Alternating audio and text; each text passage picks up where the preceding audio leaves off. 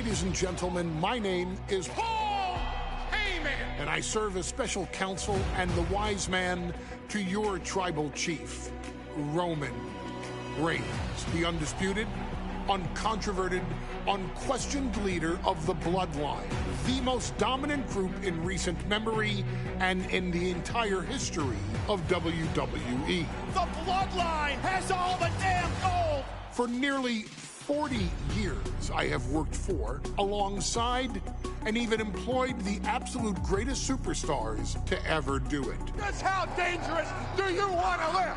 I've created the Dangerous Alliance, led an extreme revolution with ECW, and managed the most legendary of all champions. And for me, none of that compares to the relationship I've built with the Anoa'i, Fatu, and Maivia families, the triumvirate that composes this dynasty that we know more colloquially as the Bloodline. My time with this family goes back 40 years. I've led them into battle, strategized with them, and have watched their children grow into top-tier superstars who have also created their own impressive legacies. And so it is my great honor to serve as your host for the WWE 2K25 showcase featuring a dynasty like no other, the Bloodline. When you look at this incredible family tree, this is proof that there is only one royal family in professional wrestling, bound by blood. A blood bond forged between High Chief Peter Maivia and Amatua Anai Anoa'i, the father of Afa and Sika, the wild Samoans, created a force that has dominated professional wrestling for over 5 decades. An elite collection boasting names like the wild Samoans, Afa and Sika, as well as The Rock, Rikishi, Umaga, Yokozuna, Nia Jax, Jimmy and Jey Uso, Solo Sikoa, Jacob Fatu, and of course, your tribal chief, Roman Reigns. They've owned championships, filled arenas, packed stadiums, broken box office records, years and decades of dedication to the craft, perfecting their art with each passing generation, ultimately leading us to right here, right now, with the Bloodline having dominated WWE for the last half-decade. As your humble wise man, it is my duty to take you through some of the most ferocious battles featuring the greatest warriors in the family. Not everything goes according to plan, and this year we're going to give you a chance to right the historical wrongs and change history to bring more glory to the Bloodline. It's our showcase, after all. Honestly, their only real competition is themselves. Acknowledge me! All of this fighting amongst each other, this constant power struggle, I won't let all of that ruin this moment. Because it's not just about Solo Sikoa or Roman Reigns. It's not just about the Usos. It's about every single member of their family that came before them, who built the lineage and who made them into the superstars that they've become today. It's been said elsewhere that wrestling has more than one royal family. That's undeniably true. Also undeniably true is that for all of those other families, there's only one Bloodline dynasty.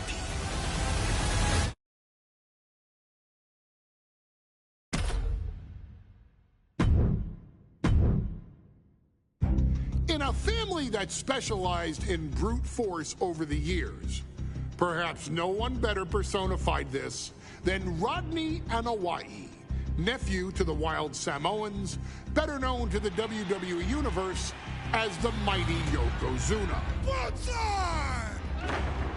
The family's first world heavyweight champion, Yokozuna arrived to WWE in the fall of 1992. An imposing behemoth, to say the least, Yokozuna would make an immediate statement, winning the 1993 Royal Rumble just a few months after his debut. This victory would grant him a WWE Championship match at WrestleMania 9, where he took on Bret the Hitman Hart. This meteoric rise to the top was only a hint of the dominance Yokozuna would have on WWE for the next year. 2 WWE championships, a WWE Tag Team Championship, victory over the era's titans like Bret Hart, Undertaker, Lex Luger, and Hulk Hogan. Yokozuna is my middle name. I'm named after my uncle. I carry it with like so much pride and weight on my shoulders just because of like what he's done for this business and like who he is as a person too. It's a cool middle name to have, man. I represent it with the pride, man, that I have. Hopefully, man, I'm making him proud by doing it. The manner in which Yokozuna melded incredible size with unspeakable agility shocked the WWE Universe, who to that point were used to their monsters hitting hard but moving slow. Yokozuna broke the mold, punishing opponents with super kicks, uranagis, leg drops, and of course, his devastating banzai drop. A maneuver so effective that once it had connected, nobody kicked out of it. Nobody. Rodney was a very unique talent. I think the way he was able to handle all the pressure, it was kind of parallel to how he was in the ring. For someone to be so big and to be so nimble, you just don't see that very often. Rodney was one of those first solo guys, singles competitor guys that was able to go out there and really just make waves, make a big splash. I mean, pun intended, I guess. You know, that fool jumped in a pool, he'd knock out all the water, and that's the way it felt sometimes. He would go into those arenas and just suck in all the energy and be able to give it back. So when I look at Rodney, I see someone very similar to me, someone who understands the top, the very, very top of the game, the top position, and everything that goes along with it. In a career filled with so many highlight reel moments, perhaps nothing stands out more than when Yokozuna faced and defeated the so-called immortal Hulk Hogan at the first King of the Ring event in 1993. Looking to humiliate Hogan after the Hulkster stole Yokozuna's WWE Championship only 2 minutes after Yokozuna defeated Bret Hart for the title months earlier at WrestleMania 9, Yokozuna entered the ring totally focused on the task at hand.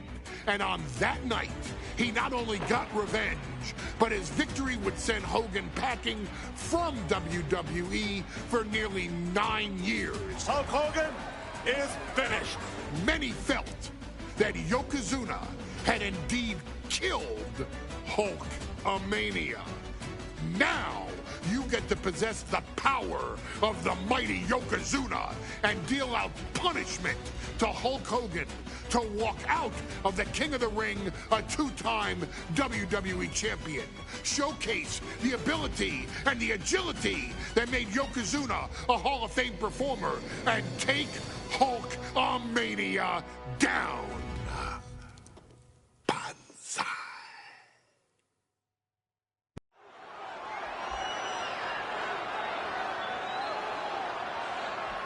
Ladies and gentlemen, this is an event of international magnitude. Photographers from around the world as they are documenting Yokozuna's every move. Coming down the aisle with Mr. Fuji is the champion from Polynesia Islands, weighing 550 pounds, Yokozuna! One thing, Corey, he's 550 pounds, bigger than he's ever been. And I understand Hulk Hogan trimmed down so he can have more speed, more endurance, but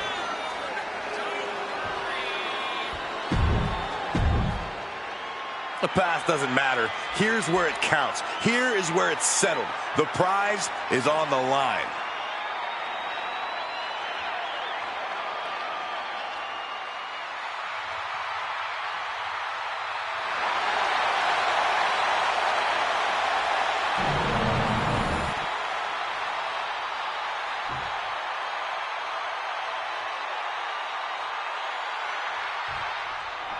Michael Cole.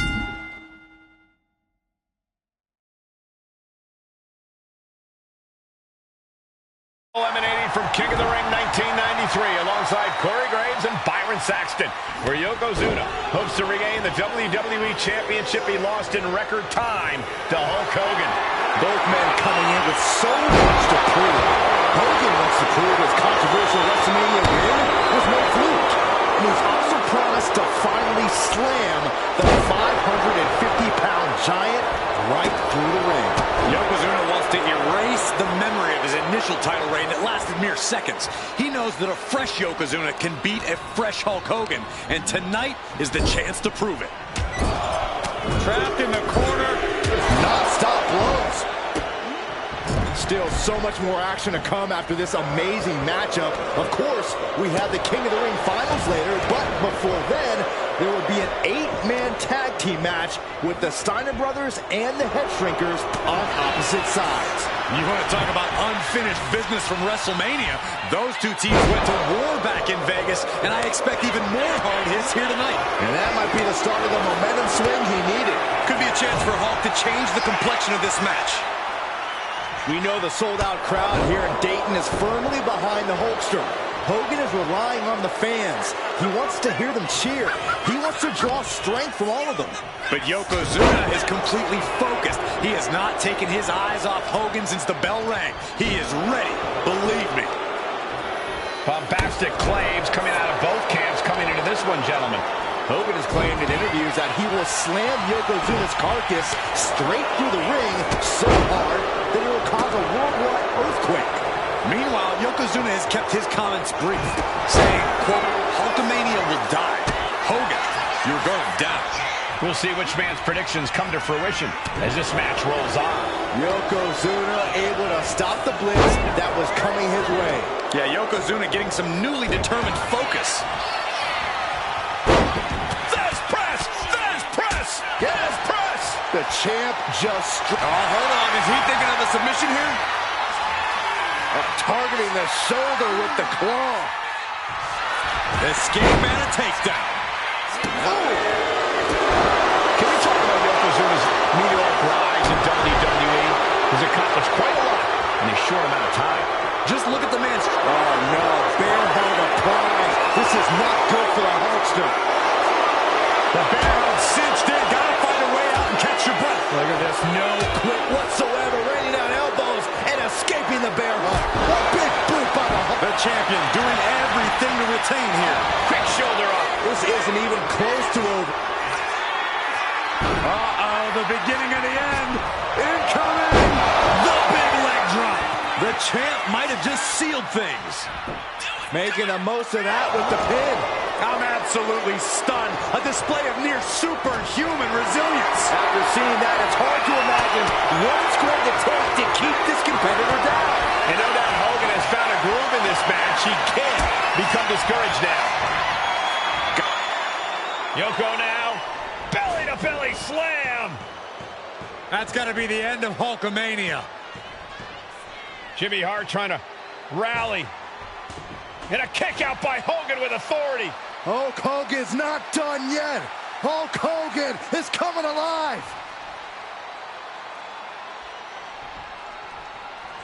Yokozuna back to his feet. Big chop to Hogan. And Hogan's starting to hulk up here. How many times have we seen this over the years? These massive strikes from Yokozuna having absolutely no effect on Hogan. Hogan fired up. Hogan's ready to go. Hogan feeding off the energy of all the Hulkamaniacs. And here comes Hulk. And Yokozuna being backed up to the ropes.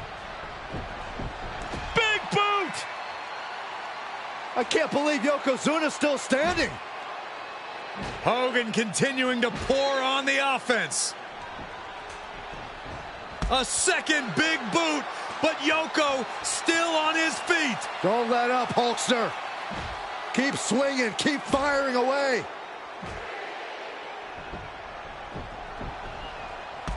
That boot, Yoko staggering, stunning, and he's down. Drop the leg, Hogan! Drop the leg! Hogan, leg drop! Here's the cover on Yoko, who kicked out of the leg drop! What? Get Mr. Fuji out of there! Hogan feeding off the energy. Whoa, wait a minute. What is that photographer doing on the apron? There's a match going on. What the heck? What was that? What in the world just happened here?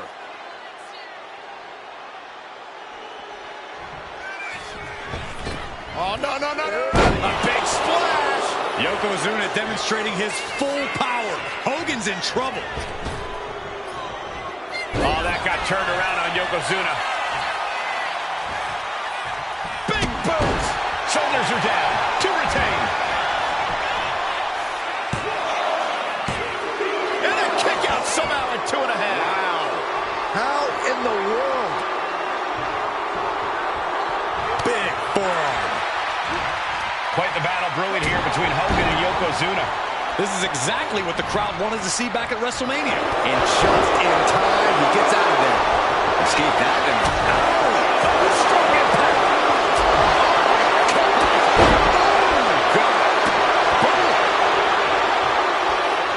The big man, Yokozuna. Massive big leg drop. Yokozuna delivered that attack with pure annihilation in mind. Champ's down.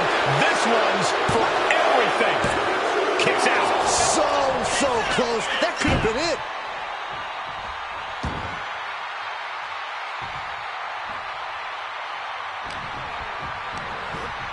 Has him in the corner. The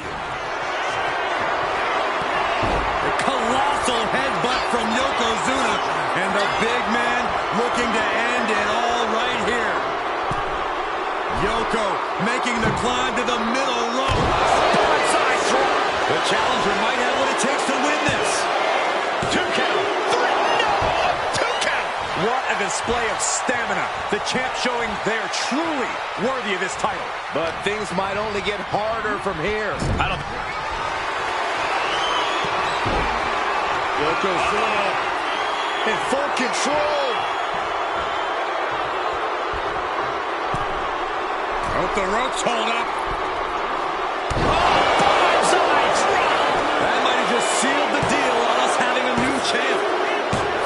And Yokozuna is once again champion. I can't believe it. The winner of this bout, and new WWE Champion, Yokozuna. We have the official word. Yokozuna is indeed the new WWE Champion. We may have just witnessed the end of Hulkamania, gentlemen. There's no may about it, Cole. Yokozuna just conquered Hogan. And every newspaper in Japan is going to be...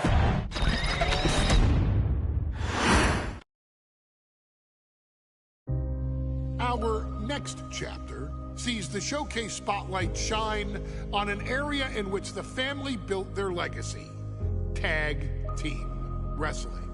Starting with the wild Samoans, Afa and Sika, all the way through to more recent champions like the Usos or Tama Tonga and Tonga Loa. This dynasty has always excelled in tag team competition, consistently showing an ability to dominate the division with a wide variety of looks. And the first team that we will look at, accompanied to the ring by Afa himself. Fatu and Samu, the Head Shrinkers. They put the fear in people's hearts. That's what the Head Shrinkers did back in the day. Second to none in that ring. You know, hard-nosed, battle-tested. They went for it every single night. More astute fans may also know that early in their journeys, Samu and Fatu were managed by me, Paul Heyman, then known as Paul E. Dangerously, and the SST, the Samoan SWAT team. The Samoan SWAT team is here. Vengeance is mine. Already an imposing force that early on, their future greatness was obvious to so many industry experts. Alpha, more than anybody, knew he had the team on his hands, with Samu being his son and Fatu his nephew. The tribal elder was able to mentor both, instilling in them the same unrelenting approach to competition that made the wild Samoans world famous. The team toured through regional promotions before a quick stop with me in WCW, but WWE was always their goal.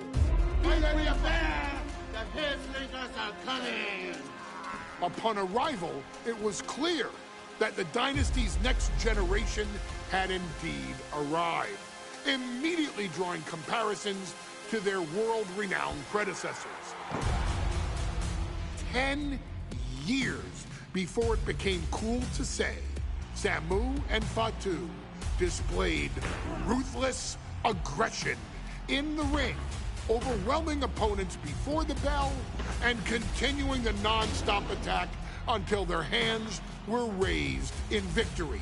Deceptively agile for men of their size, they brutalized the opposition with devastating dives from the top rope. The duo would eventually go on to capture the WWE Tag Team Championships in the spring of 1994, fulfilling the promise and carrying the legacy to even greater heights. At WrestleMania 9, the Head Shrinkers' one and only in-ring WrestleMania appearance saw them taking on Rick and Scott, the Steiner brothers. Be prepared, Steiner brothers. We're gonna give you a pain that you have never felt before. While I'm not one to make excuses, I am one to give opportunities to you, our expert gaming member of the WWE Universe. And so, today, you have the opportunity to make things right. WrestleMania 9, Las Vegas, Nevada. The Steiners performed at a near-perfect level that day, able to find every reversal and in the chaos emerge victorious. We are asking you to fix that. Stop them in their tracks and get the Head Shrinkers that WrestleMania victory you and I both know they deserve. But if you're not careful, you're going to find yourself reliving the very same memories that have haunted Samu and Fatu for years. Steiner lines, suplexes, Frankensteiners that will all bring your evening to a vicious, miserable end.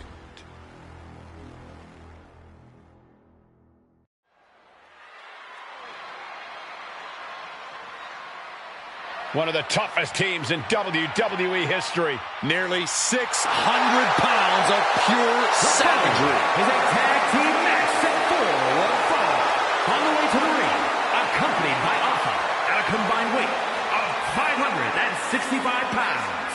Samu and Fatu, the Head Shrinkers. Fair warning, this one may not be too...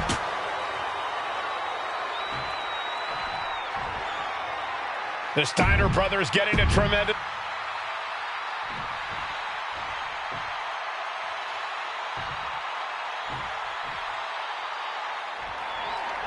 Big fight feel in Las Vegas as gladiators face off here at WrestleMania 9. And we are watching four men who would have been right at home inside of a Roman Coliseum. The Head Shrinkers and the Steiners are ready for a true battle. Both teams are relatively new to WWE, but we've seen that each duo is not afraid to get physical. Each side is looking for their first WrestleMania win, and they will do anything to earn it. There may be an abundance of togas in the arena today, but you're not going to see a lot of Greco-Roman wrestling out of the Head Shrinkers. They're just looking to hurt the Steiners. And that actually may help Samu and Fatu here. The Steiner brothers have earned most of their wins by utilizing their amateur wrestling skill set.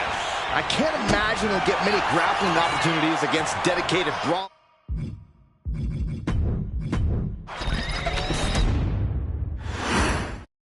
Big fight feel in Las Vegas as gladiators face off here at WrestleMania 9. We are watching four men who would have been right at home inside of a Roman Coliseum. The Head Shrinkers and the Steiners are ready for a true battle. Both teams are relatively new to WWE, but we've seen that each duo is not afraid to get physical. Each side is looking for their first WrestleMania win, and they will do anything to earn it. I've seen Samu and Fatu headbutt each other during matches. If they do that to their own flesh and blood, who knows what they'll do to the Steiners? It's just a byproduct of the brutal take-no-prisoners offense of the Head Shrinkers, Byron. These guys will bite, scratch, and claw their way to a win. Rule book be damned. And with Rick and Scott coming from an amateur collegiate background, they might be a bit more hesitant to bend the rules. Hopefully the Steiners can adapt. And fast. Samu and Fatu, already some success in the tag division tonight, could really be their coming out party. Well, they certainly have a tradition to uphold, Cole. The man in the corner, Alpha, has held the WWE tag titles on 3 occasions, and he's primed to bring the Head Shrinkers to the top as well. Oh! Ricocheting off the turnbuckles.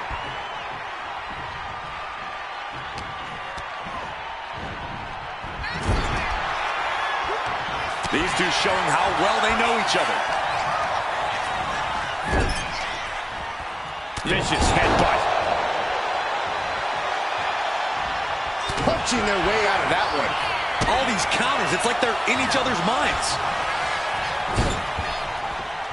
Oh, what a headbutt. The whole world is focused on WrestleMania 9 tonight. The last thing you want to do is come out on the wrong side of a match like this.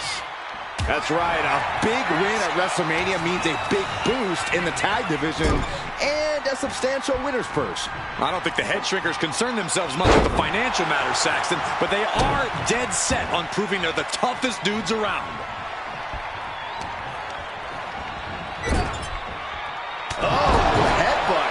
Samu dishing it out now. The Head Shrinkers smartly keeping themselves out of the grasp of Rick and Scott Steiner. There is a method to the madness of the Head Shrinkers. Gets driven into the corner. Tag made. As we find ourselves surrounded by all this pageantry, do you think either of these teams is feeling the pressure of their first WrestleMania? I can tell. And there goes Steiner sent outside the ring. Fatu like a one-man wrecking machine right now, cleaning house. Oh, look at this, the power by Scott Steiner. But the tag was made and Scott not aware. Big kick. Scott Steiner did not see the blind tag made by Samu. Oh, this is not looking good for Steiner.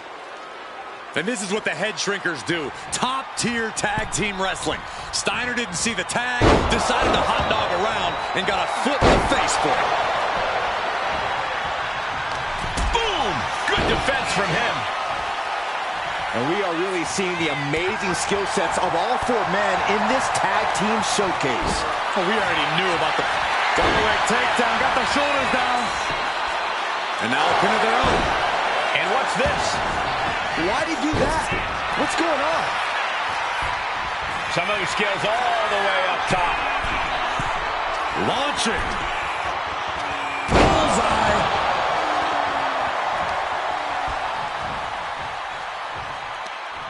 And he stonewalls Samu. Shoulder tackle. And that broke Samu down a bit. Steiner putting those amateur instincts to good use.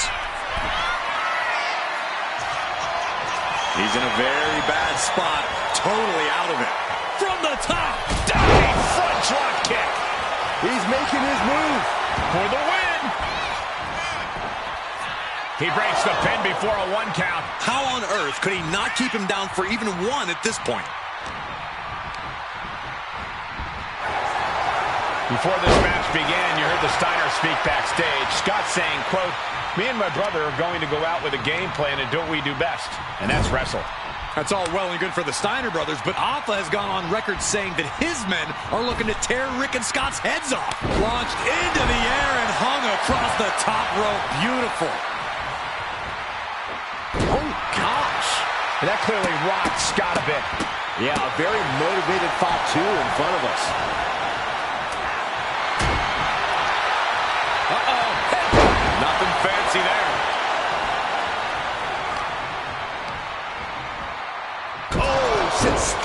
corner hard. Oh, man, thrown with such force. The whole ring is rattling.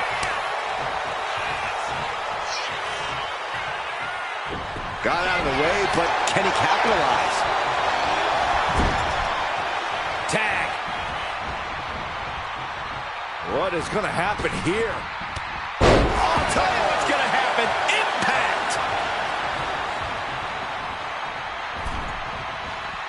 Climbing the turnbuckles to the top of the top. He fails to connect.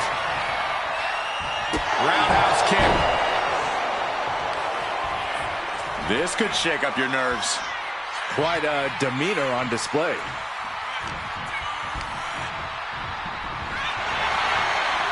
Pulled back into the hip toss. Ooh. And he's going to the top. To the sky. Crash landing. Ooh. The head shrinkers and the Steiners are engaged in an epic battle. Both teams making the Roman gladiators proud. Oh, man, he is more than fired up right now. Able to slip out of that one. This can only be bad for him. German suplex. Oh, this is nasty. Somebody stop this competitor. Brought back into the ring from the floor now. Some of the scales all the way up top. Lift off. Whoa, look out. You got to be a certain kind of crazy to even think about attempting that kind of offense. But I can't say it didn't pay off. He's definitely been worn down a little. At this point in the match, I say make the tag and recover as much as you can.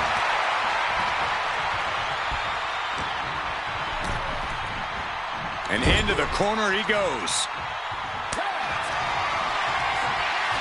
Tag. Double team coming. Oh, face first. That's it. No way the Steiners come back now. Following it up with the cover. 2. Up and down. 2.5. As close to 3 as you could possibly get without the bell ringing. And that looked like a rag doll being thrown around. Ending up in harm's way. Nice takedown. Stack them up. Turns it around and the shoulders are down. No! Kick out at 2. Thought he had it. You gotta be kidding me.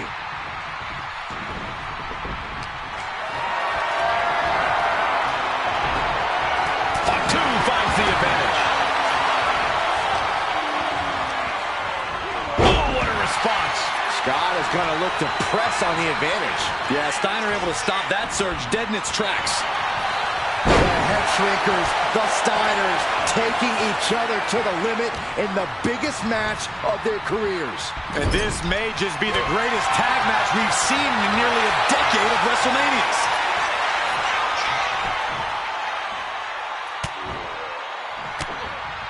Oof.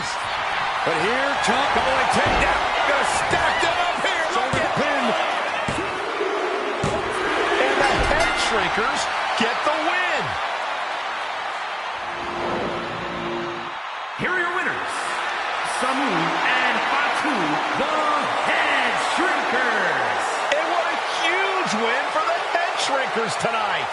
Samu and Fatu making their family proud and proving themselves as top contenders in the tag division.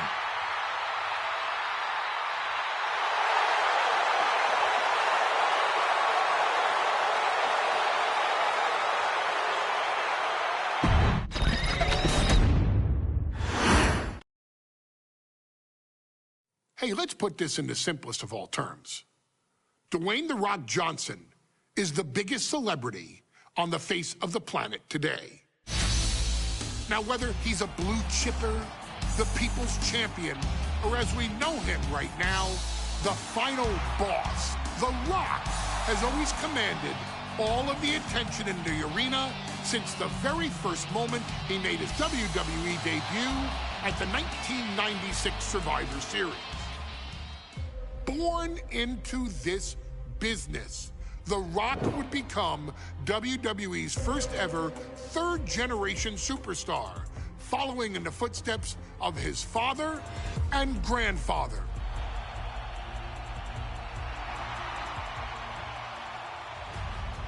who had competed in WWE rings before him. Dwayne had the huge responsibility. There's a legacy, and you have to take it so seriously. Even with incredibly high expectations, the Great One surpassed them all, along with the usual achievements if your name is The Rock: 2 Intercontinental Championships, 5 Tag Team Championships, 8 WWE Heavyweight Championships, a Royal Rumble victory, not even to forget the fact that The Rock once led an entire nation. The Rock has one of the more noteworthy feats in WWE history, earning WrestleMania victories over Hulk Hogan, Stone Cold Steve Austin, and John Cena. Each of these men are known as the faces of their respective era. Each of these men found out what happens when you go one-on-one. Oh, you know the rest. Of course, The Rock rivaled Stone Cold Steve Austin's popularity during the vaunted Attitude Era, tearing opponents down with rock bottoms and people's elbows while tearing them apart on the mic with cutting one-liners and catchphrases that are still recited to this day. If you smell, know your role and shut your mouth. He ended CM Punk's 434-day title reign as WWE Champion at the 2013 Royal Rumble as well, after having only competed twice over the previous 9 years, displaying the always ready mentality and physical conditioning on which he has built his global brand. But you don't need me to rattle off The Rock's resume to you, now do you? Of course not. The man is an occasion unto himself. He has headlined the biggest events against WWE's most iconic superstars and has always found a way to, how does he put it? Layeth the smackdown on some jabroni's candy ass. I couldn't have said it better myself, although I think I may have just done that. But indeed, he has. On a Thursday night in February of 1997, The Rock, still known as Rocky Maivia, would find himself challenging for the WWE Intercontinental Championship. Only a few months into his tenure, he would be matched up against a face that would ultimately become one of his most familiar and hated rivals, Triple H, Hunter Hearst Helmsley. Seemingly overmatched by a more seasoned opponent, a youthful Rock would demonstrate all the traits that have come to define him in the years since. Tenacity, high IQ, and that legendary Samoan strength to ultimately surprise Helmsley and kick off the first championship reign for Rocky Maivia. It would be the first step of a journey that has ultimately led The Rock into the pantheon of WWE's elite. So now it's all in your hands. It's up to you to showcase the undying drive that makes The Rock the hardest worker in the room to deliver a shocking upset against the Greenwich snob himself. Guide The Rock to victory over Triple H at a very special Thursday, Raw Thursday, to give the first jolts to what would become the most electrifying career in sports entertainment.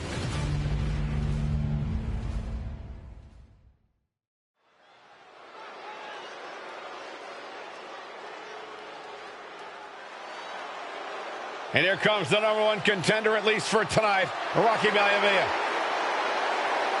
The following contest, scheduled for one fall, is for the WWE Intercontinental Championship.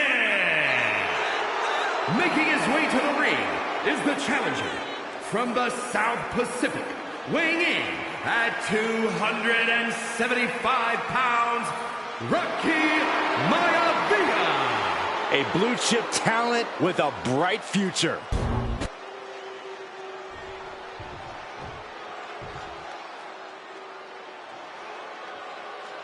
On his way to defend the Intercontinental Championship, Hunter Hearst Helmsley.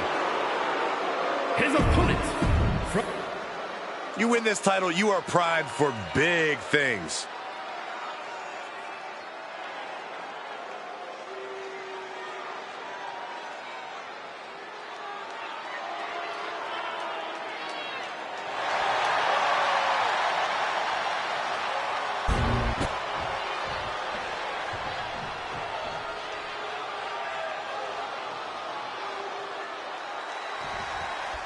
The Intercontinental Championship is on the line here between two superstars who don't have anything nice to say about one another. The challenger, Rocky Maivia, and our current champion, Hunter Hearst Helmsley. Well, Helmsley is our champion for a reason. He's a cut above the rest, a higher class of in-ring competitor. This Rocky Maivia guy should learn his place and respect his betters. Well, that attitude is exactly why Maivia is so eager to go after Helmsley and his title. He wants to prove Helmsley is just a snide and arrogant blowhard who doesn't deserve to be champion. Only one of these men will leave this ring our Intercontinental Champion. This should... Uh-oh, the Cobra clutch is applied. What's it going? Elbows trying to free himself, and he escapes.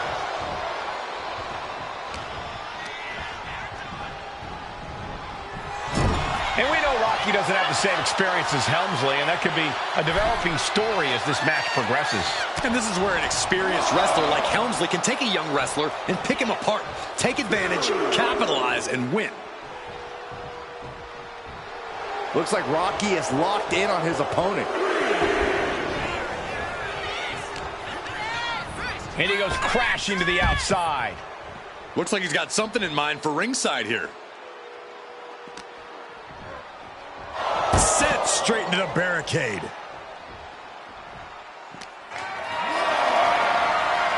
Picked up and being carried around now. Oh my goodness, stomping down. And Rocky there not showing any signs of being intimidated. And conspicuous by his absence is the butler of Hunter Hearst Helmsley, who has been intervening in matches as of late. Who knows if he might show up. Yeah, unfortunately, that's just another thing Maivia needs to worry about. Rocky has bigger problems in the ring, gentlemen. Biggest match he's ever had. Live, worldwide television. He's got to have a stomach full of butterflies.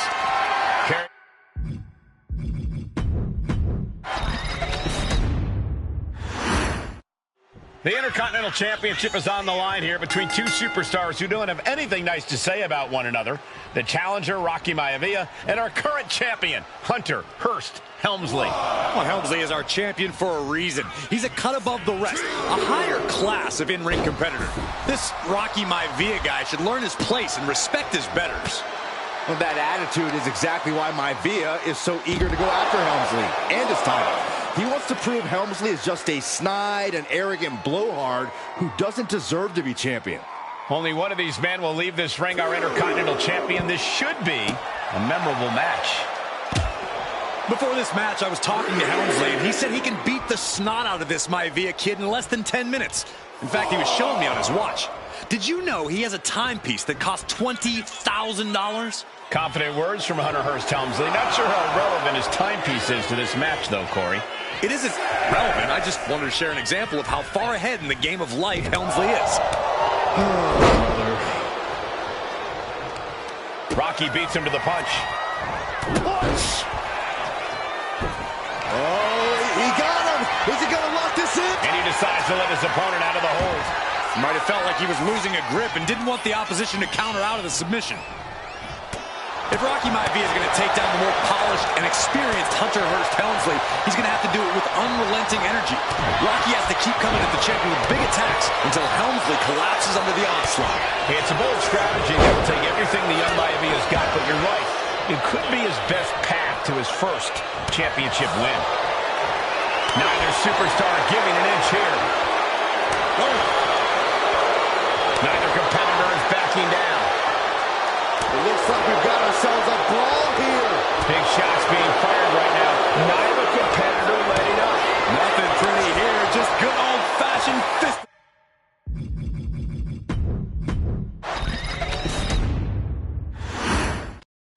The Intercontinental title hangs in the balance. Tonight in a match between our refined champion, Hunter Hearst Helmsley, and From the top. oh, God, terrible landing on the outside. Oh, no. Decided to take a leap of faith and paid the price.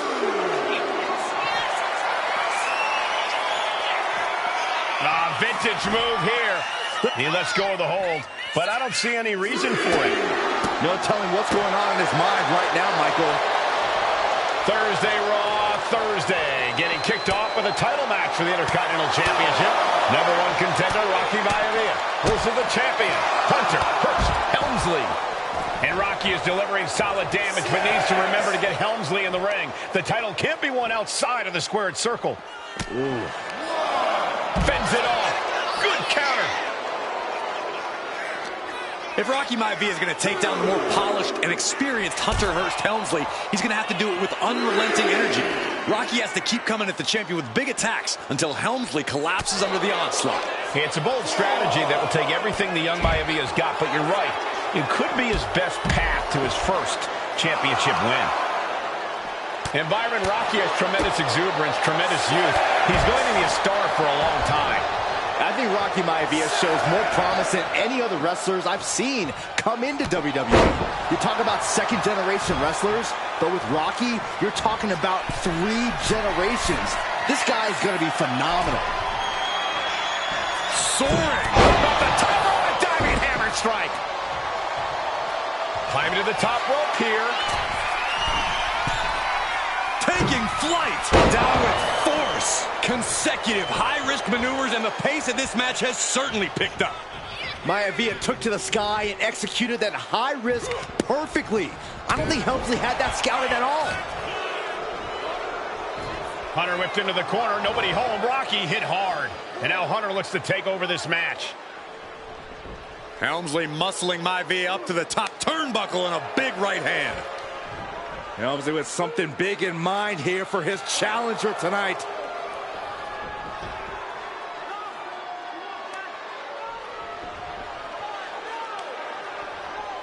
Well, this is just blatant disrespect from the arrogant champion. Almost daring Rocky. Hey, you really want my title? You really think you're going to be Intercontinental Champion? Up to the top. Hooking Rocky into a superplex. This could be it. Can Hunter capitalize? This could be it. Hook of the leg and a cover, and Rocky stays in it, getting his shoulder up. Still not enough to put out the flame of Rocky Maivia. Hunter has to be asking himself, what else do I have in my arsenal? And I think we may get our answer, gentlemen. Yeah, it's just a matter of time, I believe, before this one's over. Hunter hooking Rocky, taking his time, looking to put him away. Maivia just collapsed. This just shows you how much damage Hunter Hearst Helmsley has inflicted on the challenger in this matchup. I think Maivia's done. Official might want to step in, call this one. The official checking on Rocky. Hunter Hearst Helmsley believes this is close to being over. Lifting him back up again. Rocky rolls through, shoulders down. Rocky wins the title. Rocky Maivia has shocked Hunter Hearst Helmsley. Here is your winner and the new Intercontinental Champion, Rocky Maivia. We have a new Intercontinental Champion.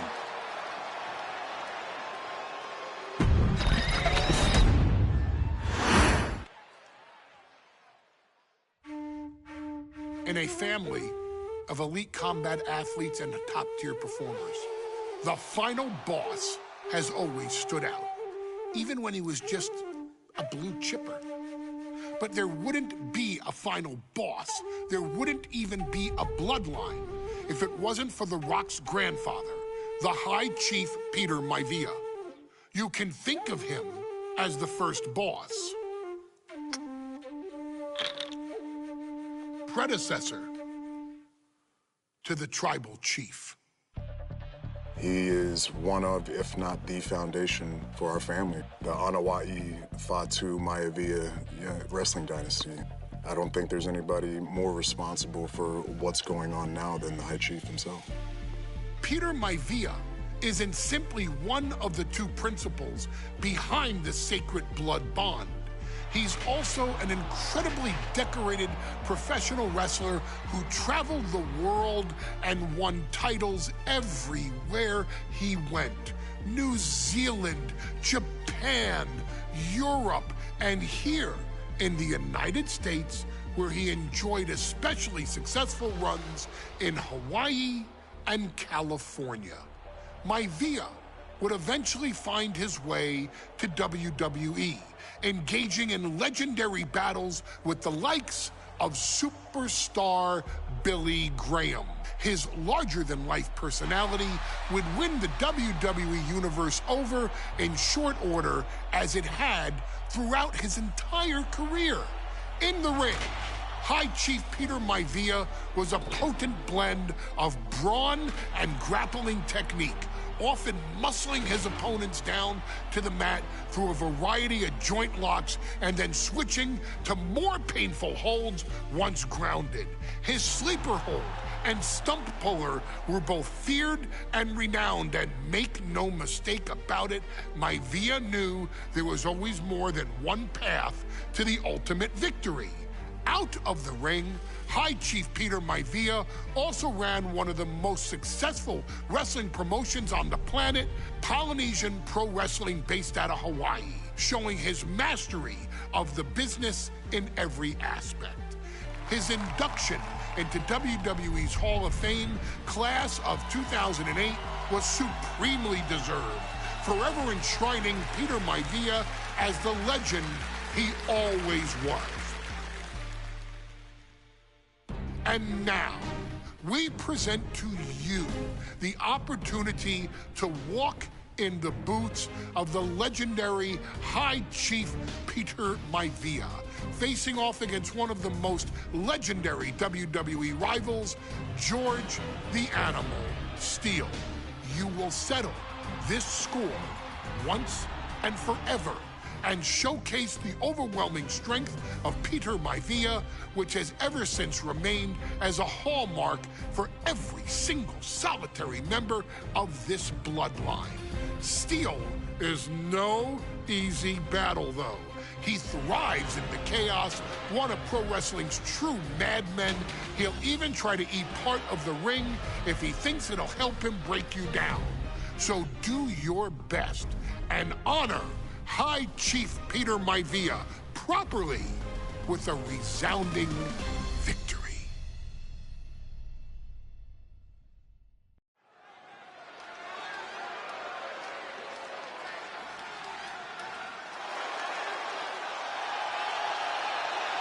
Uh-oh, somebody called the local zoo.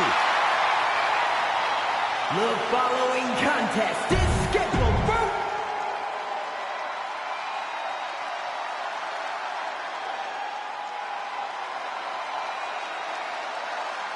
and strolling down the aisle, the opponent of George Steele, Peter Maivia. Always a chaotic matchup.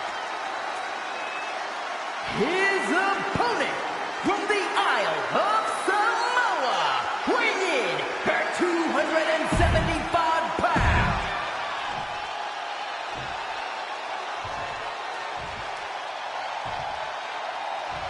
High Chief Peter Maivia taking on George the Animal Steele in a steel cage match. Quite a heated history between these two guys. Yeah, Michael, and I think it's because Maivia is one of the few superstars brave enough to take on the Animal. Most of their contests have ended in countouts or disqualifications. Thanks to the cage, we'll get a decisive victory in this one. Well, that really depends on if a cage can even contain that. Peter Maivia, very tough, but he also has movie star good looks. Quite the combo. And it served him well, Michael. In fact, the High Chief has major acting and stunt work credits to his name. And who knows, maybe we'll see the Maivia name on Hollywood billboards again sometime. Well, before any of that happened. Oh, look out. Axe handle from the middle rope. Elbow drop. Attempting high-risk move after high-risk move at a breakneck pace. Two very opposing styles in every sense of the word, Corey.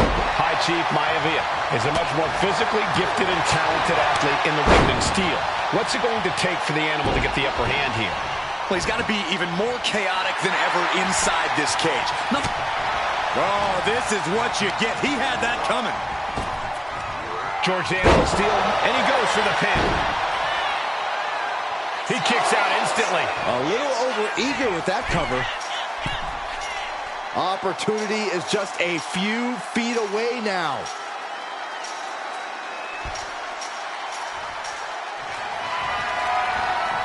He's looking to climb the steel cage now. To the top of the cage right now. Boom! Well, the unorthodox style of George Steele is certainly working well at this juncture.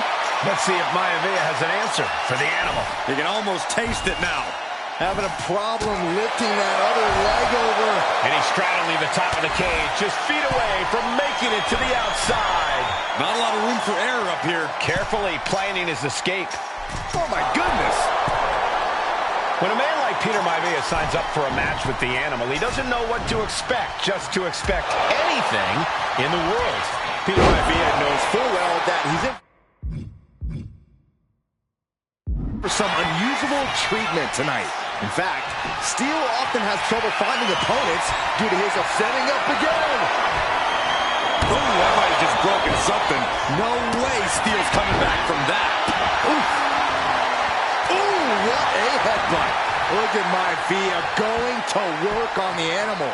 The High Chief has all the answers right now. Momentum is all with Maivia now. Yeah, and Maivia has really figured the animal out here. He's getting fired up now, really feeding off this crowd. Oh, he saw it coming. Gentlemen, we've touched on the differences between Maivia and Steele as competitors. One man based on order, the other on chaos, but it's reflected in their looks, too. Indeed, Michael. Just look at the sculpted physique of the High Chief. And the tribal tattoos on his body are extremely intricate and definitely eye-catching. And Steele is, well, he's an ugly creature. Enough hair on his upper torso to classify as fur. Folds in his bald head. He's like a modern-day Neanderthal. A non-stop flurry of offense from him. And you can see Steele is struggling to weather the storm with the High Chief. Boom!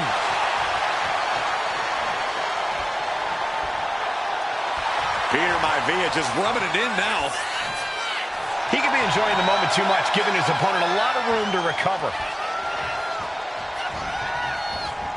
Clothesline! The High Chief Peter Maivia really making a name for himself at WWE, but he's had plenty of experience on the way up. Plenty of championships on the West Coast, but he's made the biggest splash in Hawaii, where he earned multiple tag team titles.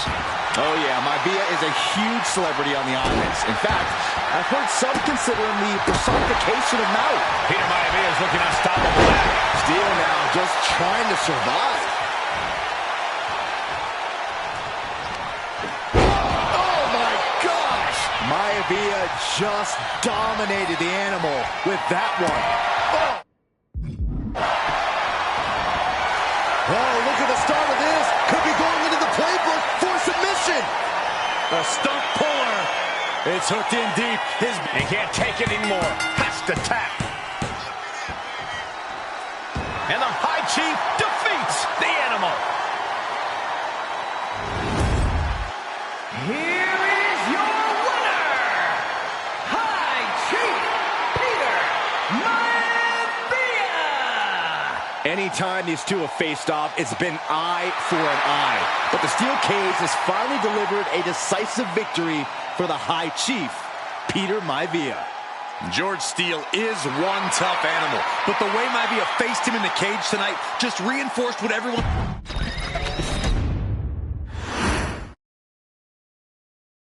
She's not like most girls. She's also not like most WWE superstars. Nia Jax, the reigning queen of the ring, is a reckoning, a force of nature that blitzes right through her competition. A cousin of The Rock, Nia Jax arrived in NXT almost 10 years ago with astronomical expectations.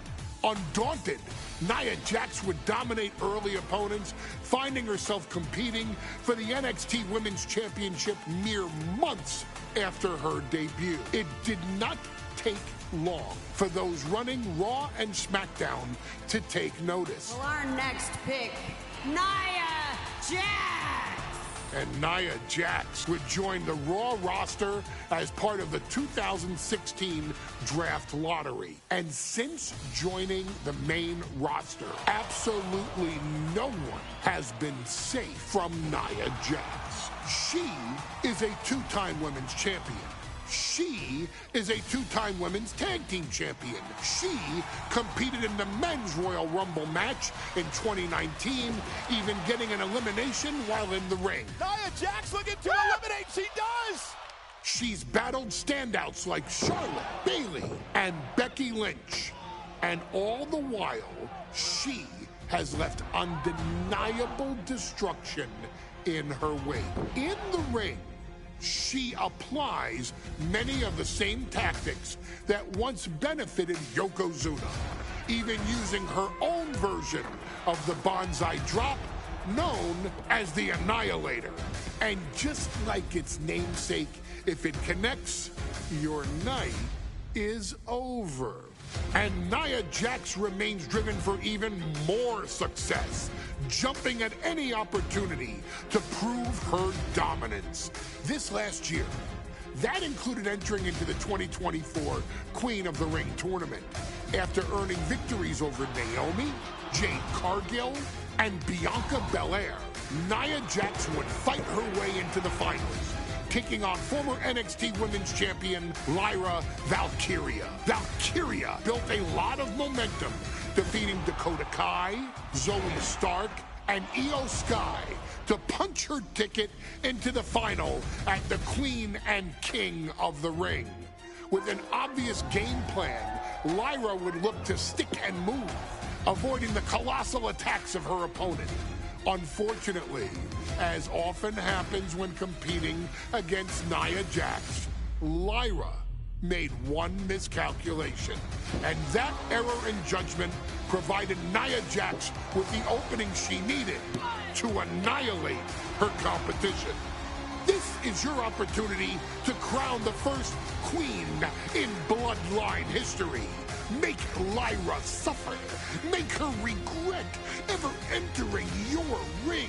Showcase the otherworldly power that forces an entire roster to cower in your presence. Because when you're an irresistible force like Nia Jax, resistance is futile.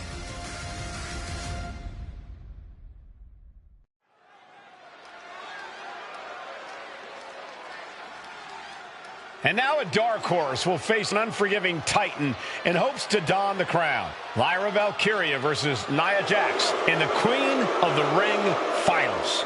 The following is the final match.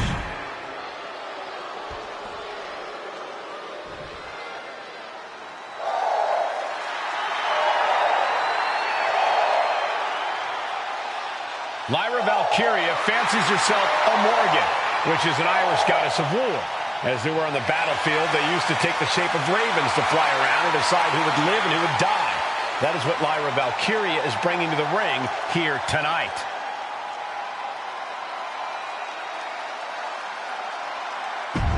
And her opponent.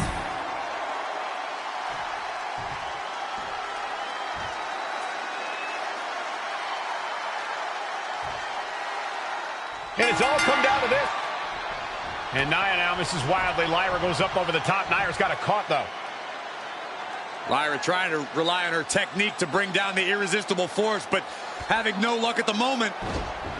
I'm not sure this is going to work either. Jax just entirely too strong, but whoa! That was interesting. Oh, nice athleticism by Valkyria. Even Jax might be a little impressed. I wouldn't go that far, Saxton. Here comes Nia, just imposing her will on Lyra Valkyria. Again, Lyra showing how resourceful she is, applying the sleeper to Nia Jax.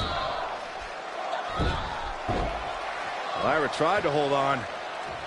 And now Nia Jax in control, and she's going to look to put Lyra away. Nobody home. Set outside the ring, and Valkyria's got a chance. Huge window of opportunity. Right now for Lyra. Valkyria to strike. Lyra may actually pull this off. Lyra may become queen. Lyra has the advantage. She has Nia reeling. But Lyra can't win Queen of the Ring with Jax on the outside. This match has to end in the ring. Each woman here has had a tough road to become a Queen of the Ring finalist. Every matchup in this bracket has been a toss-up. Valkyria knocked off former women's champion Io Sky earlier this week, but Nia's had an even tougher challenge. Two great former champions in the form of Naomi and Bianca Belair. Even more impressive than that, she handed Jade Cargill her first WWE loss. Granted, Corey, that was a disqualification victory for Jax. I'd say there's still some unfinished business between Nia and Jade. Nia Jax, Lyra Valkyria facing off in the finals of the 2024 Queen of the Ring tournament. Who will take home the crown? And now thrown back into the ring. Reaching the end of the officials' count. Come on, let's not end things like this. Sent hard into the corner. Draped into the deadly Tree of Woe position. Stuck in the Tree of Woe. And they are doing whatever they please. In just a matter of minutes, we'll have our second Queen of the Ring. The first, of course, being Zelina Vega. But you've got to believe that Zelina will want a shot at whichever woman wins this. She beat the woman now known as Piper Niven that night, so you know Queen Zelina can strike down an enemy of any size. Fired hard into the corner. It crashes to the mat. Jax with the irresistible offense. Yeah, Nia is just buzzing right through Lyra here. Uh-oh. Valkyria retaliates. At last, Lyra keeping that string of offense in check. Valkyria trying to bring the fight back in this one. And she just avoided some serious damage. Uh-oh. There it is! Reversal! There's so many moves at Nia's disposal that she can end this match with. For Lyra, not nearly as much. Yeah, I can't imagine it'll be easy for Valkyria to pick up Nia Jax and drop her with the Nightwing. Please, let's call the move by its real name. It's a Samoan driver. You think Nia Jax doesn't have the Samoan driver scouted? Well, if you're Lyra Valkyria, what do you do to pull off a massive upset tonight? Well, Lyra's a technical wizard, Cole. In fact, from a technique perspective, she may actually have Nia Jax outgunned.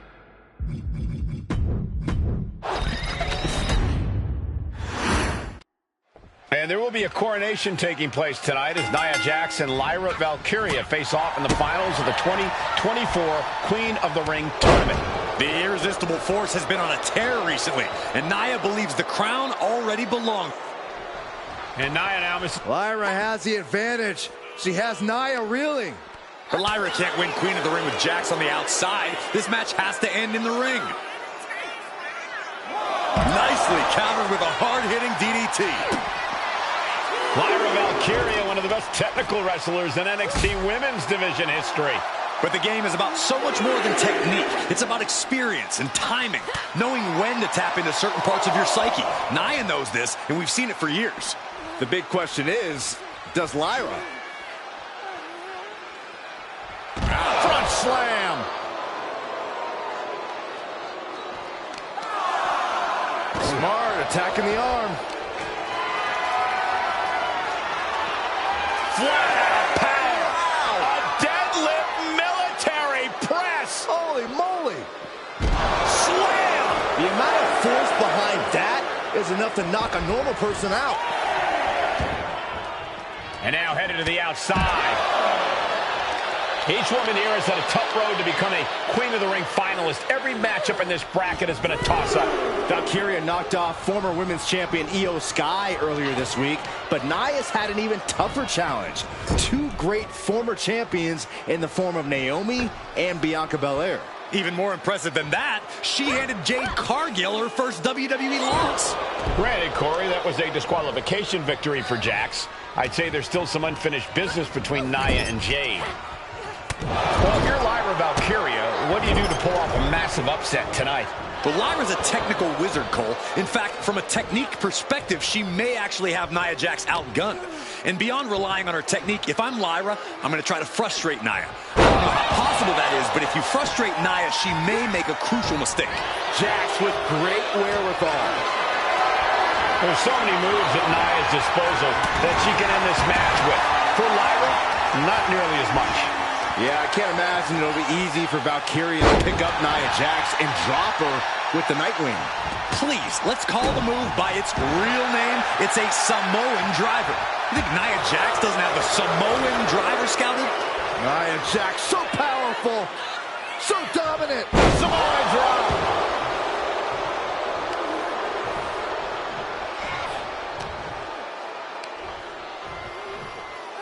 Great power. Crashing down. Samoan drop. Nia Jax is doing whatever she wants. Each Samoan... Valkyria crushed in the corner by Jax. Squashing Lyra in the corner, and the beginning of the end may be near. And Nia now, with Lyra on her back, going to climb up to the second rope. This is a scary situation for Lyra. Oh, look at this. Maybe not. No way. There's no way. Oh, my. Oh, no. Good night. Annihilator. Here is your winner and the new Queen of the Ring, Nia Jax. What a victory to the brand new Queen of the Ring. Nia said she would do it, and she backed up her claims. And now the Chief Content Officer of WWE and Triple H going to come in to congratulate Nia Jax, officially crown her the Queen of the Ring. Absolute dominance by the new queen.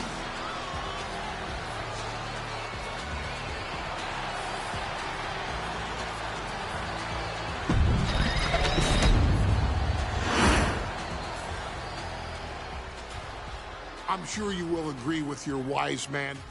Many WWE superstars say they will do whatever it takes in order to achieve success. Quite often, it's a bunch of BS. But if you're lucky, you may run into someone who is willing to look out for the group. Someone willing to make sacrifices. And for this family, there was no one better than Rikishi. After the Head Shrinkers run in WWE came to an end, Rikishi, then known as Fatu, would go on a journey of self-discovery. This journey would lead to him taking on the name Rikishi, a subtle nod to his cousin Yokozuna, as well as an opportunity to start fresh with a global audience. Well, my dad, you know, when he became the Rikishi character, when you think about Samoan wrestlers, right, or mean, or aggressive, he made it like his own flavor, right? You know, he had the blonde hair, still carried the aggressiveness, but I think he just wanted to add like a little flavor to it. But it became even more popular to our culture. Rikishi blitzed WWE from the jump, devastating opponents with new tricks and winning people over with his fat-ass dance moves. That Rikishi is fat, all right. P-H-A-T. And with this wave of newfound momentum came even more success, with Rikishi capturing the WWE Intercontinental Championship and displaying incredible athleticism in iconic moments like when he dove off the top of the steel cage. The year 2000 belonged to Rikishi. But little did anyone know, Rikishi held a dark secret regarding a decision he'd made not for his own benefit, but for the benefit of the family. It was at the 1999 Survivor Series that Stone Cold Steve Austin was hit by a car in the arena parking lot, forcing him from the main event later that night for the WWE Championship. For nearly a year, All of WWE was consumed with figuring out who was driving that damn car and why Austin was targeted in the first place. The verdict came in. The car was driven by Rikishi. Rikishi would stand strong. Stone Cold Steve Austin. I didn't do it for me. I did it for The Rock. What? Rikishi would lay out a years-long gripe that WWE preferred Steve Austin to The Rock, and so Rikishi had made sure that The Rock's only competition had been removed from the picture. Rikishi sacrificed his own popularity to reach this goal. The Rock thrived while Austin was on the shelf. For Rikishi, the struggle and fall was all worth it. Rikishi knew that he would eventually have to face off with the Texas Rattlesnake to answer for his sins, and he welcomed that meeting with open arms. What Rikishi was unprepared for was for WWE to stack the deck entirely, looking to make Rikishi pay for taking out their golden goose. Stone Cold Steve Austin was allowed to drive his truck directly to the ring and was generally given the freedom to do whatever the hell he wanted in the name of revenge. We are going to make things right. This time, when Rikishi and Stone Cold Steve Austin lock horns, there will be no stacking of the deck. Someone willing to give of himself so that his family, this family, can succeed, deserves better. So get in there and showcase the never say die spirit that has led this family to victory time and time and time and time and time and time again. Use whatever weapon you can get your hands on and prove to Stone Cold Steve Austin that you will do anything for the people.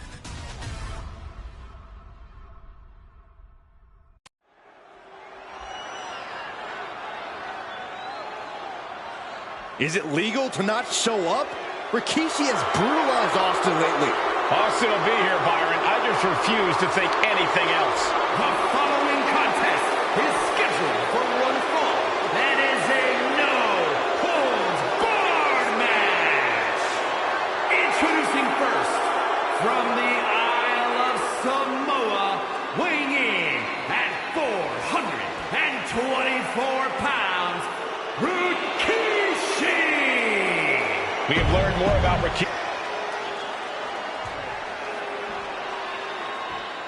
Is he here? Well, there's the Rattlesnake's music. He's here. Austin's here.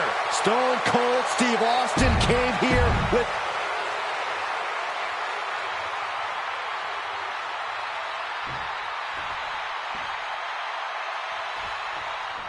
We now know the sick, demented side of Rikishi. Rikishi almost cost Austin his life and said he's here tonight to finish the job. Listen, Rikishi has seen members of his family be skipped over while other superstars skyrocketed to unimaginable heights. Rikishi feels it's The Rock's time, not Austin's. It's been a month of stunning revelations, all leading to the in-ring return of Stone Cold. Buster!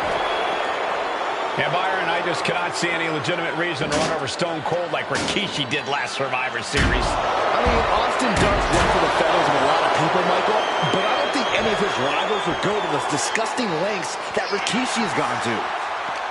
And he retaliates. A clash of counters, and these superstars did their homework. A show of confidence from Rikishi. Forearm club. Now Rikishi has the firm upper hand. Rikishi with an onslaught here against Austin. Dare I say, Stone Cold could be in trouble. And he heads back into the ring. Austin just looking to humiliate his opponent. The Rattlesnake heads up high.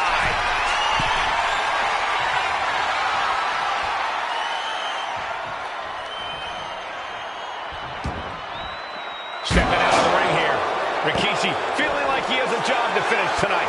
A career and Stone Cold's to bring to an end. And though The Rock wants nothing to do with this altercation, we have to mention the sadness.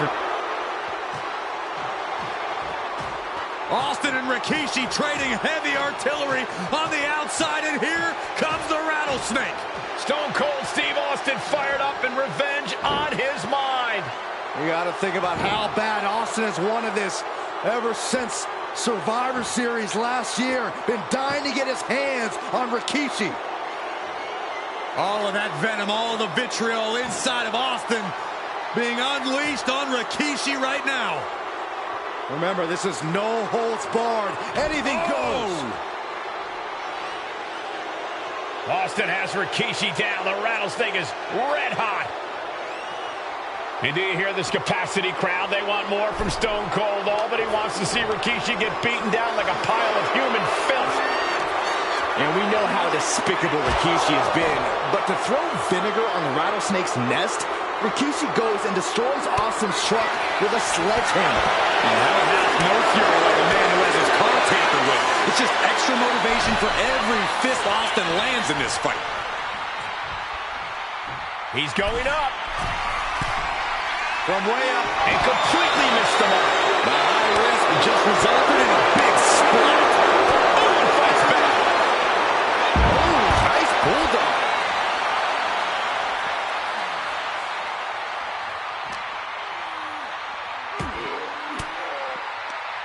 And Rikishi with a counter. Proof these superstars have done their homework. There's been a lot of vitriol coming from fans towards Rikishi these past few weeks. And this Albany crowd is continuing that pattern of disdain. You think Rikishi cares about the fans, though? No, not at all. He truly believes he's done something for his family, for his people. His family's respect is the only respect he's desperate for. He's leaving the ring now. No countouts to worry about. Ooh. And he has an answer for Rikishi.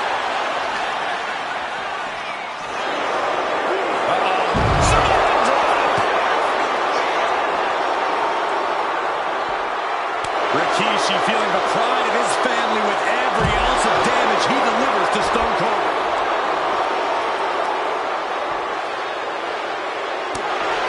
And Rikishi lately has been calling himself a visionary, a pioneer. All a bunch of garbage, if you ask me. But those aren't self-imposed labels, Cole. Those labels are coming from the family, coming from a group of wrestling legends who are proud of Rikishi for standing up and making a change in this business. I have a few labels for Rikishi. Coward, liar, embarrassment. Those fit him well. And he's pulled the ring apron up, looking under there for something. He went for the shovel, and this might just turn from a match to a burial. Wow. That was a stiff shot with the shovel. This match is split out to our announcers area. Let's hope they take it back in the ring soon. And Rikishi slows Austin down with a thunderous right. Austin's in trouble.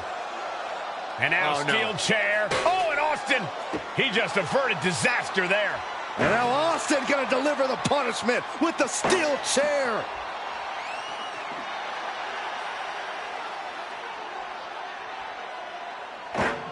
A relentless Texas rattlesnake beating the brakes off of Rikishi with a steel chair. And again, thunderous blows by Austin. Down goes Rikishi. Austin beating the hell out of him. I know Austin has good reason to be doing all this, but he could be taking it too far at this point. I don't think the rattlesnake is taking it far enough, Corey. Austin wants to put Rikishi's life in danger, just like Rikishi did to him. Rikishi hoisting up his opponent. Rikishi driver. Nah, just like that, he's busted wide open. Opening up the floodgates. And now gets tossed into the ring. Clothesline knockdown. Here we go. Comeback time. Superstars on fire. Pace begins to quicken.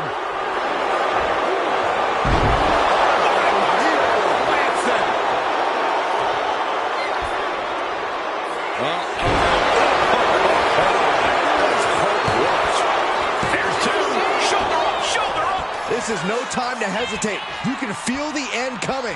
Rikishi looking to finish the job from 10 months ago. Fist directly to the gut. Back and forth.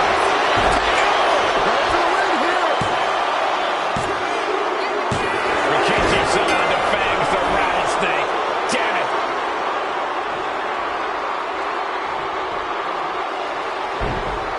The winner of this bout, Rikishi! This is not what many of us expected to see. We wanted to see retribution, but Rikishi was too much of a monster for Stone Cold tonight. The vitriol that consumed Rikishi powered him to finish the job and leave a battered Austin in his rear-view mirror.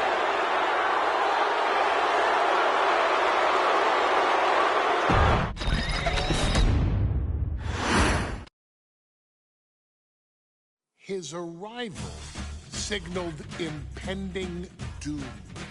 His very presence was enough to intimidate even the bravest WWE competitor. His name itself simply meant the end. And if you found yourself standing across the ring from Umaga, you were most certainly coming to the end of your own road. The younger brother of Rikishi, Umaga, was every bit the Samoan bulldozer that his nickname would suggest, mauling opponents with ease, relishing the chaos that he created. A menace to the entire roster, an unrepentant badass, Umaga tortured his prey with high-impact collisions before ultimately sealing their fate with his vaunted Samoan spike, a vicious move used today by Solo Sikoa. Inside the ring, man, he was just a complete monster. Anybody that stood in front of him, he was going to wreck him no matter what he had to do. He was just a crazy, wild Samoan. Outside of the ring, man, just a loving guy to be around. A fun uncle, always joking, always barbecuing at his house. I always looked up to him. He was just so cool. Perhaps an unheralded aspect of Umaga's game was his mastery of mental warfare. Umaga loved to present a wild, out-of-control savage, one who needed manager Armando Alejandro Estrada to handle all the details while he destroyed opponents. Umaga was the perfect definition of the word aura. A two-time intercontinental heavyweight champion, Umaga established himself as one of the purest forms of dominance to ever set foot in a WWE ring. His intense clashes with Batista, the Heartbreak Kid Shawn Michaels, and Triple H, along with WWE Championship battles against John Cena, still live on in the memories of those who were fortunate enough to watch Umaga perform. And Umaga will live in immortality through every member of this family, whether it's with a huge Samoan drop, a running bulldozer into the corner, a Samoan spike, or even a war cry in the middle of battle. Umaga is forever. I wish he was here. I know he's watching from above. So you, our beloved Us in training, are asked one simple thing here in the WWE 2K25 showcase: to defeat John Cena.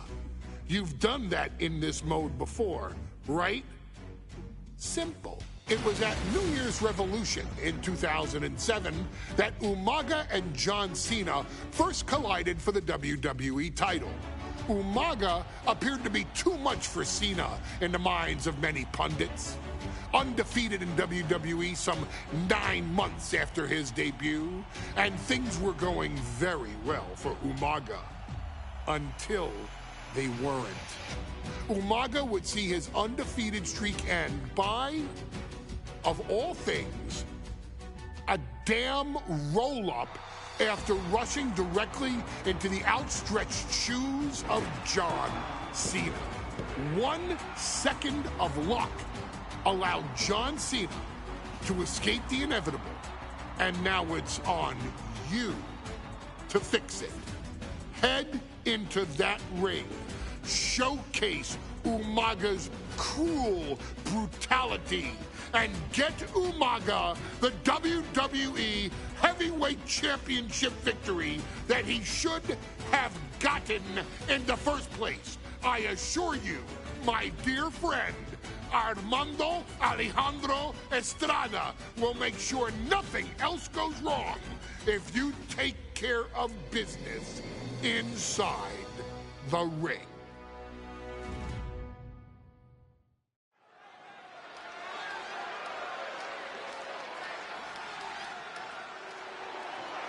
Well, ladies and gentlemen, here he is. He can be the next WWE champion, the near 400-pound Umaga. A man that since debuting right after WrestleMania 9 months ago has remained undefeated. And Umaga has been in the ring, Byron, with the best of WWE. This man looks, moves, and sounds like a movie.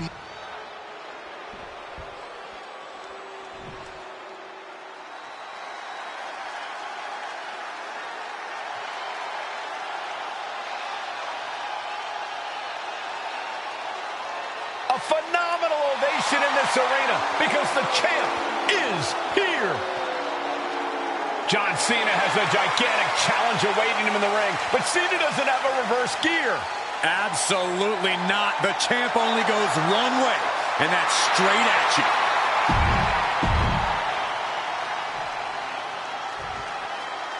The following contest is scheduled for one fall, and it is for the WWE Championship. Introducing first, the challenger from the Isle of Samoa, weighing in at 353 pounds, Umaga.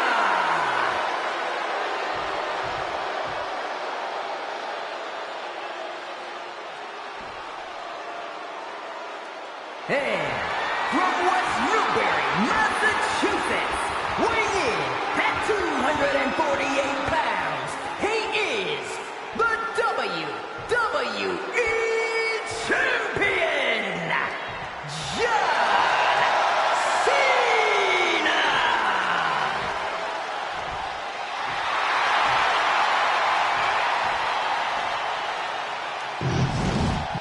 The challenger not taking their eyes off the championship. And the champ is staring daggers right back at the opposition.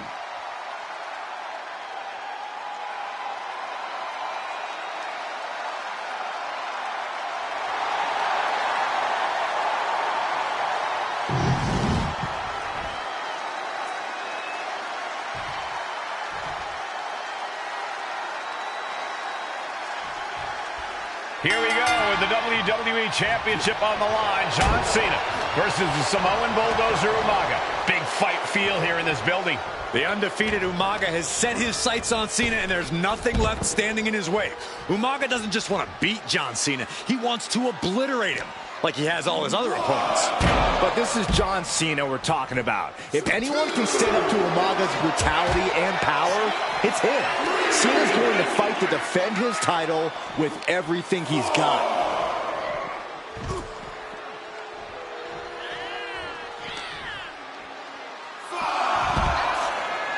Umaga is truly a specimen to marvel at, Corey, and his handler, Armando Alejandro Estrada, knows he has a thoroughbred on his hands. There's a difference between thoroughbreds and Umaga, though, Cole. Thoroughbreds can be tamed. Umaga cannot. Estrada can only serve as a mouthpiece for Umaga. He can only help direct Umaga's blind brutality. I think even Estrada knows no one can control the Samoan Bulldozer. No question John Cena has his work cut out for him taking on Umaga, who's been aptly named the Samoan Bulldozer for his relentless offense. Yeah, and while Umaga may not be as refined in the ring as other superstars, his ruthlessness more than makes up for the difference. If Umaga can connect with some truly merciless attacks, then Cena and his title reign could quickly be in trouble. A rare position for Cena in this fight. We can't often say that John's overpowered in a matchup, but this 360-plus pound Samoan Bulldozer is more than a formidable opponent. Listen, sometimes when there's a fight, you're not always going to be the biggest. This one's all but over. Only a 1 count before the kick out. Starting to see the tolls of this match add up. Man, what a hit. Stumbling to his feet, he might just be rising to meet his end here. Heel kick. Might just have the quickness advantage over the champ. That could factor into this in a very big way. Nice takedown, stack for the pin. Into the pin, title on the line. We're going to shut this down. Power right out in one. Still has enough energy for the simple kick out. Oh, man. Kick to the face. Showing off the quickness. That'll turn things around in a hurry. Umaga proving to be a relentless super heavyweight, determined on becoming the WWE champion tonight. Belly to belly. And Umaga is in control. Cena has no response for Umaga's savage and brutal off from the top rope. What a Samoan splash. He answers right back. Cena doing what he can to halter the beatdown. Cena's never give up attitude shining through once again. Powerbomb. And Umaga, of course, coming from a very rich heritage. Some of the greatest athletes in any sport come from the Samoan heritage. Umaga's aggressiveness can be traced back to his bloodline. When you're fighting a Samoan, you are battling a tough, scary human being. Able to slip away. One counter met by another.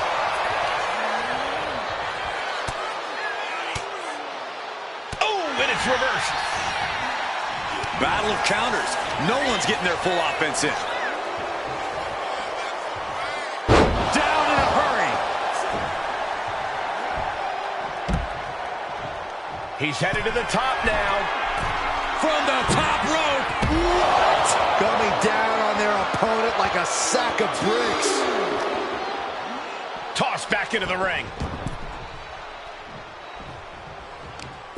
Just muscling up their opponent into the gut-wrench suplex.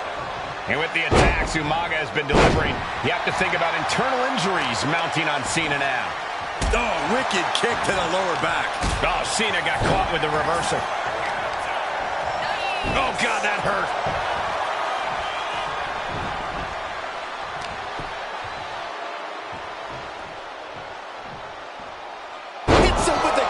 Suplex. What impact!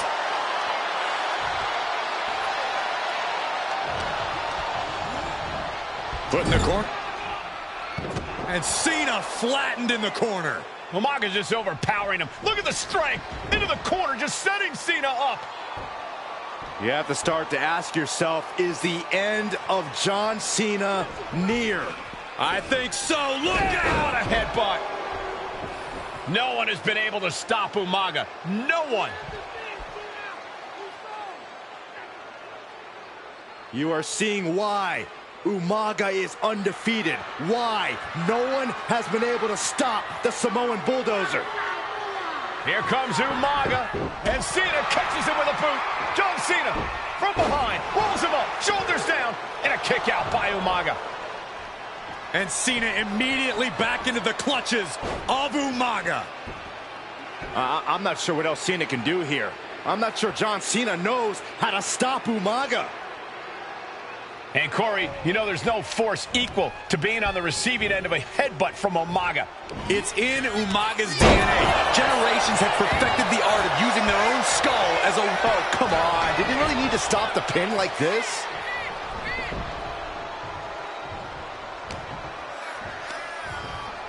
Pulled in for a belly-to-belly. Sometimes I look at Umaga, and it just scares me. I think he forgets that he's even in a championship match. Estrada is very aware of it, but Umaga sometimes looks oblivious to what's going on, other than the fact that he knows he's supposed to hurt his opponent. Having no, he's already done so much damage. What else could he want to do? Caught by the back of the elbow. Taking over. Going for the win here. With a pin for the title. Cover to be crowned champion. Why on earth would he give up the pin? He's got bad intentions. Punch lands. Here we go. Time to work out some aggression. Boom. Back and forth. Neither one giving up any ground. Slugging away with everything they've got. Both absolutely drained, but both refusing to give up. This is a war of attrition with neither superstar wanting to be the one who surrenders. The willpower, the sheer guts of these two. Ooh. And now these two just pummeling the hell out of each other. Looks like we know who won that exchange. Here it comes! Samoan Spike! Could that be enough to gain the title? And going for the pin. New champion, an undefeated champion. Here is your winner, and the new WWE Champion, Umaga! This proves it. Truly no one can withstand Umaga. The Samoan bulldozer has wrecked his way straight to the WWE Championship. Cena's title reign is over.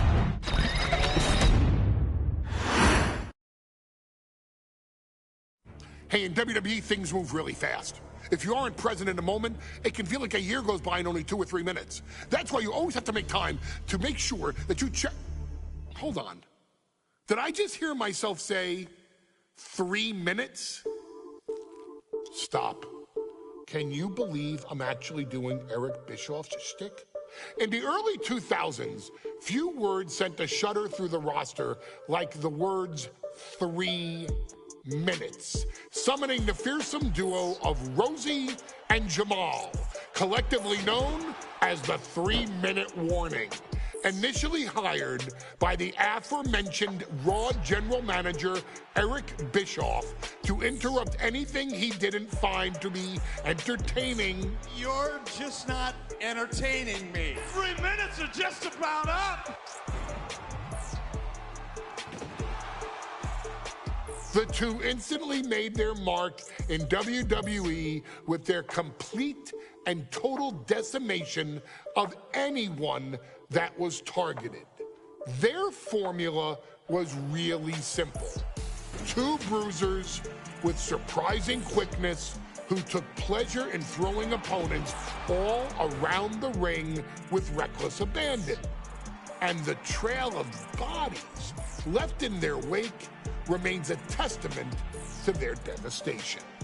Rosie, older brother of your tribal chief, Roman Reigns, and Jamal, who would in time develop his skills further and take the name of Umaga, were about instant gratification. They treated matches like a race, seeing how much damage they could fit into the shortest time possible. The 3-minute warning with my brother and my cousin, it was just one of the coolest gimmicks of all time to me. It was catchy, you know what I mean? Like, you kind of knew what was happening. And I feel like we all remember when the 3-minute warning hit for the first time. You know, the whole Den TV area just lit up. Every match was a train wreck, as the two would use their size to overwhelm most opponents, coupling that with incredible tag team maneuvers to increase the carnage to its maximum levels. That approach, maximizing damage while minimizing time, was a 3-minute warning signature. The team itself saw its run in WWE last for a little over a year, but in that time, managed to make such an impression with the WWE Universe that it still resonates today. They are proof of the impact anyone can make if they capitalize on their opportunities, as 3-minute warning did every single time. It was a short-lived gimmick, but it was a really cool gimmick, and I just think it shows the versatility of, hey, if you need us to go out there and tell you a Broadway story, I'll cover 2 hours if you like. But if you need us to come out in 3 minutes to make an impact, we can do that too. But you gotta be really good to be thrown in there with the very, very best in the industry. I'm getting all pumped and proud, for my brother and my cousin right now, just thinking about it. Here in the WWE 2K25 showcase, we have selected another team that embodies the same mindset in Akam and Razor, the AOP. Similar to Jamal and Rosie, these two look to inflict the most pain in the most efficient manner. Like 3-minute warning, AOP happily dispatches when summoned. Like 3-minute warning, AOP features 2 Goliaths who will hurl your body from pillar to post before finally bringing it all to a most painful conclusion. It's up to you in this Extreme Rules contest to beat the AOP to the punch and showcase the Wrecking Crew approach that made 3-minute warning the premier bruiser squad in all of WWE. And don't worry, we will give you more than 3 minutes to make that fact perfectly clear. As a matter of fact, take your time and enjoy dishing out the punishment.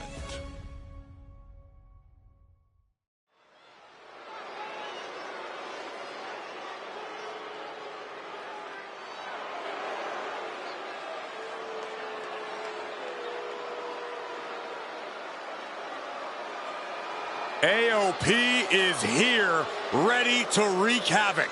And they want to prove 3-minute warning has nothing on them. 2 roughneck teams ready to use this Extreme Rules stipulation to the fullest.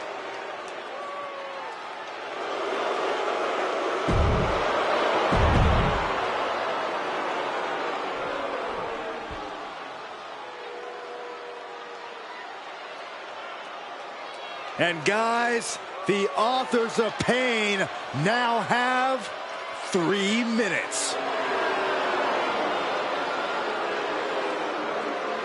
And at a combined weight of 770 pounds, Rosie and Jamal.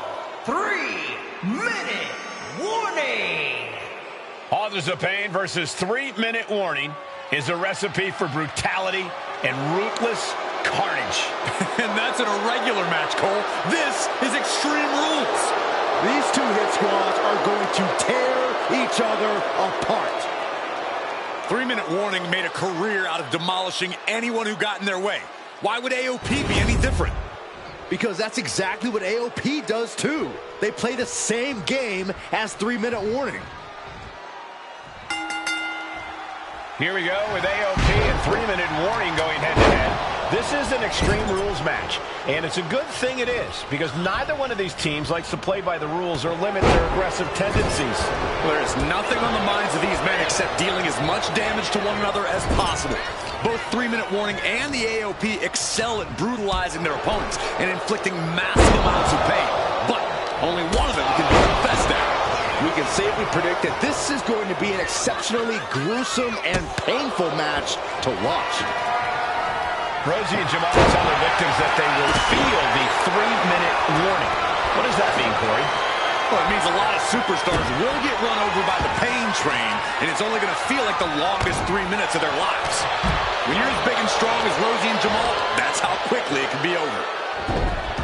Many would call the AOP and 3-minute warning equally brutal. How can one of these teams get the edge in this head-to-head for the early pin here? Oh, and getting one out of that pin. Trying to get this over with pronto. And stays one step ahead. Does the official not see him removing the turnbuckle pad? Keep your voice down. Melinda's aggression, just pure brutality. Come on, easy. Pay special attention to Rosie in this matchup. 6'5", 375 pounds. The man can run a 40-yard dash in 4.8 seconds. This guy is a pure athlete. Rosie played high school football with a legendary running back before playing college ball in Hawaii. Imagine being pancaked by the force Rosie brings. Showing out their deadlifting prowess and just tossing their... Look at it, catch him off guard. Just got scary close to the 3 count there. Headbutt to the gut! That was more splatter than splash. Man, Rosie and Jamal, Akam and Razor representing the biggest, most imposing teams WWE has ever seen. Both teams don't care what the motive is, don't care who the target is. Their goal always remains the same, and that is complete destruction of the opposition. We call them equal opportunity ass kickers. The first few rows should take a couple steps back because no one is safe when you're in the vicinity of these teams. Attacking the knee. He's taking a bit of damage from these blows. Yeah, Akam looked confident going on the attack. And what's he looking for here? Bringing a steel chair into play here. Big splash. Completely steamrolled. The adrenaline is pumping, and the WWE Universe is on his side. Watch for the hardcore style of 3-minute warning. Both of these men are from the hood, so to speak. Grew up in the streets, brought up to be tough. Rosie and Jamal have a rough tenacity. The duo of the pin attack. Here it is. His shoulders up before a count of 1. He is going to take this match as long and as far as he needs to.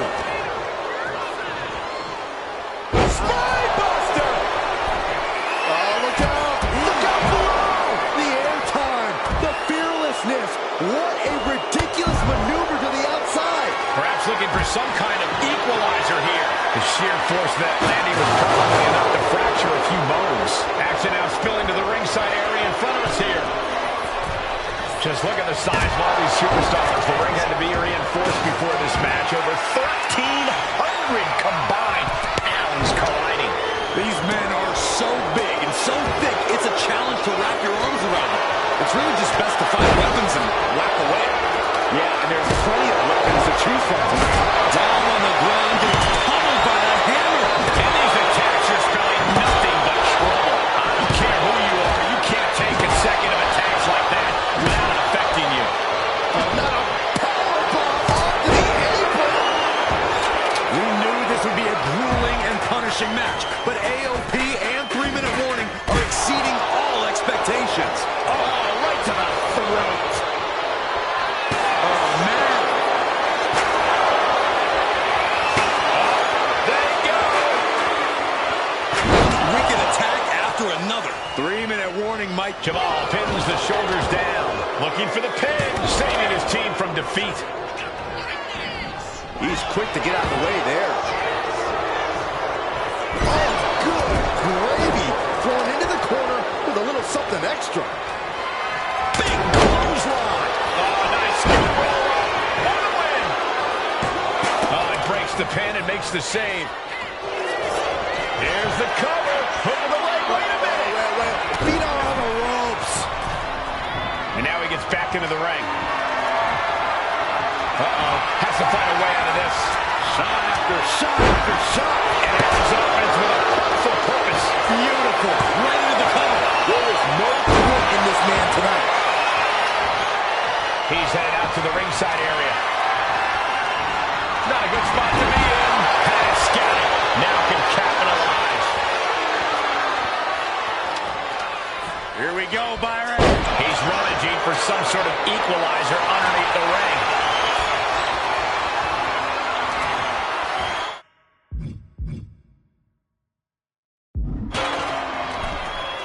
Sidewalk slam! Almost drove him through the ring. And gets sent right into the corner. Uh-oh, full Nelson. Reverse STO. Also looks like Akam is busted open now. Double leg takedown. Gonna stack them up here. Shoulder pin. Boom! DDT.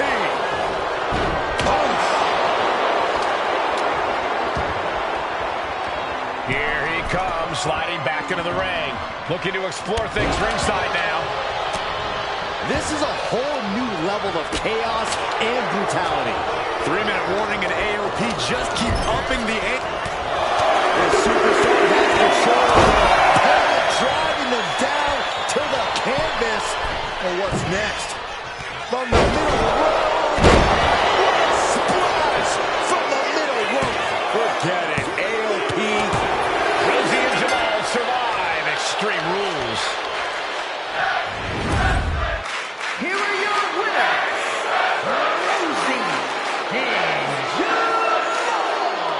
3-minute warning. Gotta give it up to 3-minute warning. In a contest between two of the most badass squads we've ever seen, they were the tougher competitors. Yeah, but AOP certainly made 3-minute warning earn this win. Just think about all the carnage we witnessed here tonight.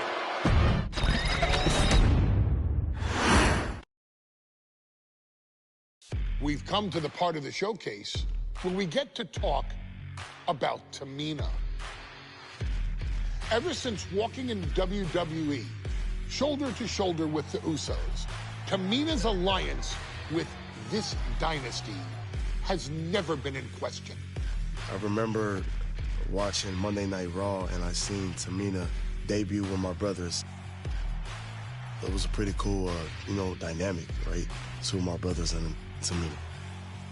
Together, Tamina and the Usos helped each other navigate through a trial-filled first year in WWE, making sure they all survived together.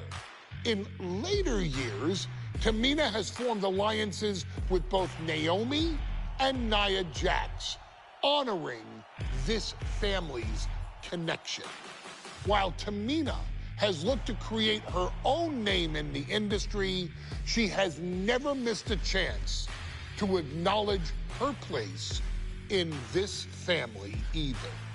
Trained by Afa and Sika, the wild Samoans, Tamina was instilled with the same instincts that have carried each member of this family to wrestling glory.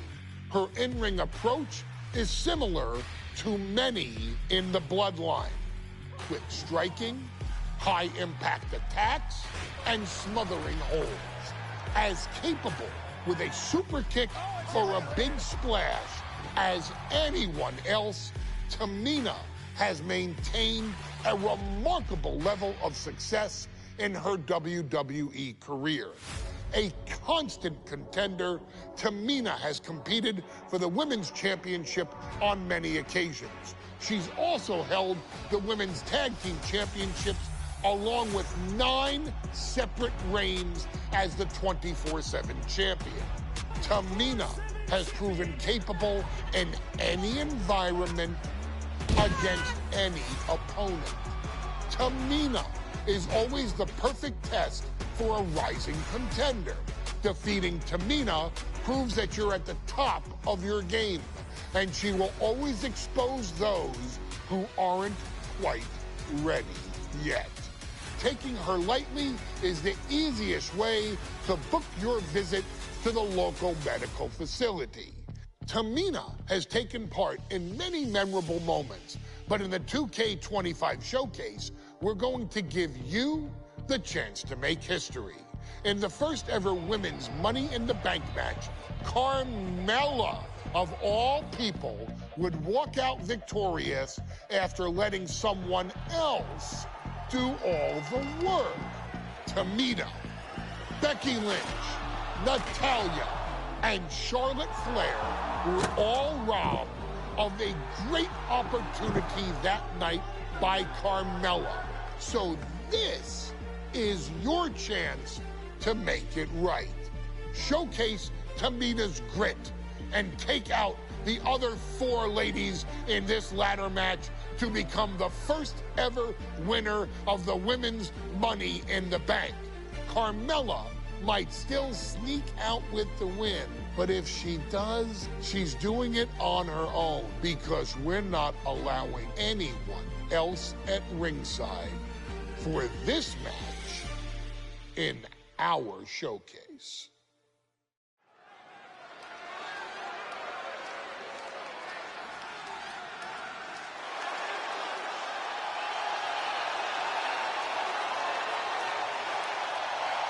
We are making history tonight here in St. Louis, the first ever women's Money in the Bank ladder match. The following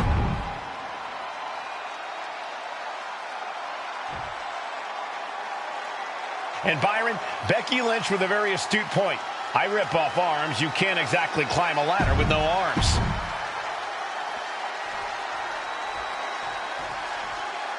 There's a big fight coming.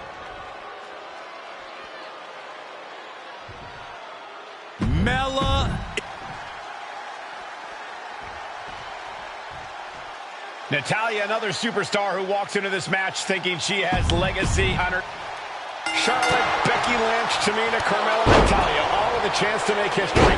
All with the opportunity to be called the first ever Miss Money in the Bank.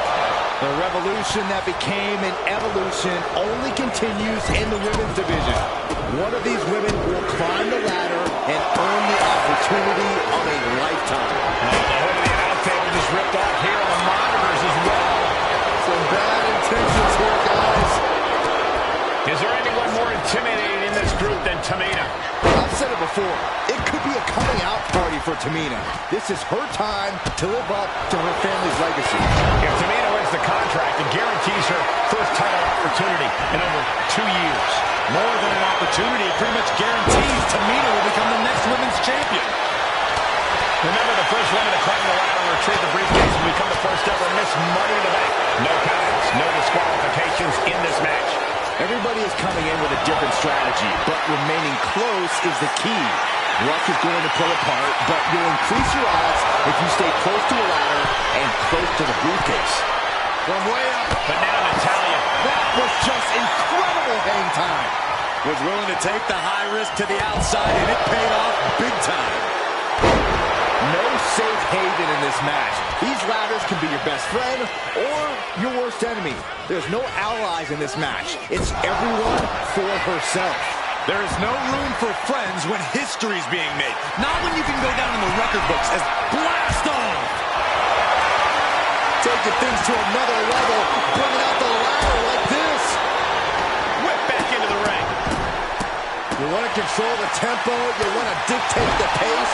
That right there is how you do it. Oh, I think the ring just moved.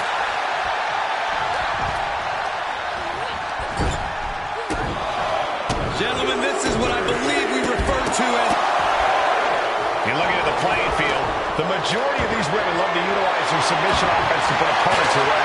Tapping someone out won't win this match, but these women should not shy away from using the biggest weapons in their arsenal. We've heard Becky say she was going to rip arms off tonight. You can't exactly climb a ladder with no arms. Oh, man, right on the jump. I think she just really felt that one. Yeah, Tamina displaying a higher level of aggression.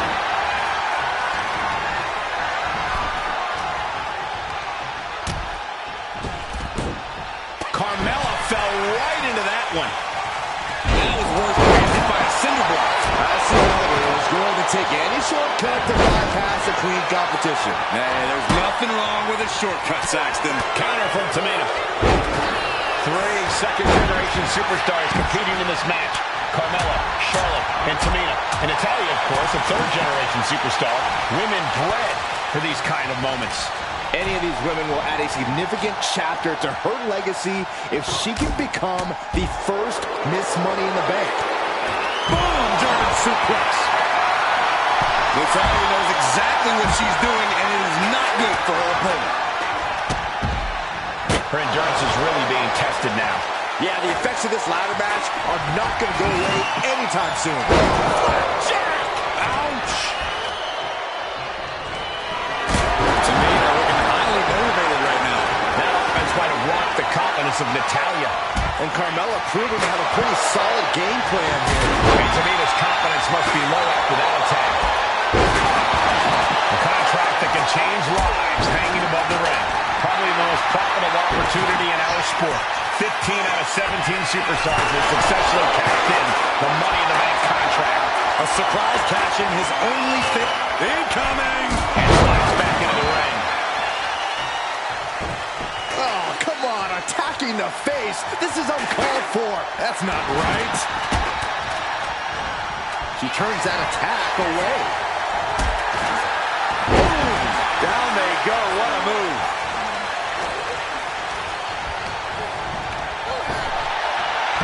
Powerful contact by Tamina. Here we go. Ladder set up in the middle of the ring. Nice reversal by Charlotte Flair.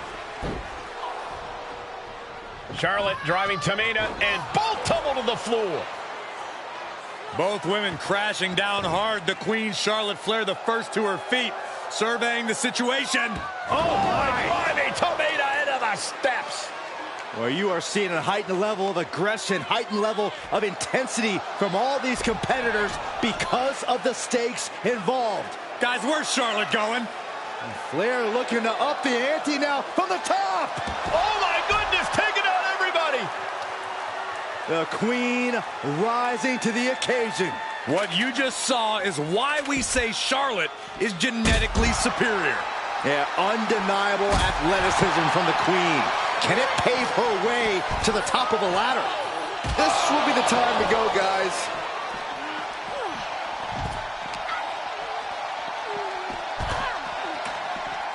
Chop block. Brilliant. Right to the back of the knee. And Liz got caught that time by some hard-hitting offense. This deep into a ladder match, the last thing you want is to start breaking down.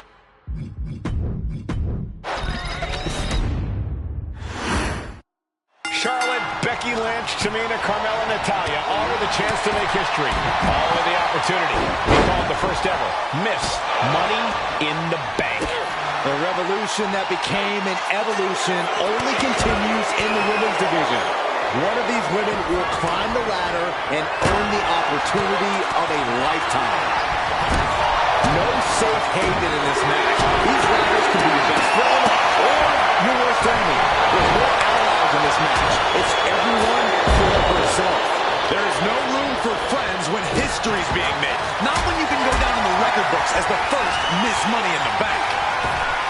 Remember, the first woman to climb the ladder and retrieve the briefcase will become the first ever Miss Money in the Bank. No countouts, no disqualifications in this match. Everybody is coming in with a different strategy, but remaining close is the key.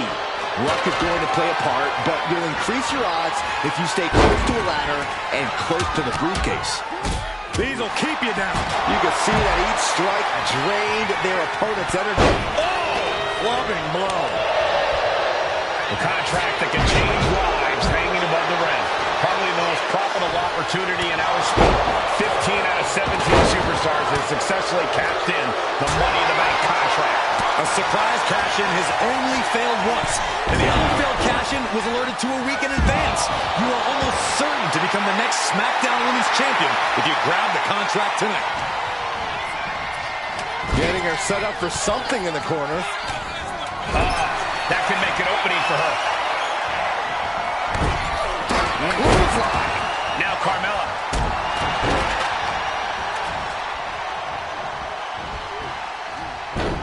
Ooh. 3 second-generation superstars competing in this match. Carmella, Charlotte, and Tamina. And Natalya, of course, a third-generation superstar. Women bred for these kind of moments. Any of these women will add a significant chapter to her legacy if she can become the first Miss Money in the Bank. Just a perfect mix of pure power and bad intentions. You can see Charlotte's expert game plan experiencing a minor hitch there. Destructive offense from Natalya. And able to beat Natalya to the punch. Work the arm. Now in control. Is there anyone more intimidating in this group than Tamina? I've said it before. It could be a coming out party for Tamina. This is her time to live up to her family's legacy. If Tamina wins the contract, it guarantees her first title opportunity in over 2 years. More than an opportunity, it pretty much guarantees Tamina will become the next women's champion. It has to be demoralizing to just get slapped like that. If that doesn't fire you up, I don't know what will. This one's heading to the outside. No way! Becky Lynch taking a flight to nowhere. Goes back into the ring here. Charlotte just rubbing it in now. Now clearing the announce desk. This isn't going to end well. Uh-oh. be coming our way. Quick, Saxton, get under the table to protect yourself. Good idea. Ooh, sidewalk slam. And looking at the playing field, the majority of these women love to utilize their submission offense to put opponents away. Tapping someone out won't win this match, but these women should not shy away from using the biggest weapons in their arsenal. We've heard Becky say she was going to rip arms off tonight. You can't exactly climb a ladder with no arms. Trying to reach it, trying to win. Might be a little overzealous. What you just saw is why we say Charlotte is genetically superior. Yeah, undeniable athleticism from the Queen. Can it pave her way to the top of the ladder? Beautiful double drop kick. Not finished yet. Up and out.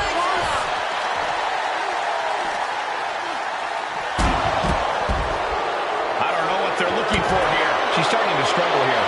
Yeah, but when ladders are part of the match, you really can't expect anything less. Tamina's absolutely wrecking shop on Natalya, making sure the veteran won't have the strength to climb a ladder at all.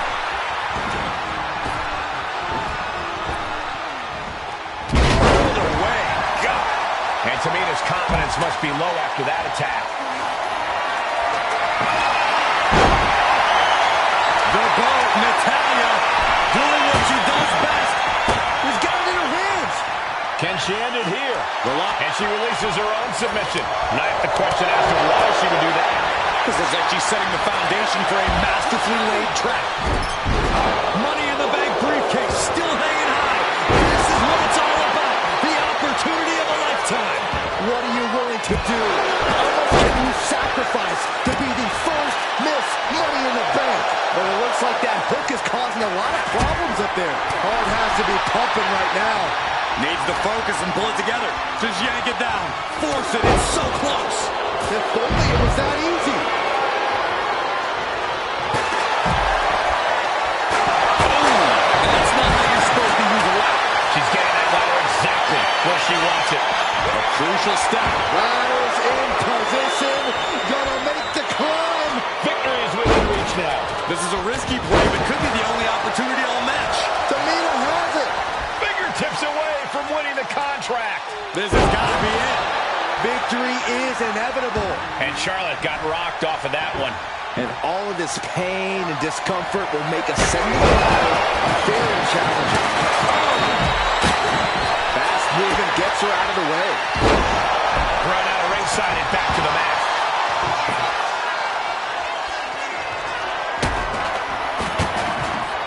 Big clothesline. History on the line. Guaranteed championship opportunity. Nothing but carnage happening in this one. 5 women fighting for their key to destiny. Willing to go through hell for it. And she's out of the ring. Remember, no countouts in this one. Looks like she wants to take things to the floor here. Flapjack. Gosh, landing face first. And taking aim right at the midsection with this offense. Oh, getting knocked around by the ladder. Off the ladder now. Let's see if this is right for the picking. She's reaching for it. Time is your enemy here. I just don't know if there's enough of it to get it down. No time for butterfingers now. She's got it in her hands. Have to finish the job now. You have to get it totally unhooked. She's been pushed past her limit here. I have no idea how she's still standing. Launched right out of the ring. Heading to ringside now. Slides under the ropes. Back into the ring. She's pumping herself up, reaching out for that burst of energy. Oh, look at that scope slam. Setting up the ladder, center of the ring. Definitely the spot you want to put it. Heading up that ladder, center of the ring. Trying to grab it. I assure you, this is even harder than it looks. Trying not to fumble around too much here. The prize is within reach. So close. Has to go faster. Up there in this moment, this ladder match is officially hers to lose. Gentlemen, we are about to witness a career-defining victory. And Carmella with a takedown, looking for... She's looking winded now. He's not going to settle for this. She's doing whatever she can to escape, and she does. And Charlotte takes another beating there. Yeah, Natalya's been able to stay with it and has the advantage here. Taking things back into the ring. Ooh. She's heading outside the ring now.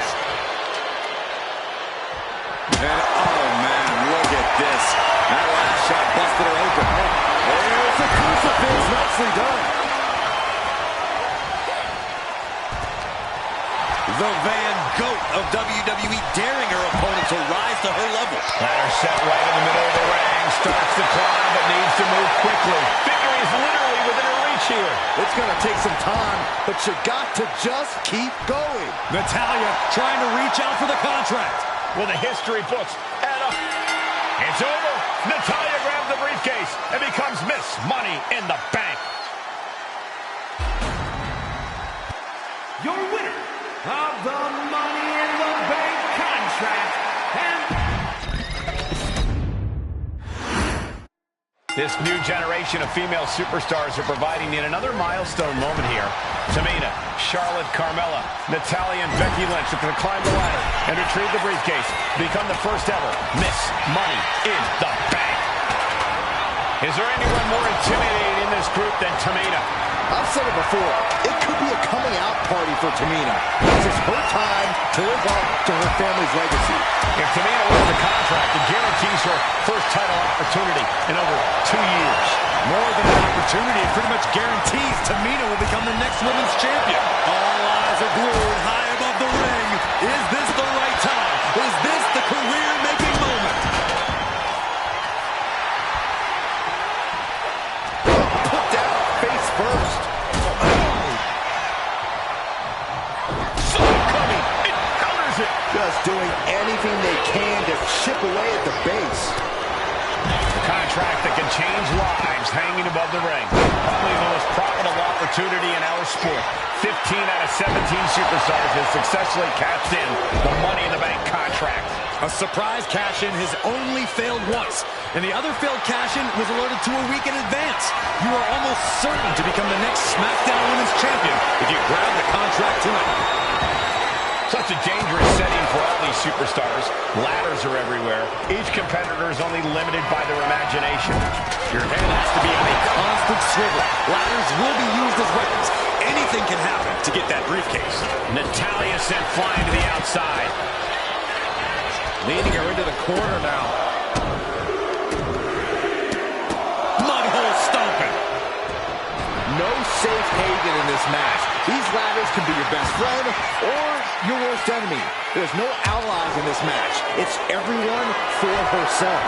There is no room for friends when history is being made. Not when you can go down in the record books as the first Miss Money in the Bank.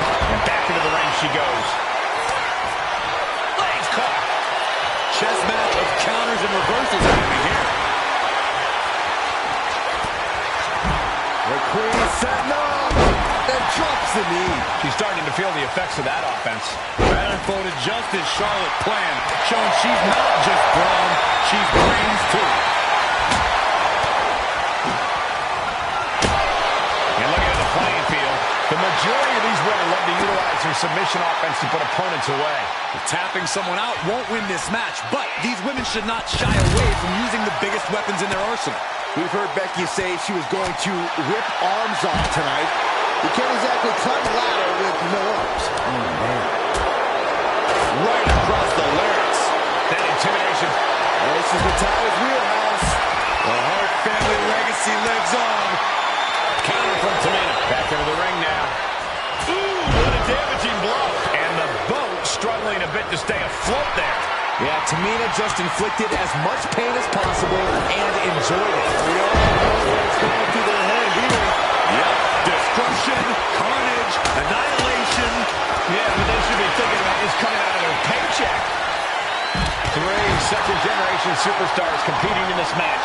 Carmella, Charlotte, and Tamina. And Natalya, of course, a third-generation superstar. Women bred for these kind of moments. Any of these women will add a significant chapter to her legacy if she can become the first Miss Money in the Bank.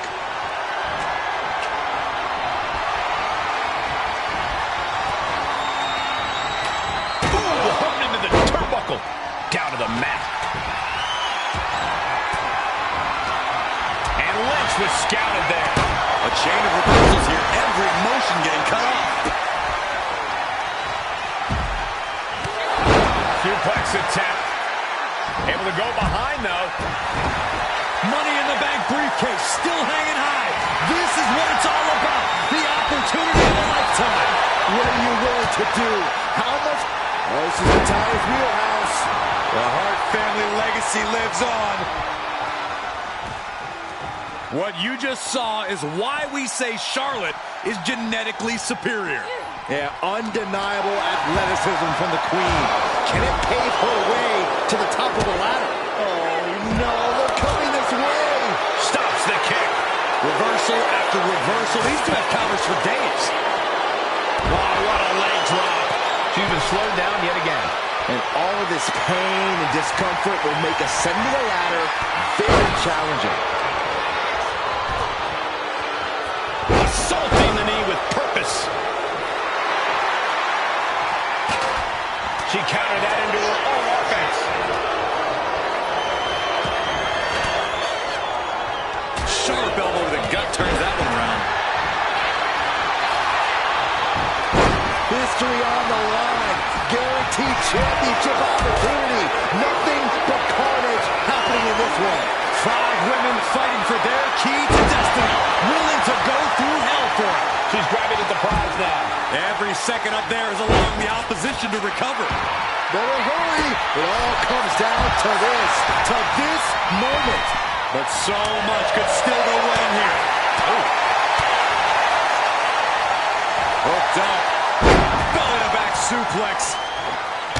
Leg drop.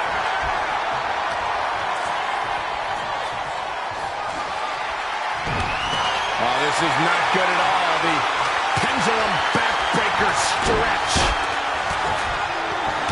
Forward impact. Drop kick from behind.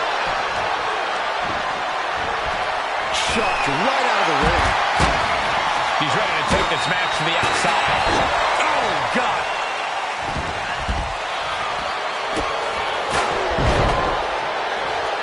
Oh, man. Right to the arm. Hyperextend your elbow. Getting that ladder in position. Right in the middle of the ring. Off the ladder now. Let's see if this is right for the picking. Gonna try and unhook it now. Victory is literally within reach. The whole match is literally in the palm of their hands. Tamina. That's it. Tamina has the briefcase. Tamina is Miss Money in the Bank. The winner of the Money in the Bank contract and the first ever Miss Money in the Bank.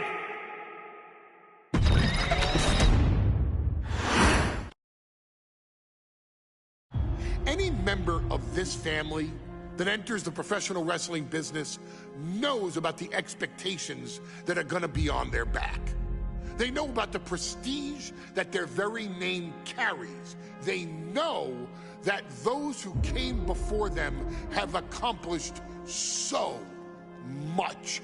Bearing the weight of those legacies can prove to be way too much for almost anyone.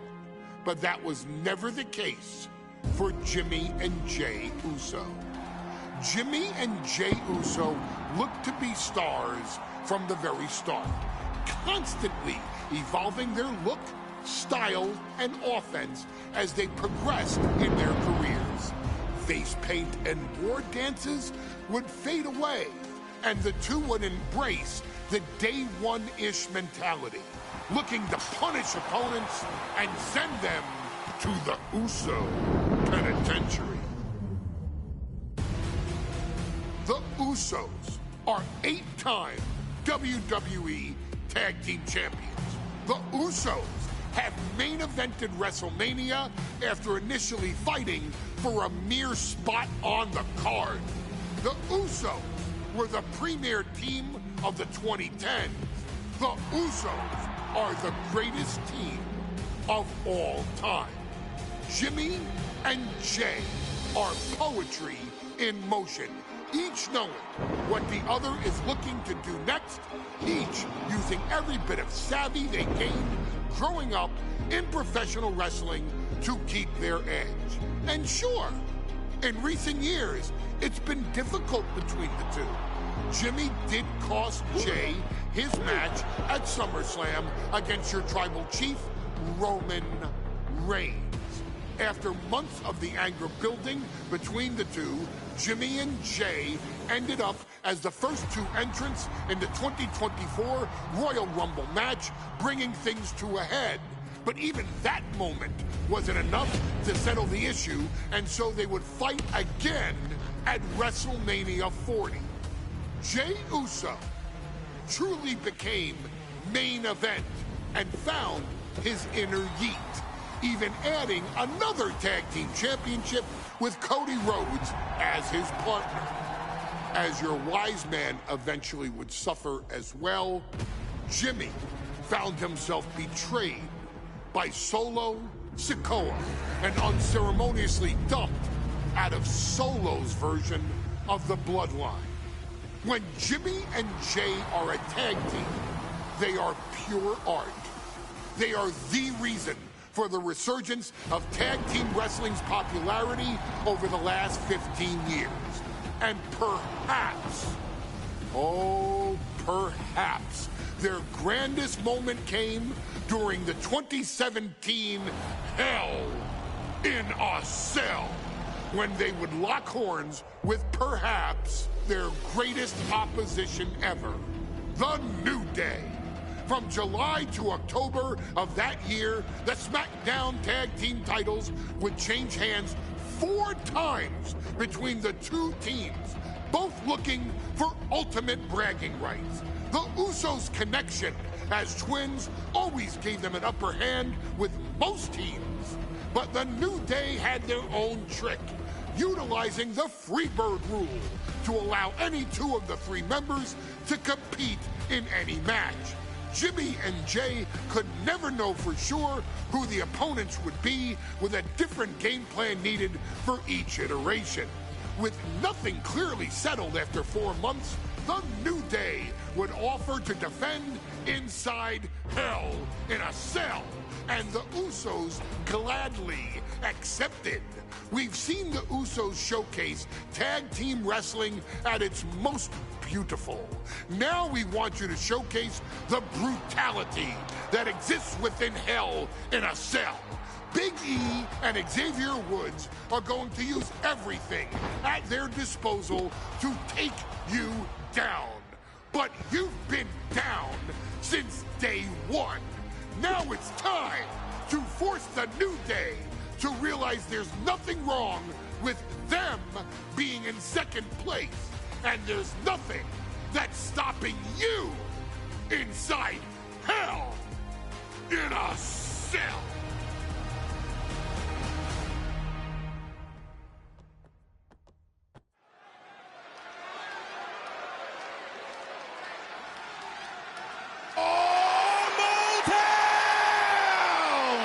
Don't you dare be sour!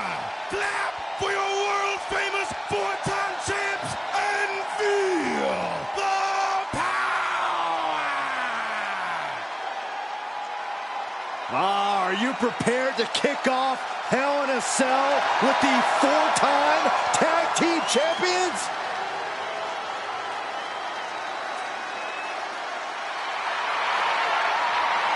The following contest is a tag team Hell in a Cell match and is for the SmackDown Tag Team Championship, and accompanied by Kofi Kingston at a combined weight of 490 pounds, the SmackDown Tag Team Champions, Xavier Woods and Big E, the New Day.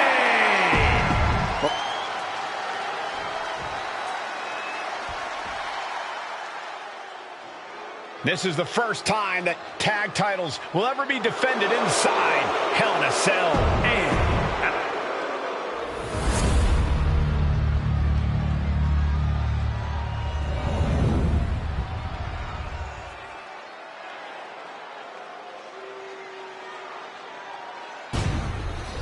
tag team championships on the line. May the best team win.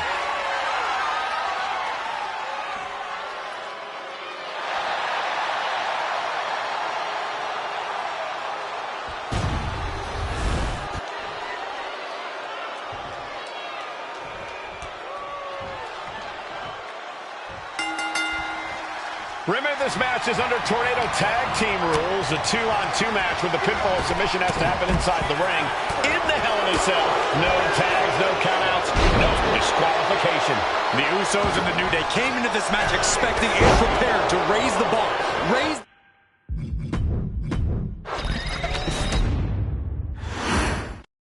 Remember, this match is under Tornado Tag Team rules. A 2-on-2 match with the pinfall submission has to happen inside the ring. In the Hell in a Cell. No tags, no countouts, no disqualification. The Usos and the New Day came into this match expecting and prepared to raise the bar, raise the level of competition, and make history. This is going to be unforgettable. The Usos.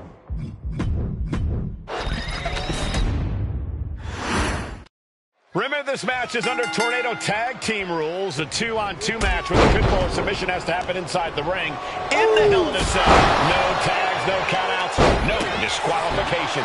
The Usos and the New Day came into this match expecting and prepared to raise the bar, raise the level of competition, and make history. This is going to be unforgettable. The Usos following the footsteps of many great family tag teams, the Steiner brothers, the Head Shrinkers, who of course Jay and Jimmy's own father was a member of. It would be a very proud moment for the Olahi family if the Usos can capture their 5th tag team championship here. The apple doesn't fall far from the tree for Jay and Jimmy. Just a factory of the elite specimens come from the Olahi blood. Got out of it at the perfect time. Heading back to the ring, and a heck of a DDT we just witnessed. Devastating elbow. Looking to seal the deal, guys. And it's a kick out at 1 for the defending champion. He couldn't make much of that pin attempt. Follow through with the uppercut. Corey, a few weeks ago, we saw the New Day walk out of SmackDown as champs in a street fight. A match the Usos handpicked, but this environment is totally different. There's nowhere to run, nowhere to hide. I think the New Day from the middle. Totally missed that one. Drop kick right on point.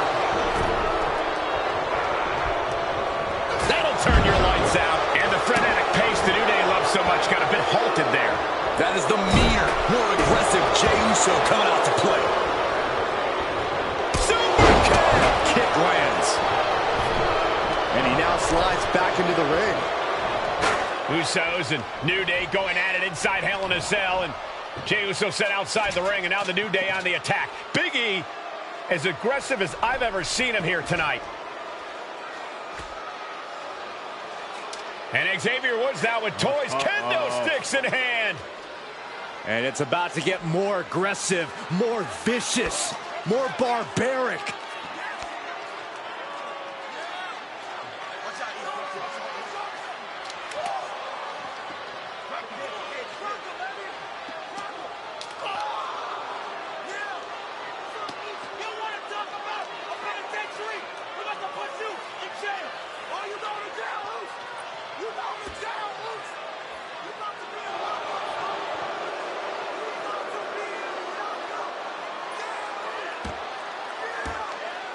I've never seen this vicious of a side from the New Day. It's what Hell in a Cell does to you.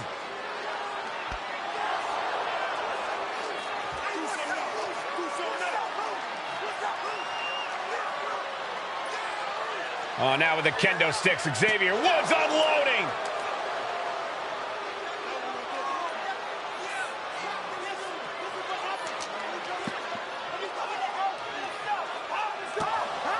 Well, you're saying it, Byron. Hell in a Cell makes you do some awful things. Just attempting to survive, attempting to win. Do whatever you want. Punish however you want. Right now, that seems to be the mission statement of the New Day in order to retain the SmackDown Tag Team titles. And that's what it's about, proving you're the best in one of the most insane environments in WWE today.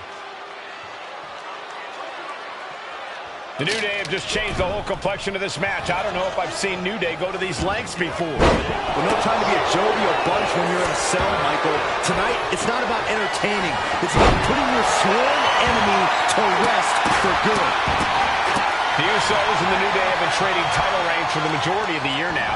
This, the contractual rematch for the Usos. If they lose, the Usos won't get another opportunity for the titles as long as the New Day are champs.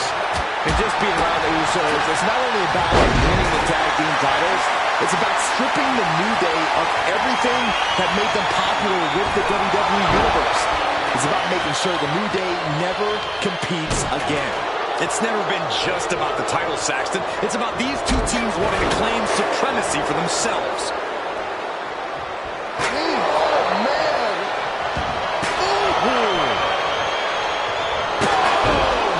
And the damage is just going to keep on coming if you can't find the defense for this. He saw that one coming. Talking to Xavier, he told me the one thing the Usos have taught us is that we have to embrace a more lawless culture here in WWE. A more lawless culture in this rivalry. And that could be the reason the New Day chose to have this match in the Hell in a Cell. It's been such a chaotic rivalry.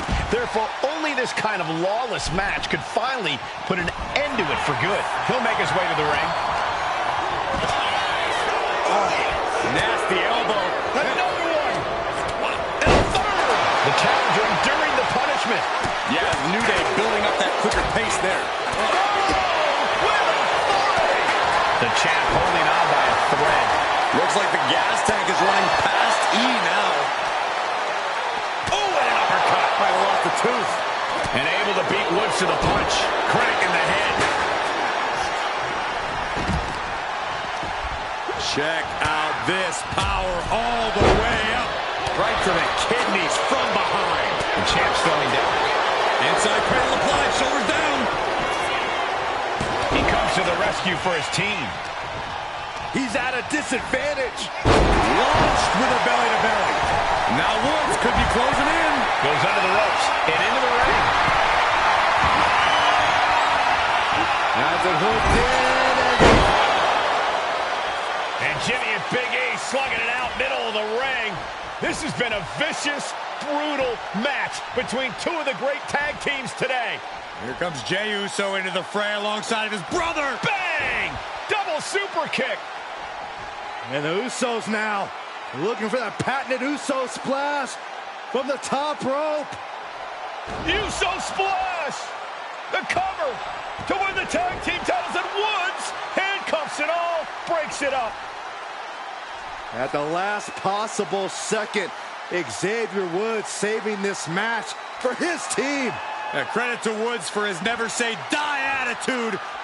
But Xavier Woods is outgunned right now. And look at Woods still fighting back. Yeah, with the handcuffs. Using the handcuffs as a weapon. That's smart.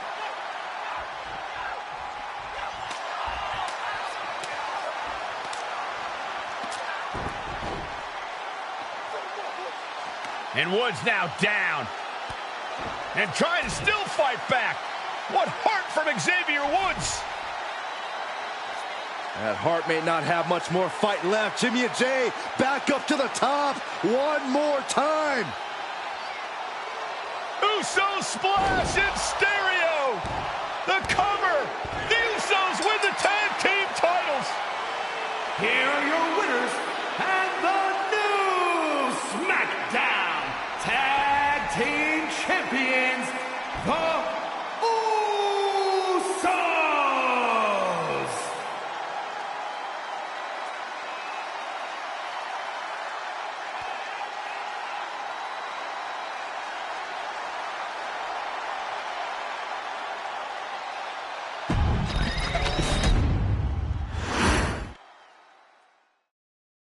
Next on our showcase is someone who wasn't born into this family, but has put in the time and more than earned her spot. She's always happy to leave haters in the rear view, and when she enters the room, you will undoubtedly feel the glow. Of course, I'm talking about Naomi, who many of you may know has reigned as Jimmy Uso's wife and queen for over 10 years. There's the old saying that behind every good man is an even better woman. And this could not ring more true than Naomi, who I will say is an absolute treasure.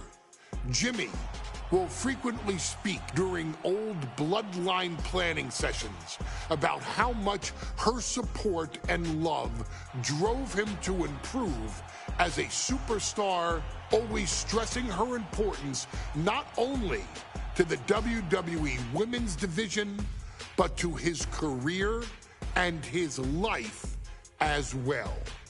In the ring, there is no denying Naomi's skills. The former women's tag team and two-time SmackDown Women's Champion has the mental tenacity to push through the toughest part of any match and possesses breathtaking physical skills.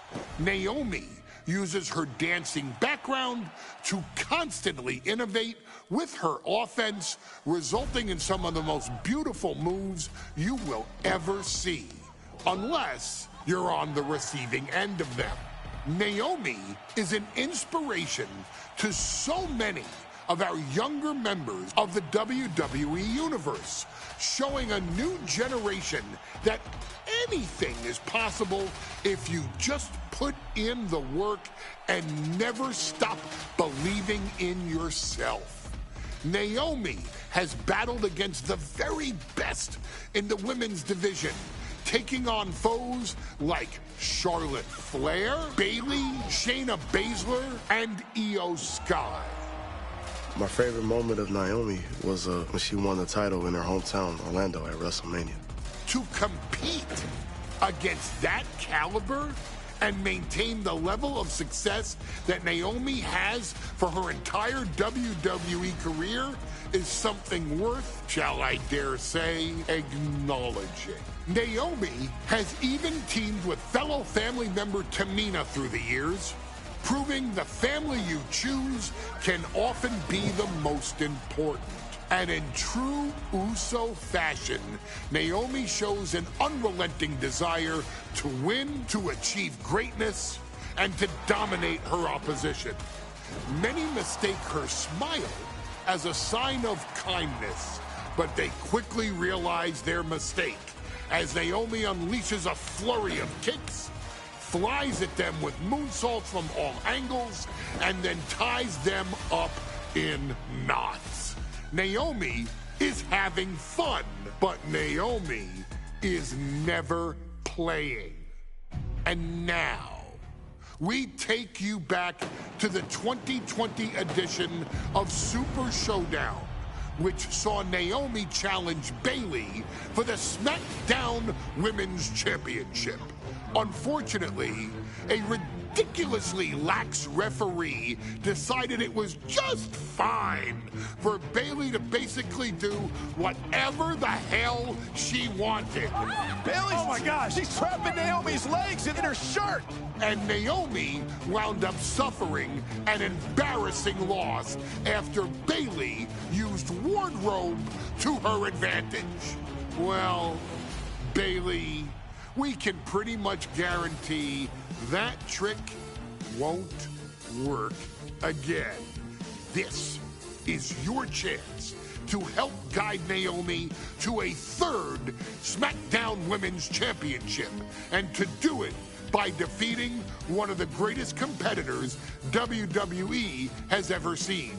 Your wise man has nothing but respect and admiration for Bayley's abilities, but those abilities are eclipsed by Naomi's extraordinary trinity: smarts, strength, and aerial attacks that should give all of you everything you need to get the win and the title.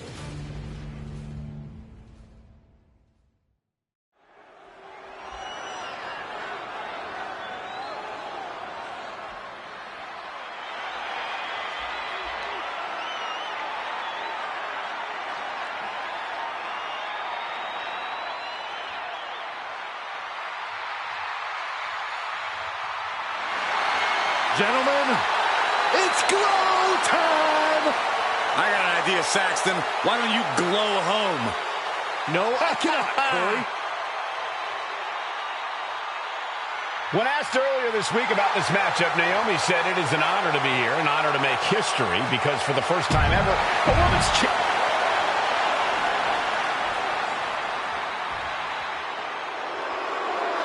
And gentlemen, when Bayley was asked about this history-making match tonight, she said, of course I'm part of this, because history is made by winners. And I'm going to become a role model for everyone here tonight in Saudi Arabia.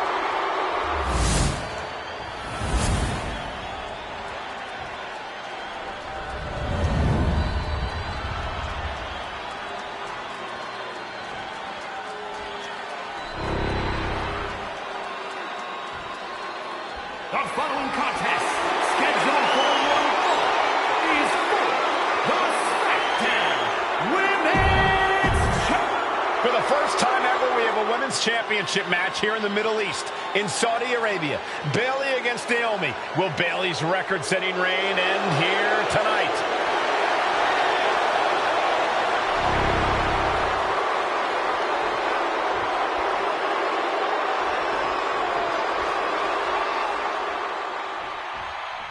Guys, a very important component of this match. Bayley has won every title available in WWE. Bayley has accomplished it all. But the one thing Bayley has never done in her career, she's never beaten Naomi. And believe me, that is a huge point of confidence for Naomi. And a huge pressure on Bayley.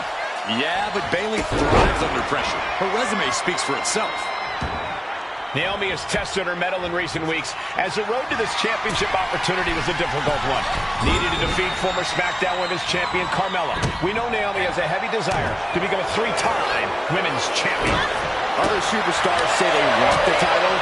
Naomi has said she needs her title back. We know that Naomi's going to want to pick up the pace in this match, but Bayley's going to look to wear Naomi down. Yeah, Bayley's going to want to slow down the pace and let the adrenaline wear off. Soaring! Through the air, and connects! I can't believe what we just saw. I can't believe that didn't miss. Naomi going for broke. And this high-risk offense from the challenger might be catching the champion by surprise. The challenger being the aggressor here, but remember, the title can only be won by pinfall or submission inside the ring. Now looking to do battle right here in front of us. And Naomi keeping Bayley on her toes, pushing the pace on the champion. Naomi moving fast, showing that superior athleticism. Bayley might not be able to keep up here. What a crossbody. And Naomi has taken the upper hand. Naomi picking up the pace against Bayley and keeping her all out of sorts. Beautiful senton. Naomi firing up the crowd here.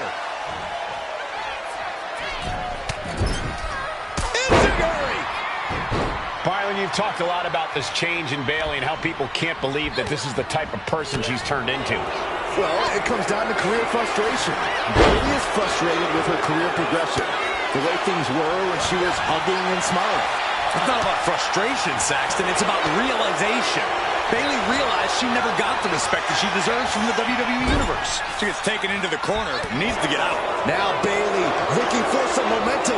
If Bayley was looking for an opportunity to pull a 180, that could be it. She's vulnerable, up on the top turnbuckle. And here we go. Championship's on the line. Naomi's got Bayley in trouble up on the top rope. This could be Naomi's moment. Smart move by Bayley, protecting her title and going to the eyes. Oh, what a kick. Bayley is down and in trouble. Quick thinking by Naomi, looking to close this one out. Nobody home. Bayley wisely moves out of harm's way. What's Bayley trying to do here? What the? I think Bayley's trying to trap Naomi's legs in Naomi's own shirt. A great counter by Naomi. Naomi ducks underneath, and we got a standoff. Great match so far. Well, Bayley thought she had Naomi, but the challenger was... Oh, look out. It's on now. Naomi put a stop to that. And she's been busted open. This could be a turning point in the matchup. Two titans trading strikes and refusing to back down. Giving up now is not an option. They have to finish this.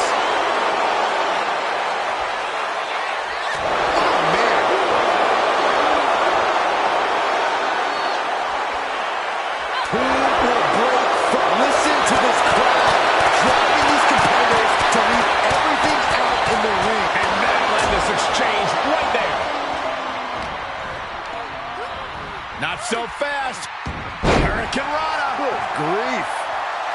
now under pressure. And Naomi continues to somehow have Bayley's number here. Calls out the rear view. The challenger comes up big. She kicks out. I don't believe it. Based on what we just saw, I think this match is far from over. Who knows what that kick out cost? The champ might be running on fumes. Naomi just gave this one her best shot, but she couldn't end it.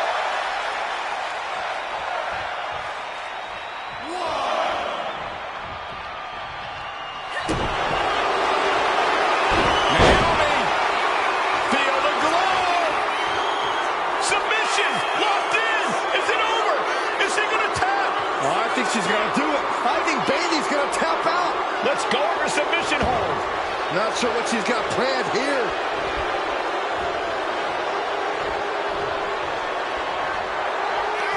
There it is! Belly to belly. Bayley caught Naomi right where she wanted her, and now she's got to capitalize. Got out of the way.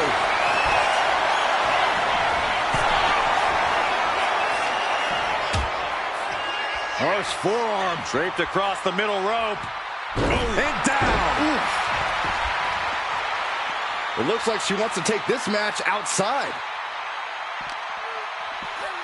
Tossed back into the ring.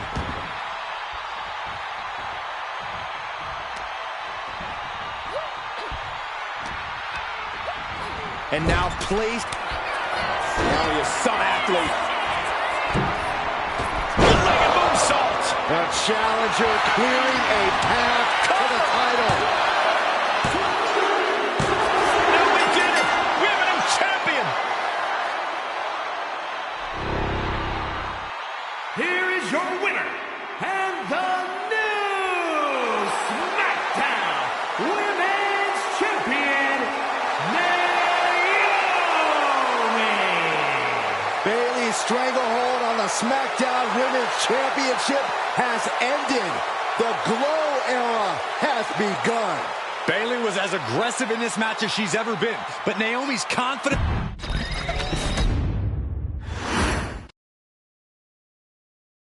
Ladies and gentlemen, if it weren't for the next two superstars in our showcase, none of this would be possible. Because without Afa and Sika, without the Wild Samoans, there truly is no dynasty. While it was their father who made the blood oath with High Chief Peter Maivia, it was Afa and Sika who built the family up, training generations of relatives, all with the single goal of becoming the best professional wrestler on the face of the planet. And while the two would together be WWE Hall of Famers, based solely on their work as trainers and cultivators of the next generation, their in-ring successes only add to their immortality.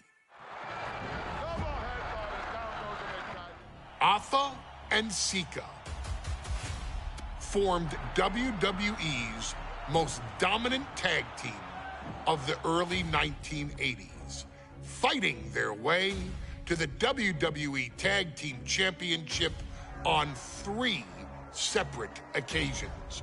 Opponents were often defeated before the bell even rang to start the match, falling victim to the aura and the intimidation factor of having to step into the ring with the Wild Samoans, accompanied by Captain Lou Albano.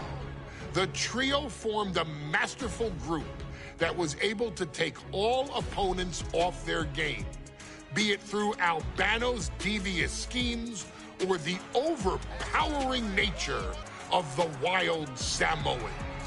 WWE had never dealt with a team so primal, turning each match into a battle of survival. Most feared, the deadly Samoan drop, a move that has been imitated by many, but duplicated only by a chosen few. There they are, the Wild Samoans. These are immigrants coming from the island, trying to figure it out, trying to find a way. I couldn't imagine being these men. I couldn't imagine taking on these responsibilities of setting the tone in a whole new country. And then trying to break into entertainment on top of that. But they made it work. And that's what we are. We're workers. We make it work. These tribal elders set the standard for all of their descendants to not only follow, but they also taught their descendants how to surpass it. So beloved were the two that perhaps no moment holds more significance to your tribal chief, Roman Reigns, than when he was presented the Ula Fala by his father Sika and Uncle Afa after the 2020 Hell in a Cell event. You see, it was their acknowledgement that gave Roman Reigns the unshakable confidence to continue his journey to becoming the greatest of all time. The utmost respect, love, and gratitude for those men. Because if my father and uncle don't do what they do, we're not here. We now humbly present to you the honor of walking in the famed footsteps of the Wild Samoans, finding a tag team in WWE's long and storied history that we felt would test the Wild Samoans was not an easy task. But then a thought came to your wise man. Why not give the audience exactly what they want? Why not put the Wild Samoans against one of the greatest tag teams of all time? Why not present Afa, Sika, the Wild Samoans versus Bubba Ray and Devon, the Dudley Boys? And if we're going to go that far, let's do it in a tables match. Showcase that savage brutality that made both teams the eternal legends we know them to be. No pinfalls, no submissions, no rules. Just be the team that avoids being put through the table, and you will emerge victorious. And with these four men, you better believe that things are going to get extreme.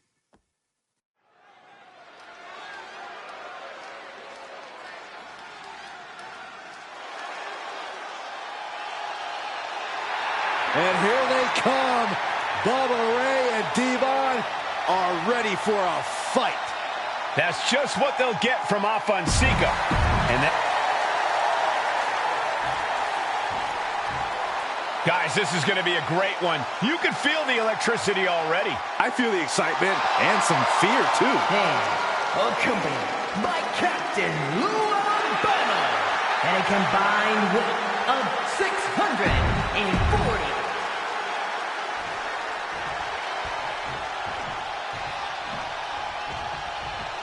2-on-2 tables match here with the masters of the match, the Dudley Boys, taking on the Wild Samoans.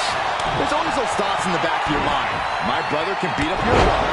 My brother can put your brother through a table faster. Finally, we get to see those thoughts become a reality.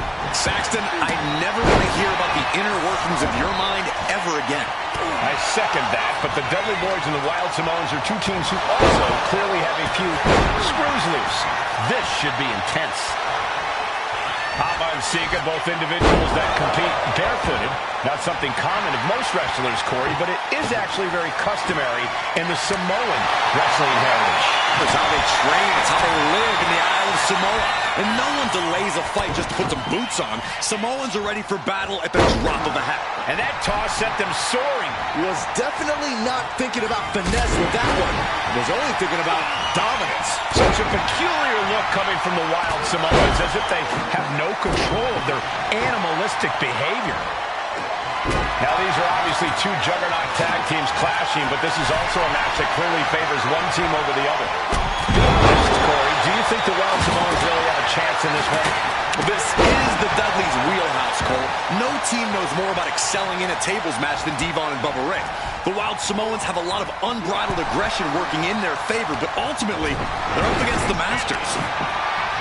A very ferocious demeanor emanates from the Wild Samoans, like they're part of a pack of untamed beasts. I really wonder what it'll take for the Dudley boys to have control of them. Maybe they'll take a sledgehammer? A truck? They're not human, Byron. You can knock them down, but they'll keep coming back. There's some power behind that punch. That blow might be a test of Bubba Ray's toughness. Yeah, Alpha just brought the fight to him. Earth-shaking power slam. A manager grabbing anything from under the ring is beyond. Popped up and into the Samoan drop. Incredible. Alpha and Sika might have just shown us the prelude to the Dudley's demise. And the Dudley boys remain the kings of the tables match. Here are your winners, Bubba Ray and Devon, the Dudley Boys.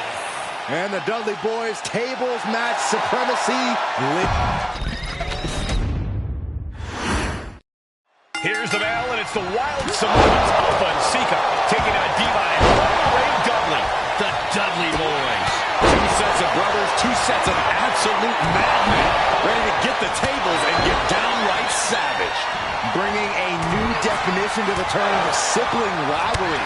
This one will get extremely physical. Alpha and Sika, both individuals that compete barefooted. Not something common with most wrestlers, Corey, but it is actually very customary in the Samoan wrestling heritage. It's how they train, it's how they live in the Isle of Samoa. And no one delays a fight just to put some boots on. Samoans are ready for battle at the drop of a hat. It couldn't have felt good being chucked around like that. Now, these are obviously two juggernaut tag teams clashing, but this is also a match that clearly favors one team over the other. Be honest, Corey, do you think the Wild Samoans really have a chance in this one? This is the Dudley's wheelhouse, Cole. No team knows more about excelling in a tables match than Devon and Bubba Ray. The Wild Samoans have a lot of unbridled aggression working in their favor, but ultimately, they're up against the Masters. And we can harp on how this match was something almost tailor-built by the Dudley boys. With a famous series of TLC matches they've had, the Dudleys have become synonymous with the King in TLC. And that didn't stand for tender, Cole. It means tables, and it means lots of them. Yeah, if Bubba Ray and Devon can get the Wild Samoans to a table tonight, it will really add to the Dudley boys' legacy even further.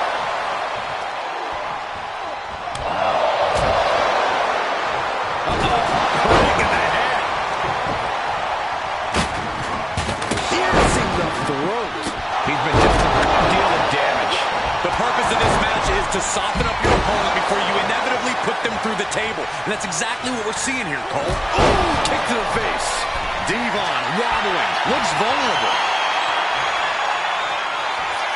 Popped up. What a counter. A very ferocious demeanor emanates from the Wild Samoans, like they're part of a pack of untamed.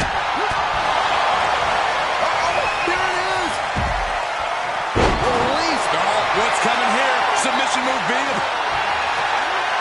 looking to get out, and yes, what a counter to break the hold and escape serious injury. Climbing to the top. What's he have in store? From the top. Right to the throat. Ooh. He really felt the impact on that one. Nothing fancy here. Backbreaker and backbreaker.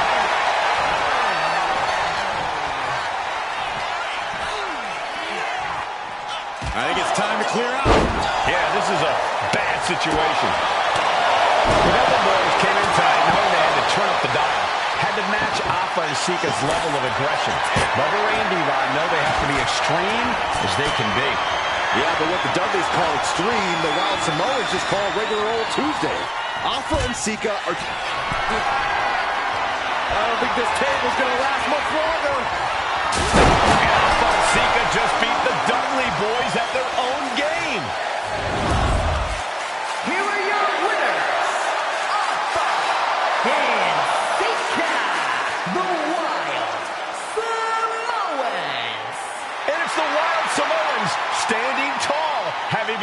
Dudley Boys at their own game.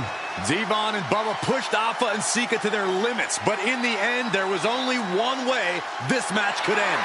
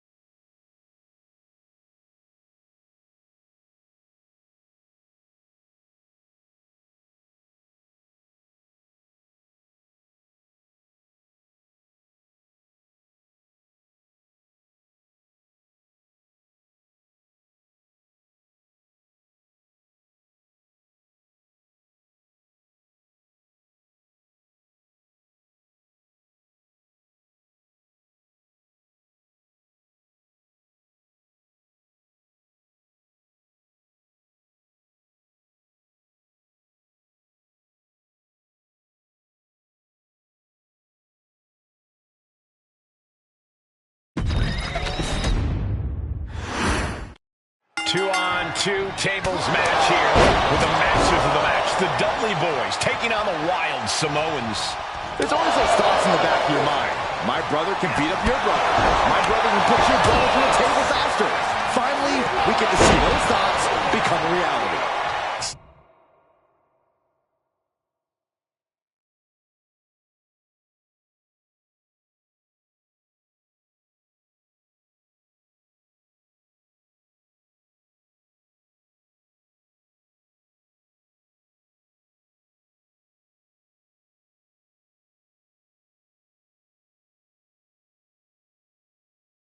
Baxton, I never want to hear about the inner workings of your mind ever again.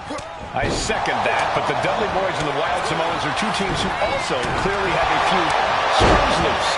This should be intense. Alpha and Sika, both individuals that compete barefooted. Not something common of most wrestlers, Corey, but it is actually very customary in the Samoan wrestling heritage. It's how they train. It's how they live in the Isle of Samoa. And no one delays a fight just to put some boots on. Samoans are ready for battle at the drop of a hat. Crash and burn. I don't care who you are. You're not the same after suffering a crash landing like that. He's preparing for something. These attacks are chipping away at him. Yeah, he better regroup fast before someone uses this moment to send him smashing through a table. He is looking to do some serious harm. Bubba moves out of the way. Oh, boom. Ooh, headbutt. Oh, nothing pretty about that.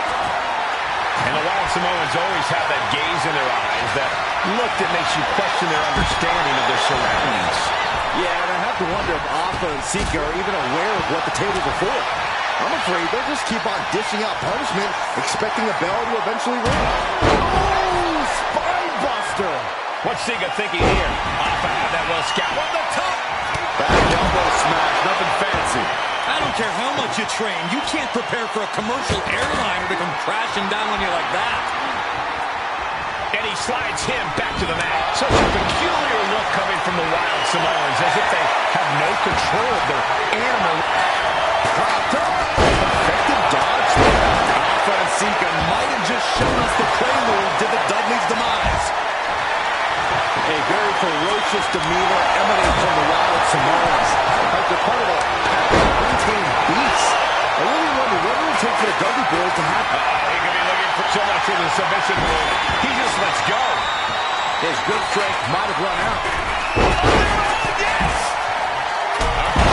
The show is starting to wear off of him a bit now. You can almost feel the intensity coming from Bubba Ray on that attack. Take off! Turning up the intimidation factor. Big forearm. Oh, what a headbutt. He quickly slides into the ring. Oh, what a clothesline. Now count out as he takes things out of the ring. The Dudley Boys came inside knowing they had to turn up the Bubba Ray, plotting here. By Bubba Ray. That was the Dudley Boys showing the Wild Samoans what tag team wrestling is all about. No idea how he's even able to continue in this match. And in these situations, it's hard to not get desperate. to start going for Hail Mary plays.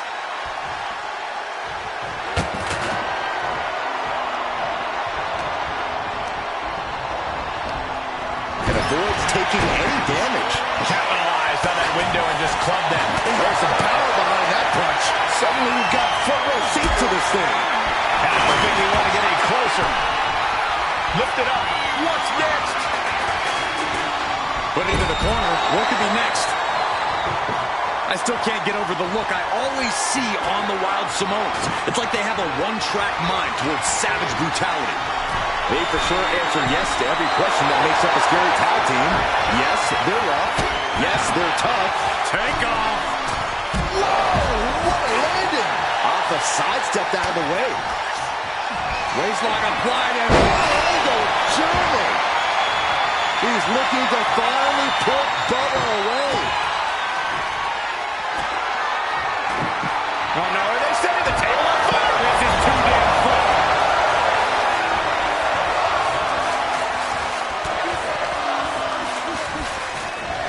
Filthy German suplex. And his head is becoming a bigger target. Oh, what a chancery.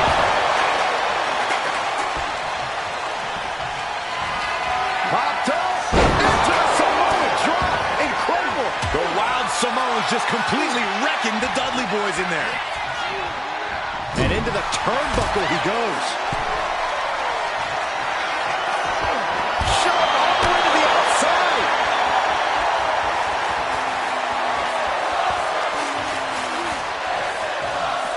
Headed out to ringside now. What does he have planned? Brought back into the ring from the floor now. He's setting his table up, and guys, someone's about to have a really bad night. Oh, my goodness.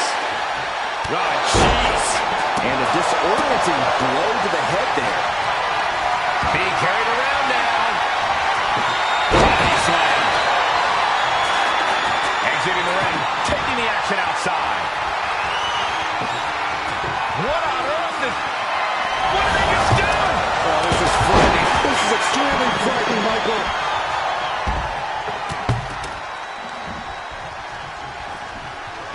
Nice belly to back. That could be a game changer. Jawbreaker.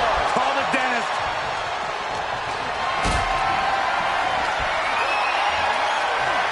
Oh, whipped right into the post. And Alpha and Sika just beat the Dudley Boys at their own game. Here are your winners, Alpha.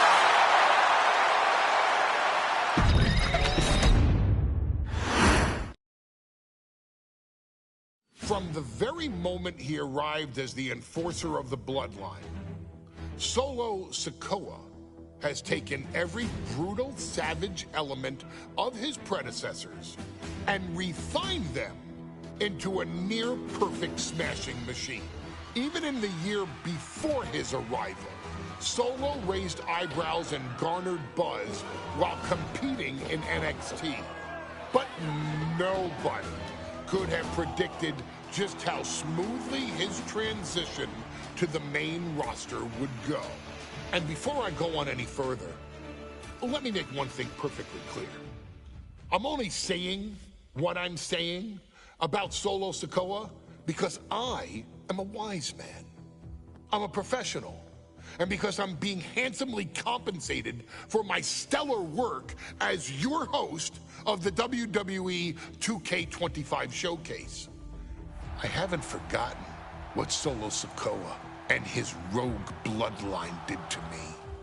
But I also know better than to let personal feelings hinder your professional endeavors. So with that being said, since his arrival at Clash at the Castle in 2022, Solo Sikoa has consistently been involved in WWE's biggest moments and biggest matches. He's been victorious in War Games. He's repeatedly enforced the Bloodline's will to maintain Roman Reigns' status as undisputed WWE Universal Heavyweight Champion. I brought Solo in as an insurance policy. Solo was here to protect me. Solo was here to maintain the promised land. He's violent. He's strong, he's fast, he's all those things. And he betrayed me. Any man who would betray me must be a very dangerous man. Solo defeated John Cena. Solo elected to betray your tribal chief, Roman Reigns, in an attempt to bestow upon himself the title of tribal chief. When I refused to acknowledge Solo as my tribal chief, you are not my tribal. He, Tamatonga, Tongaloa, and Jacob Fatu put me through a table in Madison Square Garden. And that led to opportunities to compete for the undisputed WWE Heavyweight Championship.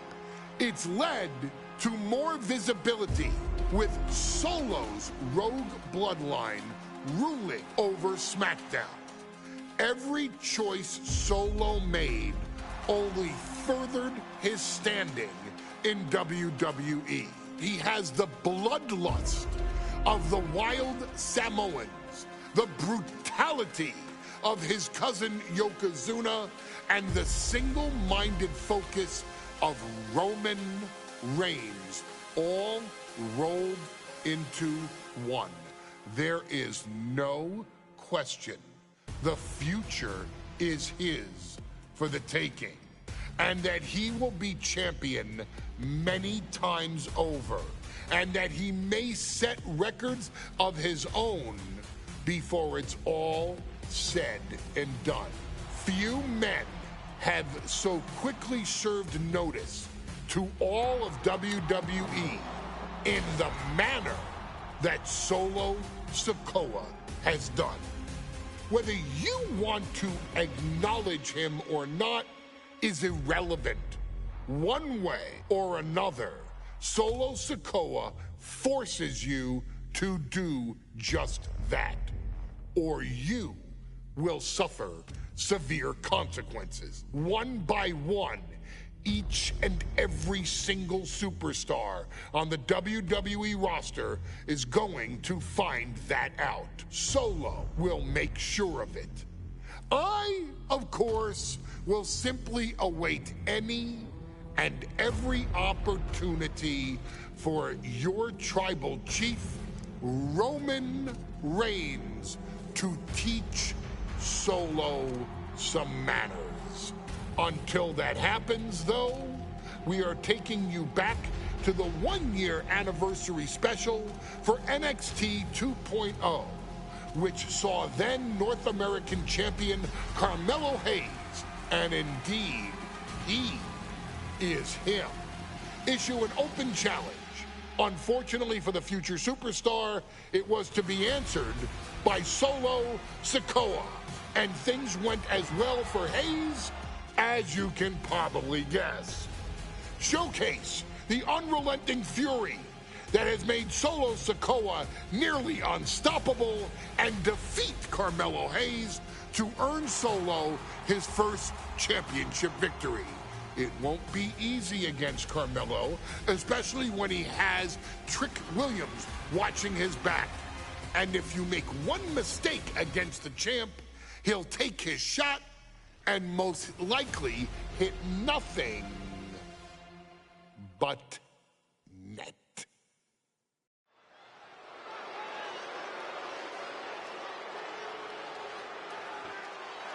Here comes the A-Champ. The following contest, scheduled for one fall, is for the NXT North American.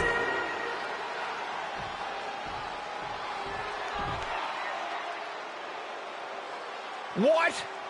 This place is shaking! We never thought we'd see Sikoa again. His opponent, from Las Vegas, Nevada, weighing in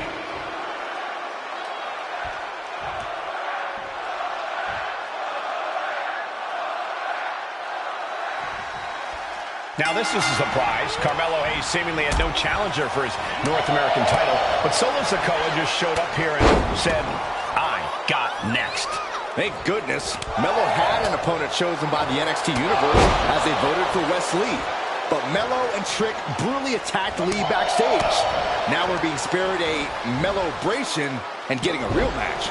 And I would have never expected Sikoa to show up. He just joined the Bloodline on SmackDown, and now he's in the main event of NXT. Can the Bloodline get even more gold tonight? Boom! Let me point out that this is brutally unfair to the A-Champ. He prepared for Wes Lee, or a night off. Now he's not getting either. And Sikoa sent toward the ropes, and Carmelo Hayes with a kick right into the midsection. Melo taking it to Sikoa here. The power of Solo just a little too much for the A-Champ in this instance. What a chop. Trademark viciousness. Lack of mercy. That's what Solo Sikoa is all about. Into the corner. Big splash by Sikoa. Melo in trouble. Sikoa. Trick Williams making sure Melo got out of harm's way. Well, at least momentarily. Yeah, momentarily is right. Sikoa continuing to inflict more punishment on the champ. And Hayes takes out Williams on the outside. Solo standing strong. Solo not allowing the presence of Trick Williams to distract him whatsoever. Solo has the mindset to destroy anyone in the way of him in the NXT North American Championship. Oh no, the official just got caught in a bad position. Oh. Trick Williams has been quite the difference maker for Carmelo. Oh, schoolboy! Shoulders down here! For the title, new champ. Oh, man, this could really come back to bite him in the end. Oh, my! Got to be a tough situation for Carmelo Hayes here. He's up against an opponent he could never have planned for. Oh, but there's a clear strategy, Cole. Solo Sikoa has an injury. Wait a minute, setting in. Devastating submission coming. A single leg camel clutch and a great counter. Oh, scattered that one. Placing him in the corner. Oh, square shot, but the back elbows ends that. Trick Williams cheering on Carmelo Hayes. You cannot deny the impact Trick has had since he joined his childhood friend's side. Yeah, that decision to bring Trick Williams into NXT 2.0 changed the trajectory of Carmelo Hayes' career. Trick told Melo 12 months ago, forget about pandering to the NXT universe, just focus on yourself. And that was the day that Melo truly became the A-Champ. We saw Solo Sikoa join the Bloodline just 10 days ago. But this bond between Melo and Trick might be even thicker than blood. Boot right to the throat. Sikoa in command, and you gotta wonder if Melo is regretting his words, regretting his actions. Oh, misconnection. Big uppercut rocks the jaw of Carmelo Hayes, ripped out of the corner. Looking to put him away, and now Trick Williams up on the apron, causing a distraction. Trick paying dividends. Ooh. First 48. And that could be the turning point for the North American champion. Oh, Samoa drop by Sikoa. Cover now for the win.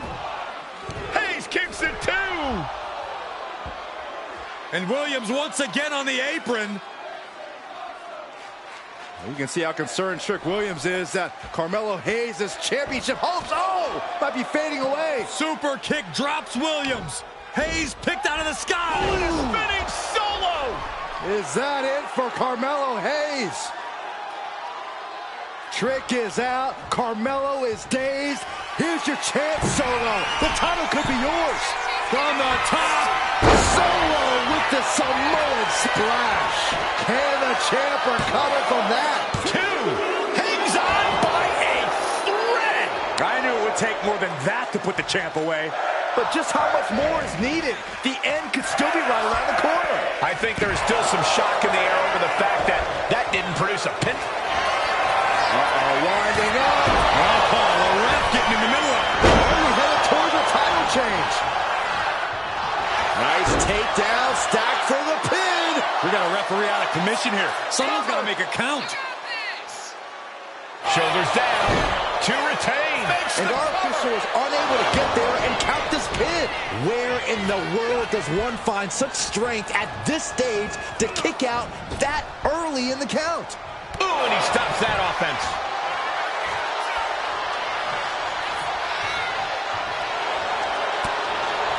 Hayes now on the offensive. Scoreboard! Shoulders are down. Cover. He kicks out before the count starts. This deep into the match, and he's able to kick out before a 1 count. It's stunning. Massive miscalculation on that one. Kick right to the face. Sikoa showing plenty of intensity here. And it looks like Solo has all the answers for Carmelo at this point. Ooh, stinging kick. Coming back from the outside now. Taking things to the outside, but got to make sure to heed the official's count. Delivered into the barricade.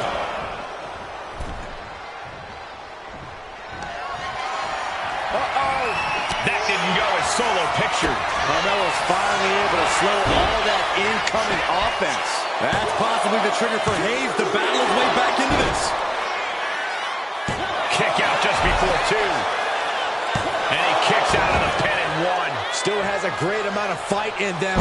Not going to let it end like this. Wards that off. What a response. Hayes is being cut down at every corner. And the power of Sikoa. Oh, nice. Schoolboy from behind. Cover. What the? Sikoa is the new champion.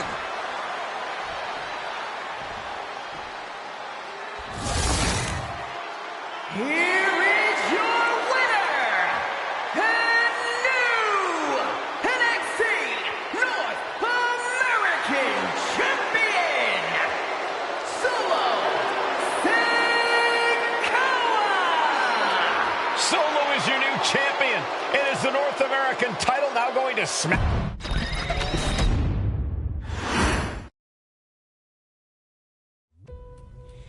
I ain't doing this one. We can have all the fun we want with these video games and this showcase and these fantasy matchups like Alpha and Sika versus Bubba Ray and Diva. I'm not doing shtick about Roman Reigns and Seth Rollins. That's a little too volatile. And it's way too personal for Roman Reigns. Roman Reigns and Seth Rollins came up together in the Shield. And Seth Rollins took it upon himself to disband the Shield by blindsiding Roman Reigns with a chair. At WrestleMania 31, Roman Reigns, in the main event of WrestleMania, was about to win the WWE title when Seth Rollins cashed in Money in the Bank and stole the main event, the match, and the title from Roman Reigns. Roman Reigns lost the undisputed championship after almost 4 years, the greatest title reign of all time, to Cody Rhodes. Not because Cody Rhodes was the better man, but because Seth Rollins was right there. And the seduction, the bloodlust that Roman Reigns had for that moment of revenge was too much for Roman Reigns to give up. And for the first time in Roman Reigns' life, he took his eye off the ball for that much time and smashed Seth Rollins with a chair, the same way Seth did a decade earlier to Roman. And that moment gave Cody Rhodes all he needed to end the most historic title reign in WWE history. I'm supposed to do shtick about Roman Reigns versus Seth Rollins for a showcase? I mean, it's smart. Because the next time Roman Reigns steps into the ring with Seth Rollins will be the last time Seth Rollins steps into a ring. Next time Roman Reigns gets his hands on Seth Rollins, you won't have your architect anymore. You won't have your visionary anymore. You won't have your revolutionary anymore. You will have your tribal chief, Roman Reigns, but you'll never again have Seth freaking Rollins. Roman Reigns will put an end to Seth Rollins in WWE.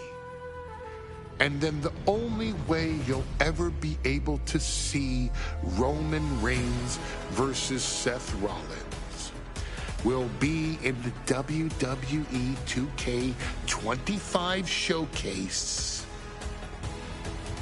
Roman Reigns versus Seth Rollins from the 2022 Royal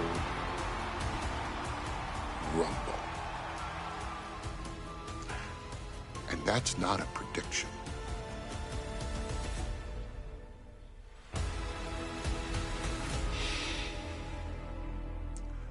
That's a spoiler.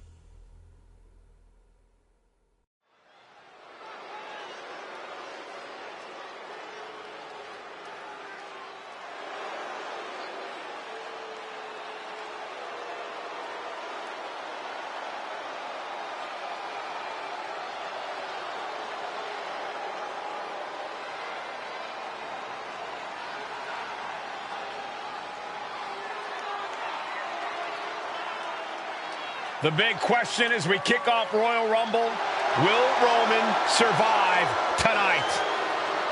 Well, the man who's walking down the aisle here in front of 44,000 plus is the greatest champion of all time, transcending the business. And tonight, it's personal.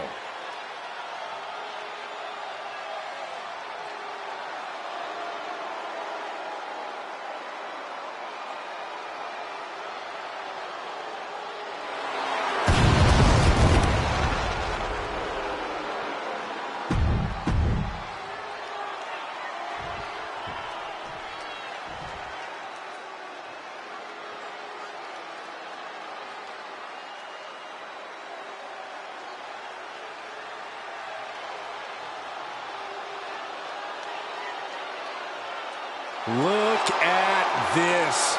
Even more mind games from Rollins. As we heard that music pop right there, the Shield, you can't help but have a little nostalgia.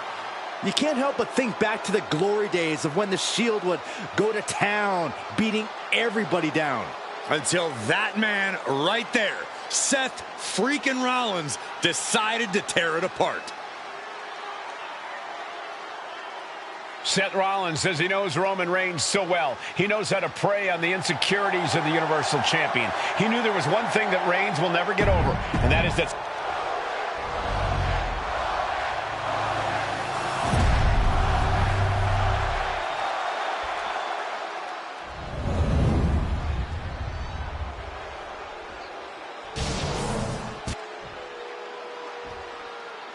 The following contest, scheduled for one fall, is for the Universal. It's been interesting watching Reigns throughout these introductions, muttering to himself at times. Honestly, Rollins seems to be in Roman's head.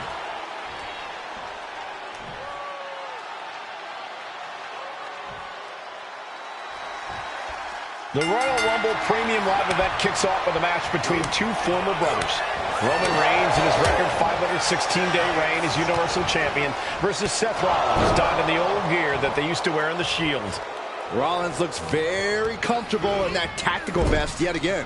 But he's even more comfortable inside the head of the tribal chief. We haven't seen Roman with this type of look, this type of confusion in 500+ days. Caught in the hard way. And the wise man, Paul Heyman, will be at ringside for a championship match tonight, just not this one.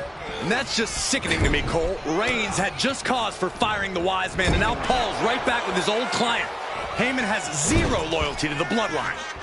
Okay, Corey, did you forget the fact that Roman attacked Heyman? Anyway, Reigns just needs to forget all of that tonight. Rollins is already playing next-level mind games in this match. Reigns cannot let Paul Heyman's actions affect him. Being placed in the corner here. Oh, shoulder to the gut. Roman Reigns focusing that anger, using it to get the advantage over Seth Rollins. Boot right to the throat.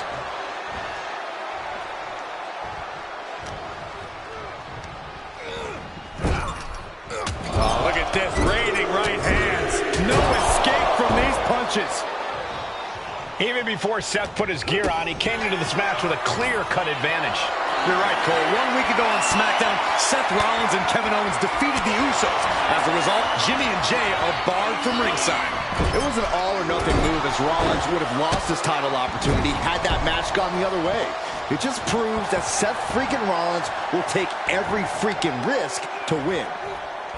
Roman certainly seems out of his comfort zone right now, guys. Reigns and his comfort zone aren't even in the same zip code tonight, Cole. Unless he can snap out of it fast, he's going to make a mistake that Rollins will capitalize on.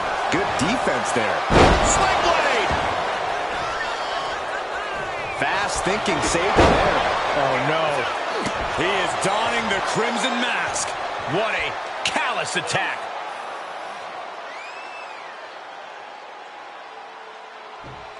Crank in the head. The Tribal Chief has been dominant over the last 516 days since he captured the Universal Championship. Month after month, he's dominated every top contender on the SmackDown roster.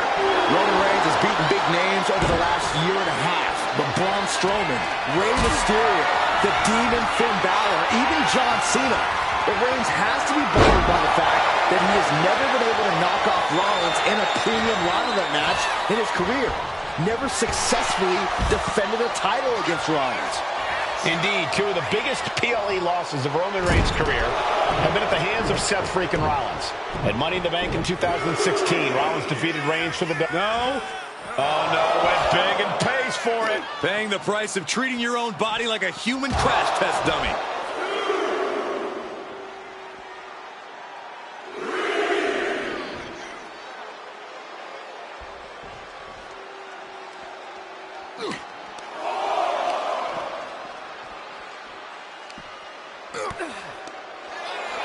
Seth Rollins says he knows Roman Reigns so well, says he knows how to prey on the insecurities of the Universal Champion. Rollins knew there was one thing that Roman Reigns could never, ever get over, that it was Seth Rollins who chose to end the Shield. That blow to the back of Roman Reigns with a steel chair so many years ago broke up perhaps the greatest faction in WWE history.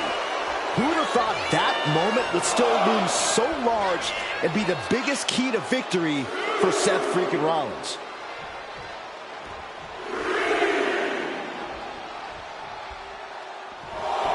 Right about now, Roman Reigns demands acknowledgement.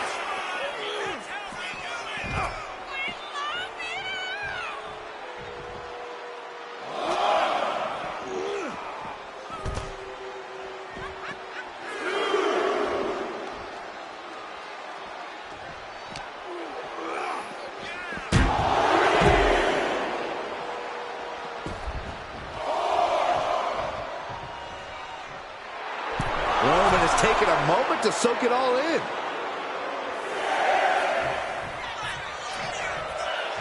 Clearly lost in the moment. He better snap out of it. He beats the count. Barely. Superman punch from Reigns. Absolutely laid Rollins out. And now Reigns can finally overcome his former Shield brother. I have to admit, it's a pretty cold move for Rollins to just take the years of history the Shield had and turn it into a joke here tonight. It's appalling, Saxton. Rollins has always treated that sacred history as a joke. Now we know that Roman Reigns is a loyal man, a family man. What Seth Rollins did to his family 8 years... Consider your title dreams dashed after that. I don't even think Roman's aware of where he is anymore. He has tunnel vision for Rollins. The only thing the Tribal Chief is seeing right now is red. And heaven have mercy. And here's Reigns now, misses wildly with the clothesline attempt. Spear! Spear by Reigns! Roman Reigns from out of nowhere with a a spear. That could end it for Rollins if Roman could just make the cover. Roman trying to fight through the pain. Oh my, guys. Guys, look at what Rollins is doing.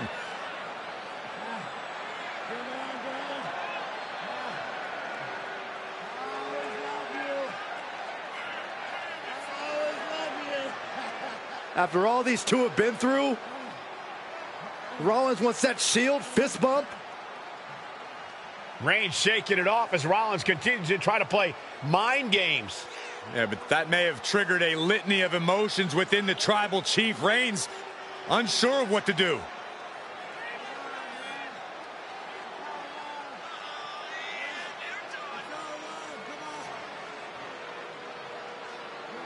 Roman Reigns determining what to do now. Will he slay his former brother? Reigns now. Look, gonna lock in the guillotine. Submission move locked in. Submission move locked in. Rollins in major peril right now. Rollins looking like he's starting to fade.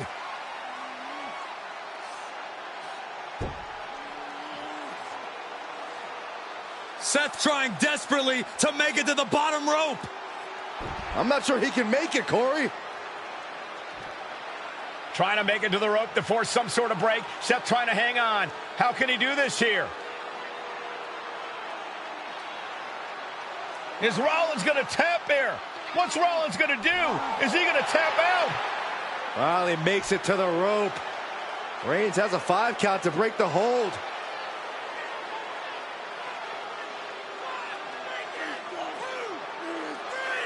And Reigns breaks the hold here. Roman breaks the hold, and this match continues. It just shows you how locked in Roman Reigns is to winning this match.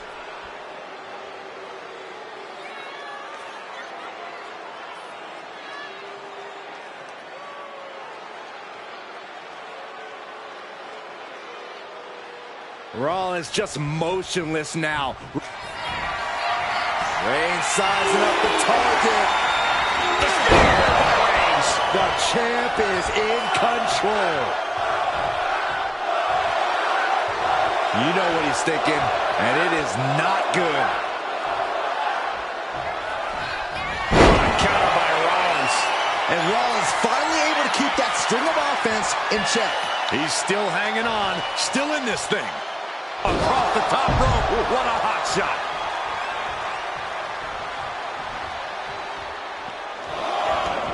He's making his way to ringside now. Whip back into the ring. Reigns hits it! The champ might have just ended things right there.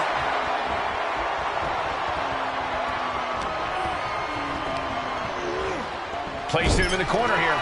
Reigns delivers a Superman punch. Not done yet. That is the spear. Perfect execution by the champion. The pin. And Reigns retains the title. Here is your winner, and still the Universal Champion, Roman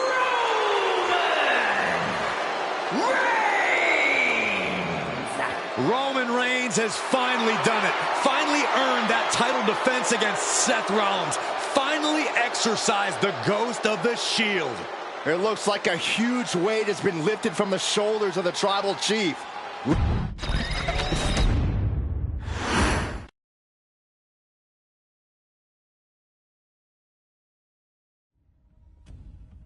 I'm the last guy to knock a revolution.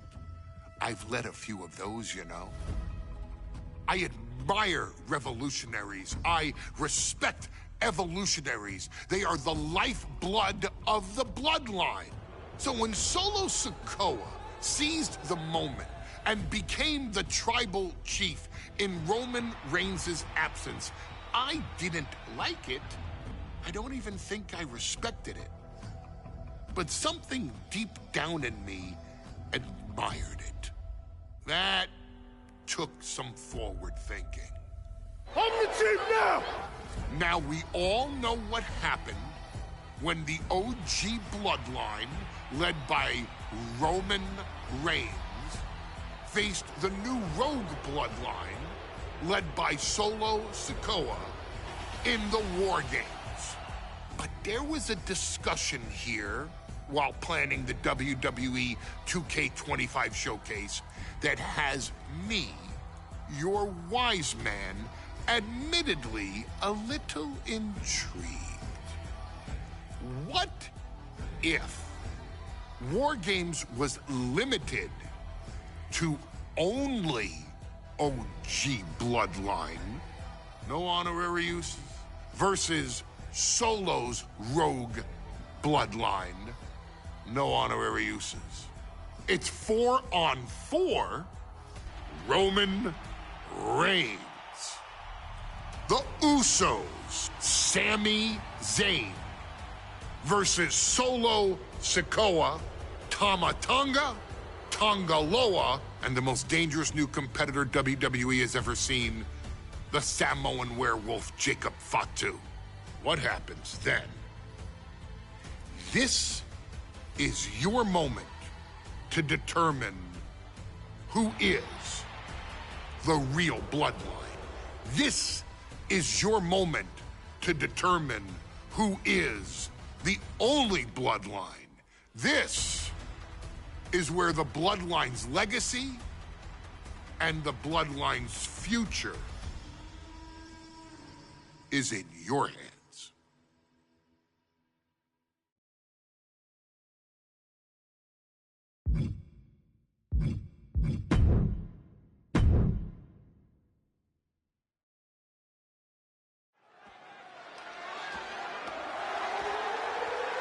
The following contest is the men's War Games match. The rules of the match are as follows. 2 teams will be contained in separate cages, with 1 member of each team starting the match. At regular intervals, alternating members from each team will be released to enter the match. The team with the advantage will be the first to have a member released into the match. Once all competitors have entered, War Games officially begins. The match can be won by pinfall or submission. Exiting the cage will result in a forfeit. And now, let the War Games begin!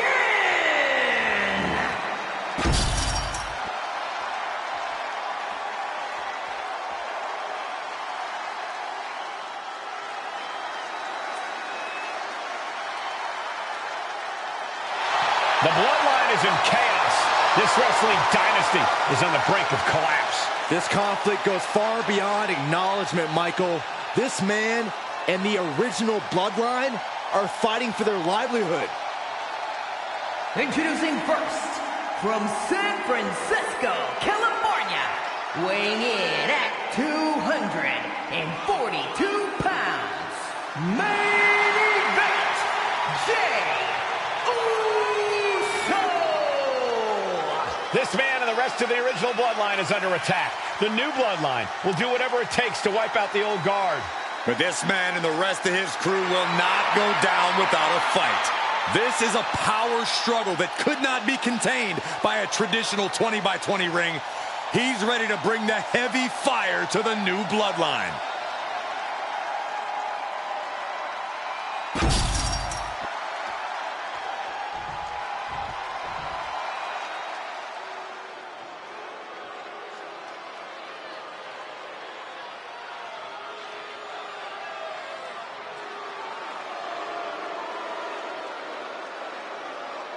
The original Bloodline was created with the wisdom of the elders, but this man and the new Bloodline are destroying what was built. Well, this conflict was unfathomable until now. The new Bloodline is ready to hunt. And from Sacramento, California, weighing in at 285 pounds, the Samoan werewolf, Jacob. The new bloodline does not live by a code. They do not act with honor. This man says the OG bloodline will suffer the consequences of their disloyalty. We are looking at a heavy hitter with pure malice in his eyes. And he's looking to make his name at the expense of the old guard of the bloodline. The OG bloodline have never faced a threat like this. The island of relevancy is no more. The OG bloodline is fighting bloodthirsty savages who will feast on whatever they can. There will be no hesitation in pulling the trigger, and the OGs have got to match that ferocity. And gentlemen, it is time for Bloodline War Games. Roman Reigns, the Usos, and Sami Zayn versus Solo Sikoa, Tama Tonga, Tonga Loa, and Jacob Fatu. Both of these sides have a deep and abiding hatred for one another. Solo felt he was held down. His crew never called up during Roman's time as the tribal chief. But most of the men on Roman's side were unceremoniously removed from the bloodline, courtesy of Solo Sikoa. And those who weren't have faced continued attacks from the new bloodline. And the winners tonight are very likely to be considered the true bloodline by the WWE Universe. Let's see who comes out on top tonight. If there's one man here with the most to prove, it's got to be Tonga Loa. We've often seen that the man with the most to prove ends up being the difference maker in war games. Many folks think Tonga Loa is just a foot soldier for Solo. But let's not forget, this man is the son of Haku. Just like his father, Tonga Loa truly excels in a brawl. And there is no bigger brawl than War Games. Definitely some damage dealt to him there. Yeah, that's the kind of offense that opens people's eyes to Jacob Fatu. Oh! Great flurry of offense from Jacob. Yeah, but Uso's just one move from turning this around. The count has started, and one team is about to have the odds in their favor. Oh! Wiped out with the crossbody. Solo Sikoa, leader of the new bloodline, has called himself the head of the table, called himself the tribal chief. And when he asked the WWE Universe to acknowledge him, we're hearing more and more of the crowd agree. The Solo has grown in power with big wins and title reigns, but this is his biggest test yet. If his crew can defeat Romans, Sikoa will be everything he says he is and more. A lot to prove from the new bloodline tonight. Gentlemen, do you think they can do it? Absolutely, Cole. Solo Sikoa, Jacob Fatu, Tonga Loa, and Tama Tonga have been competing on a different level as of late. They have won some major matches and earned titles too, but I worry they might not be as ready for War Games as Roman's crew. There's a lot more big match experience in general on Roman's side. No, that may be true, but Solo's side has youth and a devil-may-care attitude that can work out tremendously inside War Games. I expect Solo's side to go all out here inside this sadistic structure.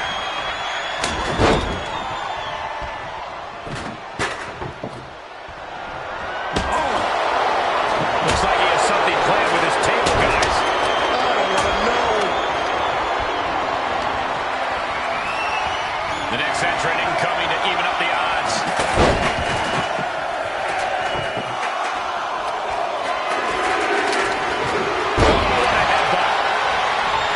Gotta be a bit tough for Jay to stand up amongst this team. Some close allies, but some enemies he's yet to forgive.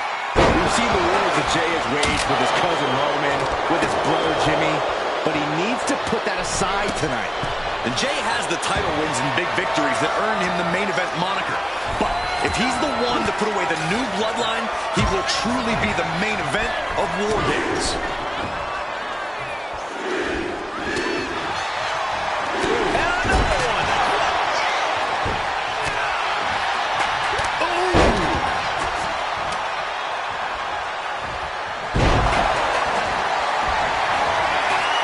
Situation you want to avoid.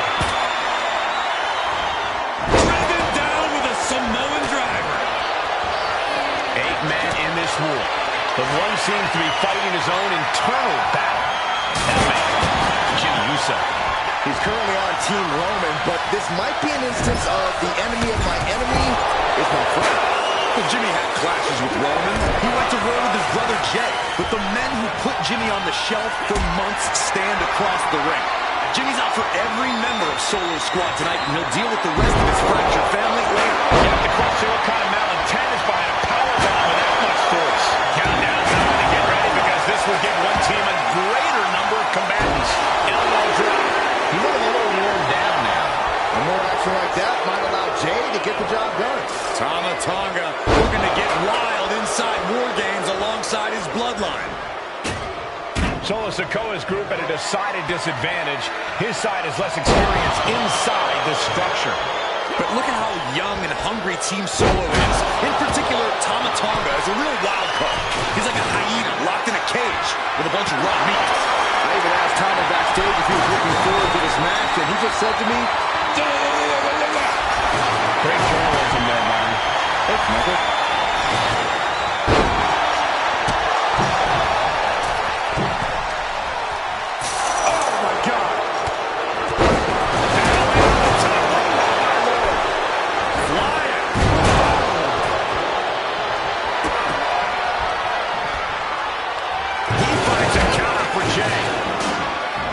OG Bloodline leader Roman Reigns has so much on the line in this one, guys.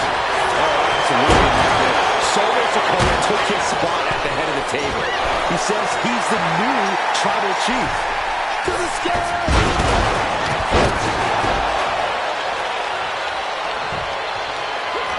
Steel chair to the temple. Things are going back to an even playing field with the next entrant, and Sammy's focus looked like it was shaken after that. Here's the buzzer and Jimmy Uso. Both wrists captured. Man, knee strike. Jay is out. That is it. Old bloodline, new bloodline. Both sides engaging in a brutal battle. Every one of these men is fighting with every fiber in their being to be considered each. No. What are you doing? No way. No. An absolute leap of faith, as graceful as anything can be in a steel cage. Manages to reverse it. Oh, across the floor. Ooh, the floor connects.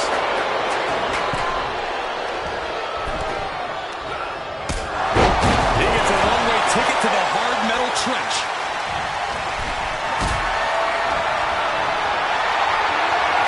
Caught in a bad spot.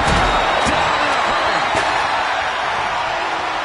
He looks fairly drained.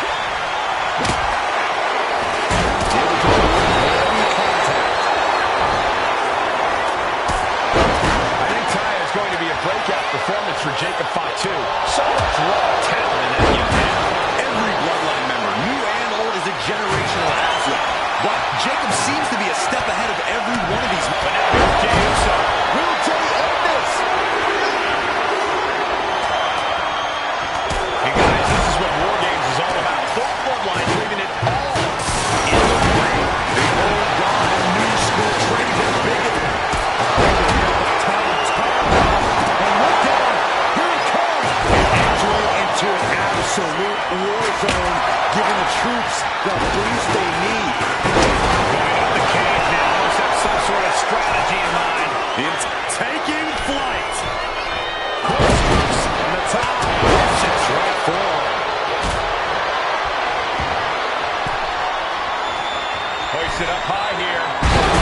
On the last ride. Gosh, what impact.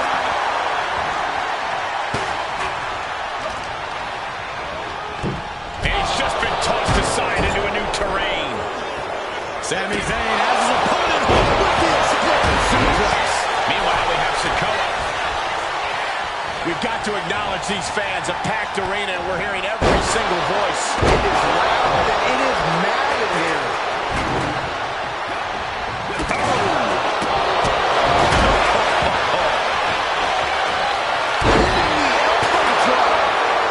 Piercing elbow drop. Here comes the buzzer. The numbers advantage vanishes with this next entrant.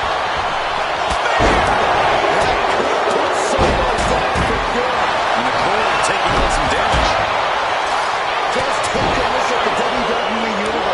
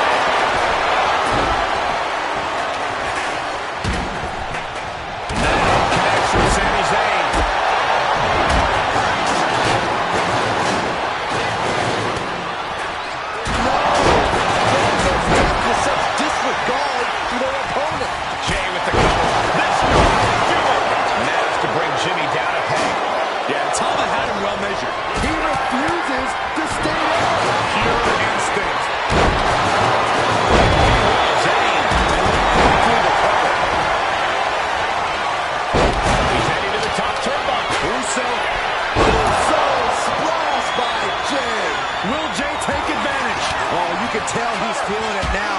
This fight is pumping him up. Where is he getting this from? His beating heart will not be stopped. Man, I bet Jey Uso with a close call right there. He definitely thought he had that one in the bag.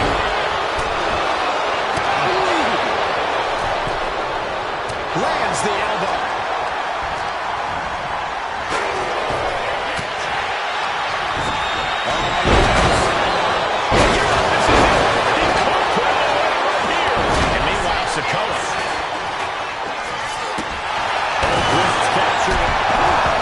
This could put a stop to Zayn.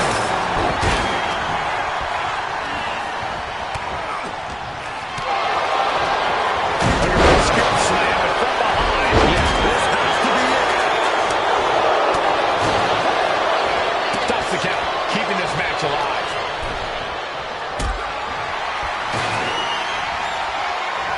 Solo reverses and looks to capitalize.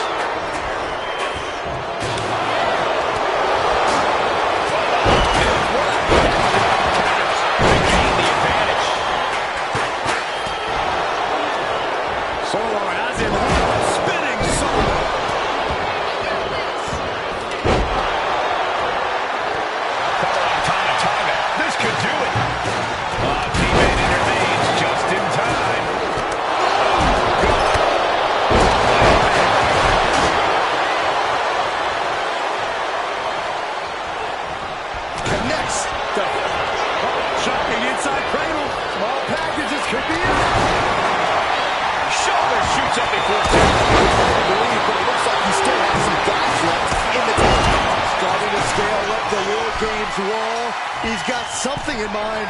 Climbing the wall of the War Games here. This might not be a good... Measuring the distance to the top of the cage, about to risk it all. No. Man, he landed rough now. Pick yourself up after crashing and burning like that. Oh, saw it coming, got an elbow for the trouble. Nasty impact. And now from 20 feet up. No way. Takes, even if it means putting yourself in harm's way. Big.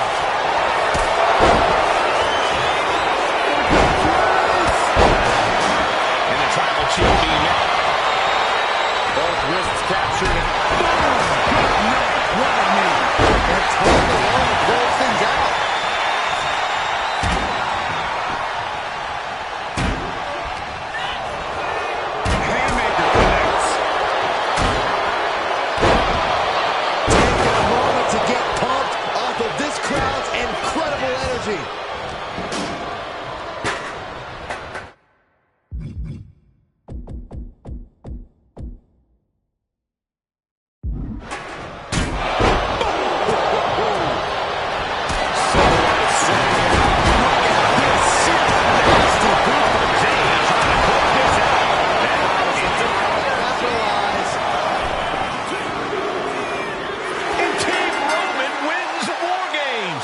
The new Bloodline has fallen. Here are your winners, Roman Reigns, Jimmy and Jey Uso, and Sami. And gentlemen, it is time for Bloodline War Games. Roman Reigns, the Usos, and Sami Zayn versus Solo Sikoa, Tama Tonga, Tonga Loa, and Jacob Fatu. Both of these sides have a deep and abiding hatred for one another. Solo felt he was held down. His crew never called up during Roman's time as the tribal chief. But most of the men on Roman's side were unceremoniously removed from the Bloodline, courtesy of Solo Sikoa. And those who weren't have faced continued attacks from the new Bloodline. And the winners tonight are very likely to be considered the true Bloodline by the WWE Universe. Let's see who comes out on top tonight. Before War Games officially starts, what do you guys think is the key to the old school Bloodline coming out on top? Every one of these men is a proven main eventer, Michael. But that won't be enough if they can't stay on the same page. Yeah, and given how united Solo's team is, I don't think even the Mount Rushmore of WWE could handle the new Bloodline. Roman and his crew need to remember what bonded them, what made their team Uzi, and work as a real team. Just one last time. Over and over. So much aggression. 8 men in this war, but one seems to be fighting his own internal battle. That man, Jimmy Uso. He's currently on Team Roman, but this might be an instance of the enemy of my enemy is my friend. Well, Jimmy had clashes with Roman. He went to war with his brother Jay, but the men who put Jimmy on the shelf for months stand across the ring. Jimmy's out for every member of Solo Squad tonight, and he'll deal with the rest of his fractured family later. Adding some extra spice to the numbers advantage by coming in armed to the teeth. Over and over. So much aggression. Just never had a chance to block any of those. Numbers advantage or not, he's leaving nothing to chance as he searches under the apron. Gotta be a bit tough for Jay to stand up amongst this team. Some close allies, but some enemies he's yet to forgive. We've seen the wars that Jay has waged with his cousin Roman, with his brother Jimmy, but he needs to put that aside tonight. And Jay has the title wins and big victories that earned him the main event moniker. But if he's the one to put away the new bloodline, he will truly be the main event of War Games. Caught with a clothesline.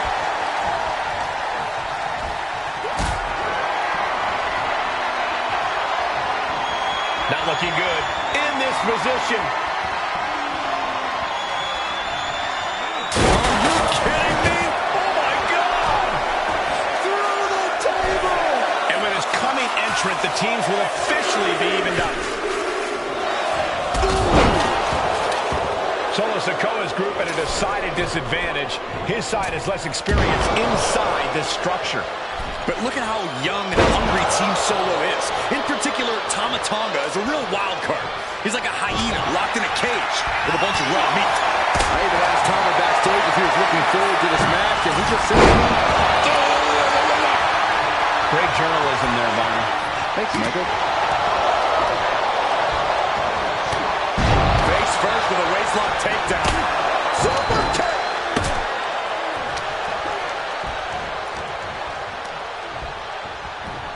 And he gets directed into the corner. Jumping suplex. Super kick finds the mark. OG Bloodline leader Roman Reigns has so much on the line in this one, guys. Oh, absolutely, Michael. Solo Sikoa took his spot at the head of the table. He says he's the new tribal chief. And that is Roman's legacy. Those names, this group, they mean something. But the Bloodline represents all that Roman has built in his career. And he needs to take it back tonight. And Jay reverses. Bam! And Tonga Loco gets cut down there. Attacks like that one will continue to get Jay his respect. And a balance of power is about to shift with this upcoming entrant. Springboard DDT, beautiful. Tama Tonga looking to get wild inside War Games alongside his Bloodline. Solo Sikoa, leader of the new Bloodline, has called himself the head of the table, called himself the tribal chief. And when he asked the WWE Universe to acknowledge him, we're hearing more and more of the crowd agree. Well, Solo has grown in power with big wins and title reigns, but this is his biggest test yet. If his crew can defeat Roman's, Sikoa will be everything he says he is. Jacob Fatu taking flight. Unreal athleticism from Jacob Fatu. Did Jacob Fatu get enough of it? Being set up in the corner for something. Hip attack. Unpleasant view there. Enough is enough. Just bludgeoning their opponent. Sami Zayn grew so much as a member of the Bloodline, it really gave him a sense of self-worth. Yeah, but part of that self-worth came from defying Roman, from defeating the Usos, which begs the question, and I wish there was a better way to phrase this. Is Sami Zayn still Uso? I think he is, Corey. Sami seems elated to be fighting alongside Jay and even Jimmy. Those are his dogs. Old Bloodline, new Bloodline, both sides engaging in a brutal battle. Every one of these men is fighting with every fiber in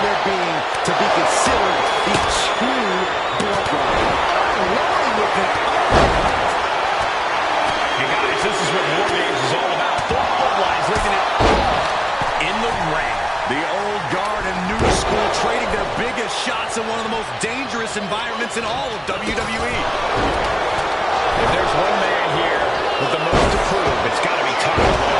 We've often seen that the man with the most to prove ends up being the difference maker in war games. Many folks say Tongaloa is just a foot soldier for Solo. But let's not forget, this man is the son of Haku. And just like his father, Tongaloa truly excelled in brawl. And there is no bigger brawl than war games. And Jacob Fatu is having the fight brought right to him there. Jake doing whatever it takes there to protect his seat at the table. Sharp knee. Jay ready to end things. Devastating knee to the neck. Zayn's looking weak in the knees. Could spell trouble. I think tired. What's he planning to do here? Rolling out his belly. Single leg clamp. Counter. Right when it was breaks the submission, and they're still in this. Ooh, pinpointing the trachea. Timer's almost up. This next entry gives their team the advantage inside the cage. Ooh. He catches Jimmy with a counter. And now the new tribal chief, Solo Sikoa, it one more time. And look. Both wrists captured. Terrible position for Jimmy. And Tongaloa close things out. God, what a match. Jacob Fatu's got a problem here. Looking for a belly-to-back suplex. Back suplex into the neck breaker.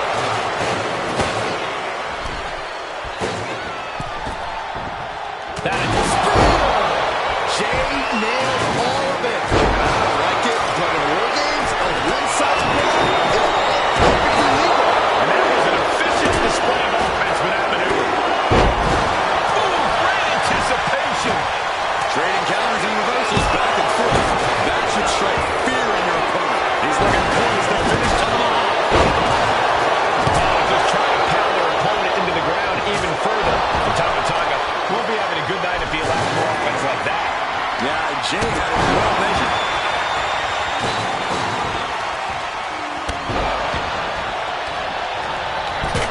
He's absorbing a lot of damage here. And Tom evades that. Mere seconds away from evening the odds in war games. Really just layered it. Zayn has this left. And the trap. Timely counter by Zayn. Picking it up by Tama Tonga. And look out. Here it comes. Tonga twist. And it can...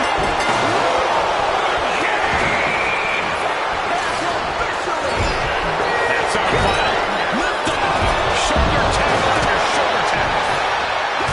Gets cracked by the overhand. Trying to get up. He has no clue what's in store for him here. Watch it. Still effective in its own way. Spinning solo. He's heading up. Might be going quick. Top rope. And it's Jay. And that was taking the attack to the competition with that one. Will Jay end this?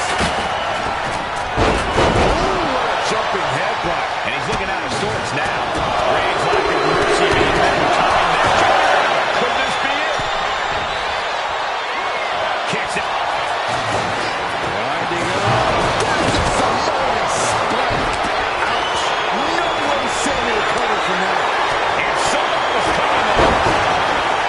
Landing a big hit with that hand. Zips away just in time. Nice DDT. From the middle rope. Into the neck breaker. Beautiful. Jacob Fatu taking flight. Unreal as the top rope. And looking at Jey Uso. And that can vanquish Tama.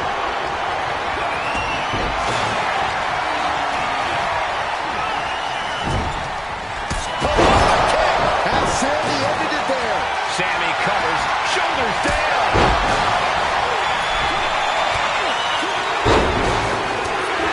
And King Roman wins War Games. The new bloodline has fallen. And gentlemen, it is time for Bloodline War Games. Roman Reigns, the Usos, and Sami Zayn versus Solo Sikoa, Tama Tonga, Tonga Loa, and Jacob Fatu. Both of these sides have a deep and abiding hatred for one another. Solo felt he was held down. His crew never called up during Roman's time as the tribal chief. But most of the men on Roman's side were unceremoniously removed from the bloodline, courtesy of Solo Sikoa. And those who weren't have faced continued attacks from the new bloodline. And the winners tonight are very likely to be considered the true bloodline by the WWE Universe. Let's see who comes out on top tonight. Connects. Saw it coming. Solo Sikoa's group at a decided disadvantage. His side has less experience inside this structure. But look at how young and hungry Team Solo is. In particular, Tama Tonga is a real wild card. He's like a hyena locked in a cage with a bunch of raw meat. I even asked Tama backstage if he was looking forward to this match, and he just said to me, yeah. Great journalism there, Byron. Thanks, Michael. Samoan drop. A lot to prove from the new bloodline tonight. Gentlemen, do you think they can do it? Absolutely, Cole. Solo Sikoa, Jacob Fatu, Tonga Loa, and Tama Tonga have been competing on a different level as of late. They have won some major matches and earned titles too, but I worry they might not be as ready for War Games as Roman's crew. There's a lot more big match experience in general on Roman's side. No, that may be true, but Solo's side has youth and a devil-may-care attitude that can work out tremendously inside War Games. I expect Solo's side to go all out here inside this sadistic structure. OG Bloodline leader Roman Reigns has so much on the line in this one, guys. Oh, absolutely, Michael. Solo Sikoa took his spot at the head of the table. He says he's the new tribal chief. And that is standing over the... Watching! Completely missing the mark from the top of the cage. That alone has to take you out of the match.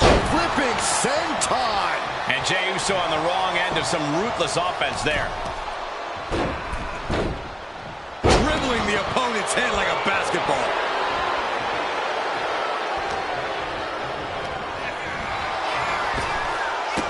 Getting tossed around.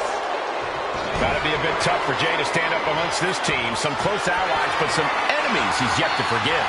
We've seen the wars that Jey has waged with his cousin Roman, with his brother Jimmy, but he needs to put the... And what he's looking for here looks like a potential submission maneuver coming. New entrant about to come in and not a moment. Escape and a takedown. Drops the hammer. Right on the lower back. This War Games just got Usi. Zayn joining the original Bloodline side. Tonga Loa reverses and looks to capitalize.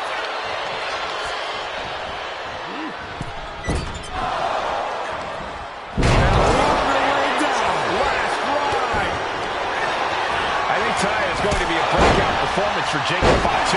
So much raw talent in that young man. Every Bloodline member, new and old, is a generational athlete. But Jacob seems to be a step ahead of every one of these men at times. Many already believe Jacob can take the mantle as the leader of the bloodline. If he's the one to earn the victory tonight, his time as the tribal chief may come sooner than anyone thinks. Look out! So much aggression. That was a vicious display. You can almost see the disdain in their eyes. Oh, shot right to the kidney. Into the neck breaker. Beautiful. Top rope. Uso splash. Jey can seal it here. Solo Sikoa, leader of the new bloodline, has called himself the head of the table. Called himself the tribal chief. And when he asked the WWE Universe to acknowledge him, we're hearing more and more of the crowd agree. Well, Solo has grown in power with big wins and title reigns, but this is his biggest test yet. If his crew can defeat Romans, Solo will be everything he says he is and more. Things could get ugly now as they... What's Jacob Fatu's intentions here? Down with a DDT. Does that finish Sami off? Headbutt, headbutt, headbutt, headbutt, headbutt. Over and over. So submission. 8 men in this ring, but one seems to be fighting his own internal battle. That man, Jimmy Uso. He's currently on Team Roman, but this might be an instance of the enemy of my enemy is my friend. Well, Jimmy had clashes with Roman. He went to war with his brother Jay, but the men who put Jimmy on the shelf for months stand across the ring. Jimmy's out for every member of Solo Squad tonight, and he'll deal with the... I don't like what he's thinking here. Not one bit. Don't do it! Misjudged the jump and paid dearly for it. This is why you don't go leaping off steel cages in the first place. Old bloodline, new bloodline. Both sides engage once more, setting it up. Counting down the seconds as this match gets closer to being even. Sami Zayn grew so much as a member of the Bloodline, it really gave him a sense of self-worth. Yeah, but part of that self-worth came from defying Roman, from defeating the Usos, which begs the question, and I wish there was a better way to phrase this. Is Sami Zayn still Usi? I think he is, Corey. Sami seems elated to be fighting alongside Jay and even Jimmy. Those are his dogs. He may have just slowed Jacob down a bit there. Yeah, as Jimmy was staking his claim with that. What a combo. Bang. Getting him right into the corner. What a tornado DDT. If there's one man here with the most to prove, it's got to be Tonga Loa. We've often seen that the man with the most to prove ends up being the difference maker in the top row. But now here's Jey Uso. Jey end this. And guys, this is what War Games is all about. Both bloodlines leaving it all in the ring. The old guard and new school trading their big... Tonga setting it up. Here it comes. Tonga twist. Jimmy with a cause for alarm.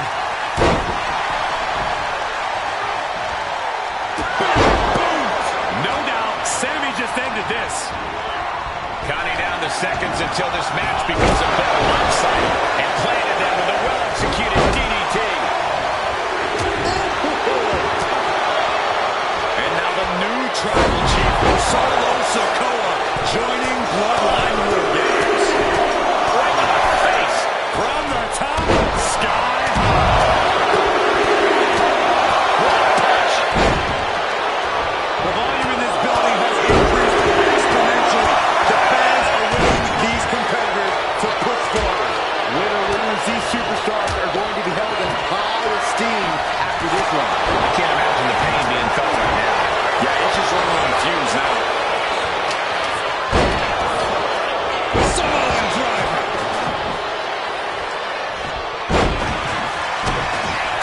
If you're on the opposite side of this entry, nasty boot by Zayn. Can Jake... Both wrists captured. A dangerous knee on the button. Will Jimmy seal this up? Both wrists captured. Man, knee strike. Look at Jay, his lights are off. Just remember that attacks to the head like that can build up quickly. Stalking it down from the top.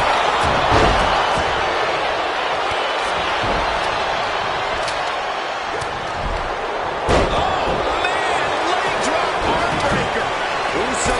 Meanwhile, it's Jimmy. Time is ticking away. Shortly we'll have a fresh competitor to even the odds. Boom! Slam! With authority. This arena has come unglued.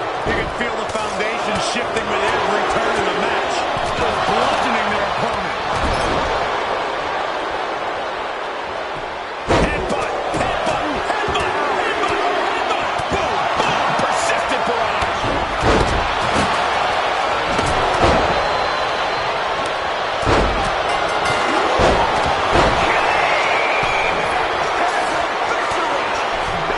Here we go.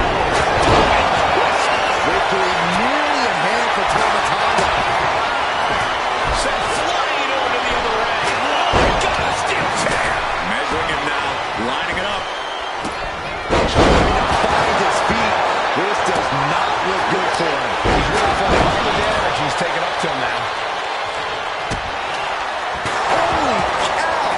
That chair came in on them fast. Indy counter. He's looking for yet another exclamation mark. He's finding himself in some territory he does not want to be in. That could finish off Roman.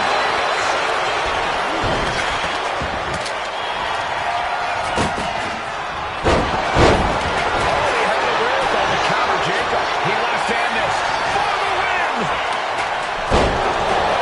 Quick count after one. Giving a massive effort to overcome the pin attempt. Pop right in the stomach creates the separation.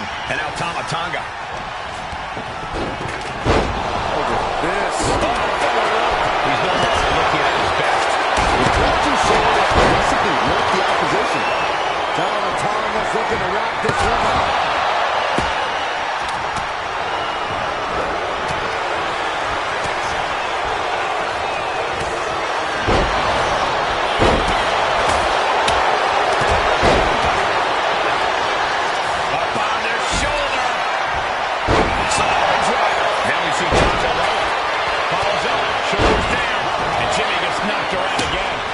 Jimmy might be close to being shut down.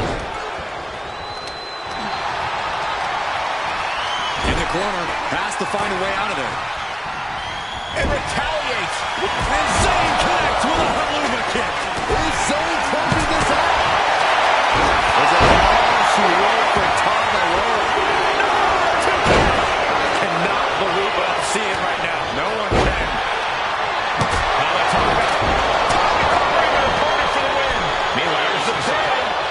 Got there. This was almost over. And his head is taking even further. Taking advantage of the opportunity. Something of a cocky decision, him just stopping the pin like that.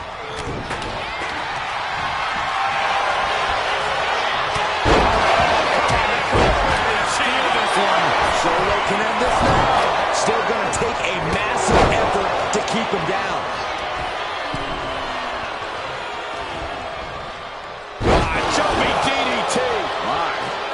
The finishing touches could be coming Jay's way here. Caught the leg. Quick thinking counter into a takedown.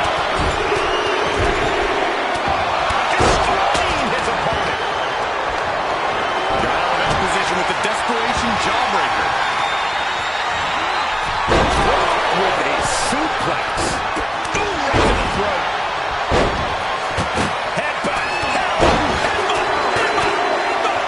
Bludgeoning their opponent. Look at that gash on the face of Reigns. Cover on Tonga. This could do it. He breaks the ref's count after one. Thought he had him. You gotta be kidding me. And he's got to be seeing stars right about now. Either stars or he's seeing double. Jimmy Uso looking to put this away. No, he gets the shoulder. Both competitors digging deep into their well to keep this match going. Drops the leg. Oh, spear! Jimmy might have just finished things. Is it enough? Is this the end? And now Tonga. And he's into the pin. He kicks out with force. Look at the look on his opponent's Pin. This could be it. Just end this now.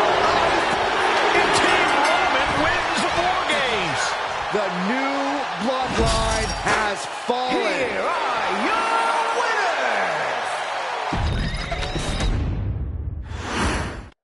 Here we go. First two combatants locked in the War Game structure. The original Bloodline versus the new Bloodline in the match beyond. The WWE Universe has wanted to see this war for some time, gentlemen. Roman and his old guard versus Solo and the new crew. So many questions. Can Roman's teammates put their past animosity aside? Can the rest of Solo's gang handle a match against competitors with more War Games experience? Well, Byron, I think we'll know the answer to all those questions in just a matter of minutes. Sami Zayn grew so much as a member of the Bloodline, it really gave him a sense of self-worth. Yeah, but part of that self-worth came from defying Roman, from defeating the Usos, which begs the question, and I wish there was a better way to phrase this.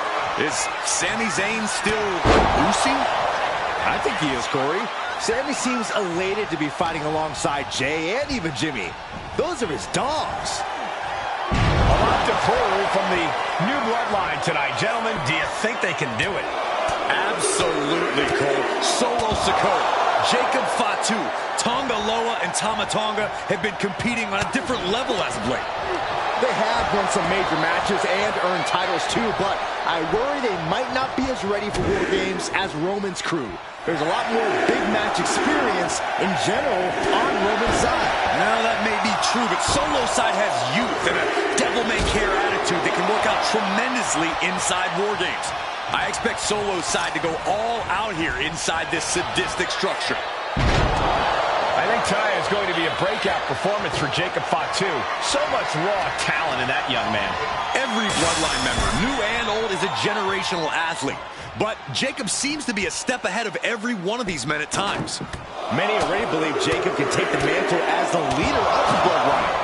If he's the one to earn the victory tonight, his time as the tribal chief may come sooner than anyone thinks. Into a mat slam. Headbutt, headbutt, headbutt, headbutt, headbutt. Over and over. So much aggression. He could be starting to really struggle in this match. Hooks into Masai. 8 men in this war, but one seems to be fighting his own internal battle.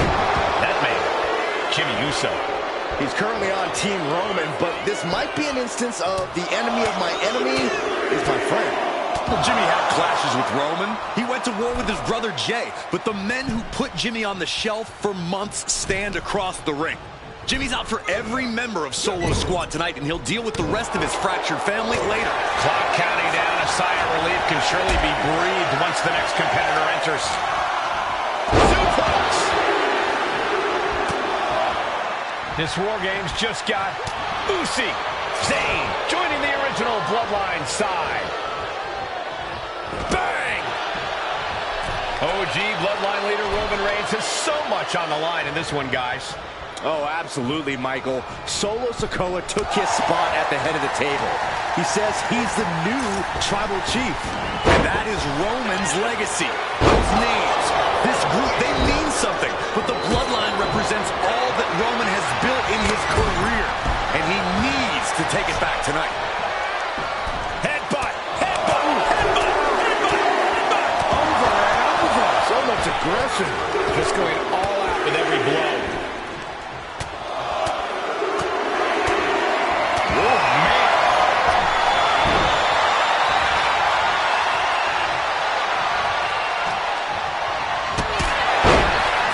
Sikoa's group at a decided disadvantage.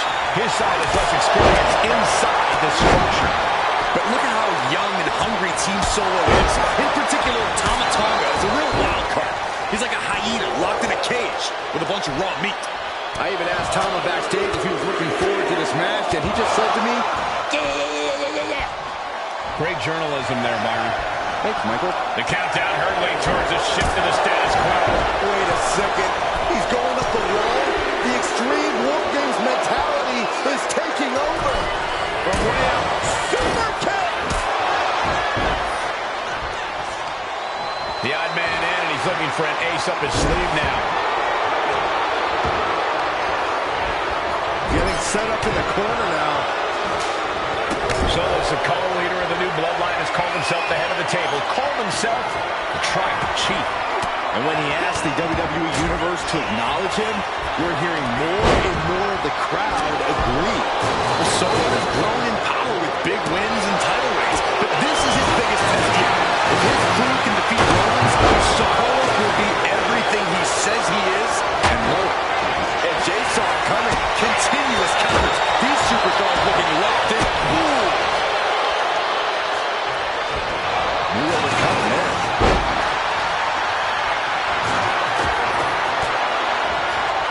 Caught with that sharp elbow. And there was some force on that move. Able to capitalize on Jacob Fatu's mistake. Gotta be a bit tough for Jay to stand up amongst this team. Some close allies with some enemies he's yet to forgive. We've seen the wars of Jay from the middle row.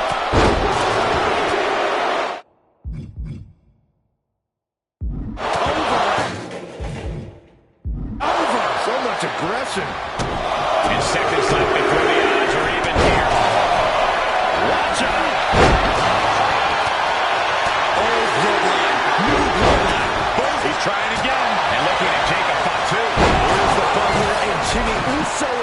for revenge against the new Bloodline in War Games. Oh no, he is in a bad way. Oh, he got busted wide open by that attack. And guys, this is what War Games is all about. Both Bloodlines leaving it all. And that can vanquish Tom. If there's one man here with the most to prove, it's middle rope. Holding the table with surprising accuracy. Looking for a belly-to-back suplex. Back suplex into the neck break. Both wrists captured on the top.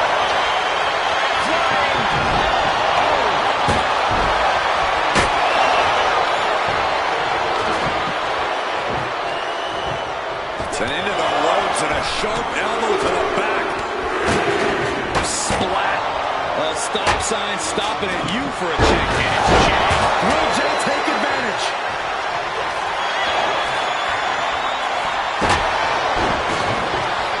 Any one of these attacks could cause irreparable damage, but I don't think you can come back from this many.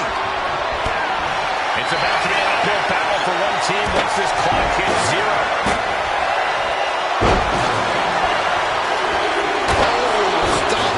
To the noggin.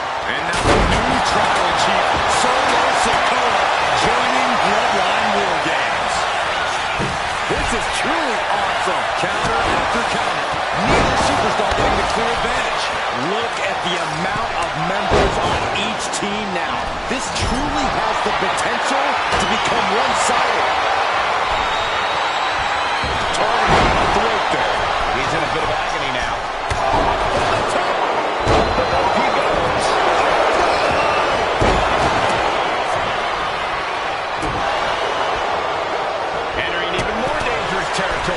He's about to do it. He's about to do it again. DDT. Does Jimmy have any fight left? Looks like he knew what was coming up. Flying FTO wins. Nicely done.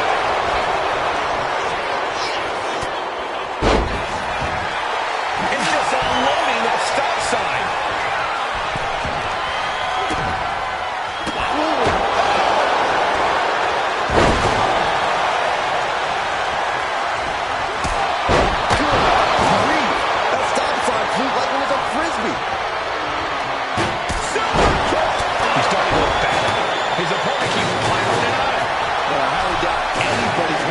Towel, though. We're seconds away from these teams being at even strength. And the tribal chief is now entering Bloodline War Games. Wait a second. Double springboard. They're not going to this one without a little backup in their corner. Just punishing their opponent. Oh, man, right to the...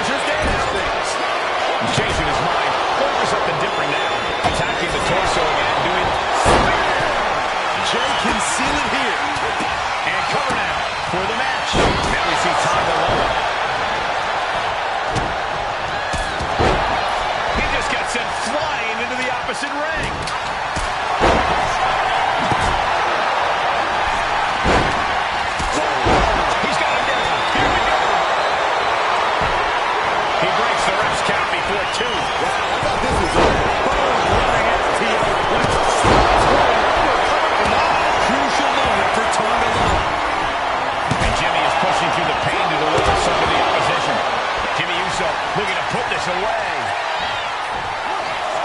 It only gets a 1 count. He's still got life in this matchup. Tonga executing a vicious Tonga twist. Victory nearly in hand for Tonga. And over to the other ring he goes. Big forearm. And Roman getting stuck with even more offense. Oh my God, that is gonna hurt. And down for the count. Breaks the pin and keeps this one going.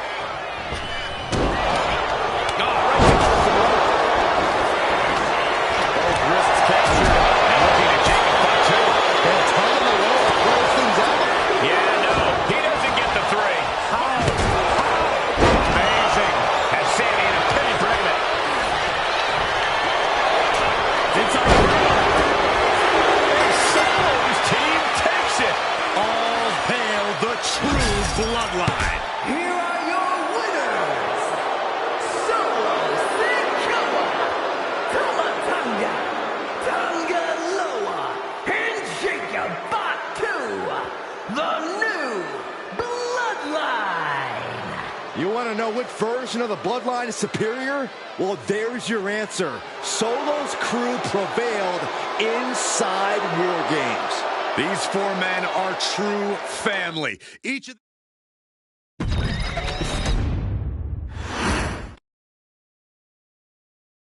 Okay, a little bit out of character for your wise man, but that was a little bit difficult for me to watch. Seeing this family splinter into 2 groups, fighting against each other, it breaks my dark heart. But they're all grown men, and you settled the issue.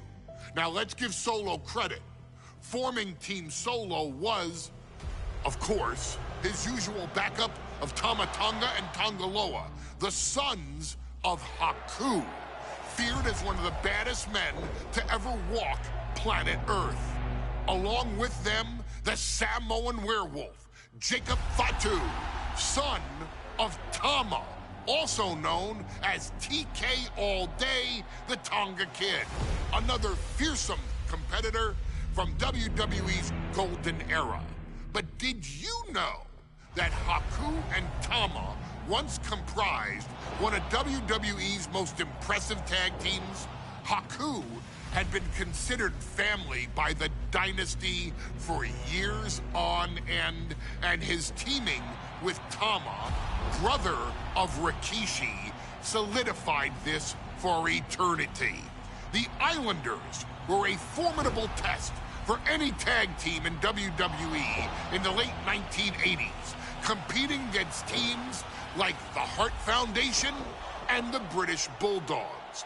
Initially fan favorites, the two would embrace a more hard-nosed approach and even teamed up with WWE Hall of Famer Bobby the Brain Heenan, finding even more success. The team flawlessly merged aerial excellence, martial arts mastery, and some good old-fashioned Islander grit. Perhaps their most infamous moment saw them actually dog-nap Matilda, mascot of the British Bulldogs, showing that they were willing to do literally anything to throw opponents off their game. Both men are still revered today as two of the real legit tough guys in the industry, names that instill fear simply upon mention, and they absolutely taught their children well. Tama Tonga and Tonga Loa both loved to slowly brutalize an opponent in the traditional Haku style, while Jacob Fatu hurls his body at opponents from all angles with reckless abandon, much like Islander Tama in his TK All Day heyday. For their inclusion in the 2K25 showcase, we find the Islanders in a dream match, taking on another team that has mastered the air, ground fighting, and has their own brand of swag that keeps opponents guessing at all times. Ladies and gentlemen, I'm talking about the Street Profits. Montez Ford and Angelo Dawkins have put together one hell of a run in WWE, and the perennial tag team champions are going to find themselves in an unfamiliar setting, taking on Haku and Tama in a best 2 out of 3 falls match. Anyone can sneak a win out, but Haku and Tama often competed in this type of match to fully demonstrate the superiority to their opponents. And you can bet that they're out to do the same thing to Angelo and Tez. So get out there and showcase the tag team mastery that the Islanders used to terrorize their opponents.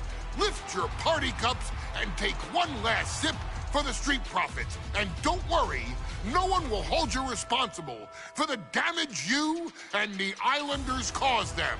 Because I assure you, the Islanders can handle the smoke.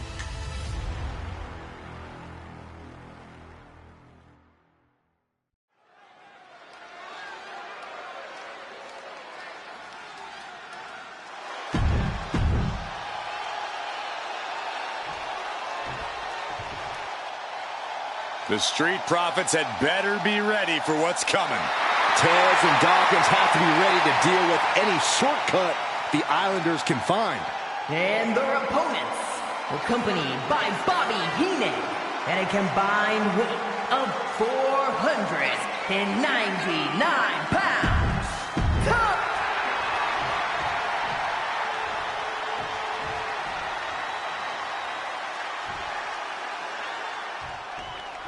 The Islanders and Street Profits facing off here in a 2 out of 3 falls match. Two teams that mix high flying and hard hits with ease.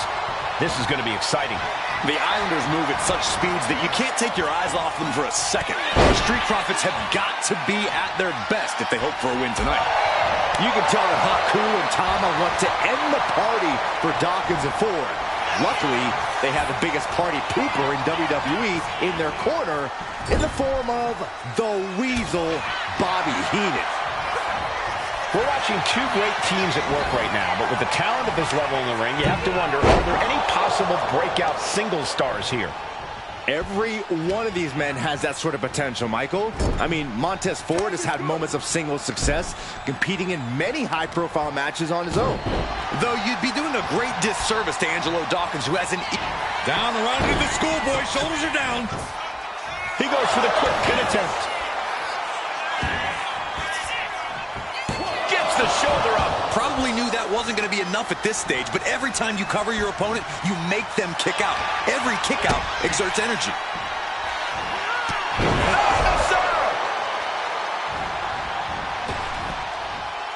Great counter by Tama. A 2 out of 3 falls match is a different beast and a bit of a rarity in tag team competition. But one of these teams actually has a bit of a history with this stipulation. Yeah, Cole, the Islanders have a history of success in multi-fall matches and in high-profile situations, no less. They competed in the main event of the first Royal Rumble event in this kind of match and won it in 2 straight falls. They also won a 2 out of 3 falls match on Saturday night's main event. Bottom line, the Islanders are more than ready for this. Hopefully, the Street Profits are quick learners. 2 out of 3 falls matches are a unique test. Corey, break it down for us. What's going through the Profits' minds here? Well, Tez and Dawkins cannot allow themselves to get frustrated, because if you lose your cool, you lose your focus, and you start to make mistakes. There's a little bit of room for error in a multi-fall match, but not much when the competition level is this high. Oh, yeah, it's on now. So many accolades for Dawkins and Ford, Triple Crown, Tag Team Champions, multiple WrestleMania wins. This win could be another major feather in their caps. It could be, but for the Islanders, all those accolades are motivation. Haku and Tama know they're the best tag team around, so they want to knock off the Profits and prove it. Then maybe they'll get the respect they rightfully deserve. Placed against the turnbuckles. Double headbutt. Talk about being on the same page. They were on the same sentence with that fine piece of work. Right to the chest and then the throat. Wicked. Just hot shot it to the outside. Look, I get that the Islanders are brutal, but when I look at Haku, I kind of see some cover. There's two. Big kick out. Able to squeeze that shoulder out. So close. The Islanders make the tag. Haku and Tama planning something big here. Savant kick drops their opponent. The Profits are down, and the Islanders are about to reap the rewards. Stepped aside, avoiding damage. Feet tackle. Oh my goodness. Just punishing their opponent. Just punched him right in the mouth. Relentless. Right in the face. My God. Something that Tez and Dawkins need to watch out for tonight is the presence of Bobby the Weasel Heenan. He'll do anything for his clients. Don't you dare disparage the brain, Saxton. Heenan is indeed a wise man who has quickly brought the Islanders up the ranks. They'll be tag champions in no time. Oh, he flips that around. Oh, man. He may get the 3 count right here. I think so. A well-earned fall there.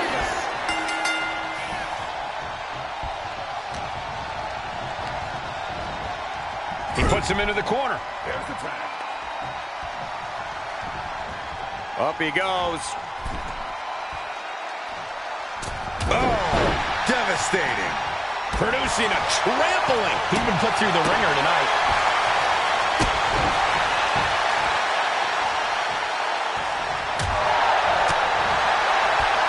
Oh, what a headbutt. On the mark. Drops the hammer. Right on the lower back. Elbow drop. Piercing. Dawkins avoids that one. Nothing fancy here, just raw power.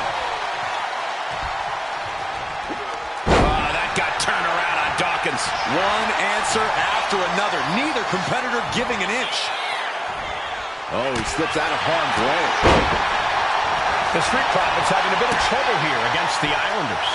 There's just something about the Anawahi family that Tez and Dawkins can't quite overcome. Roman Reigns, Jacob Fatu, Tonga Loa, Tama Tonga, and of course the Usos. Every person with Bloodline affiliation has been a real problem for the Profits. Let's see if their fortunes change against the Islanders. Going up to the top now.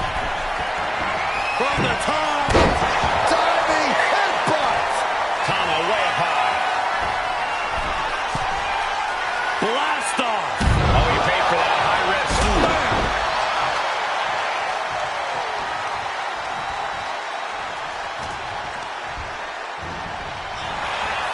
I'm glad the Islanders are able to compete tonight. I was worried they'd have to serve another suspension. Oh, what a phony charge that was. Taking flight. What impact. Ford got met with some stiff resistance there. Sky high. Oh, taking a chance one more time and landing with incredible impact. We thought it was going to be the Street Profits going to the air this often. The Islanders beating. The Islanders make the tag. Haku and Tama planning something big here. Savant kick drops their opponent. And the Islanders just sent the Profits up in smoke.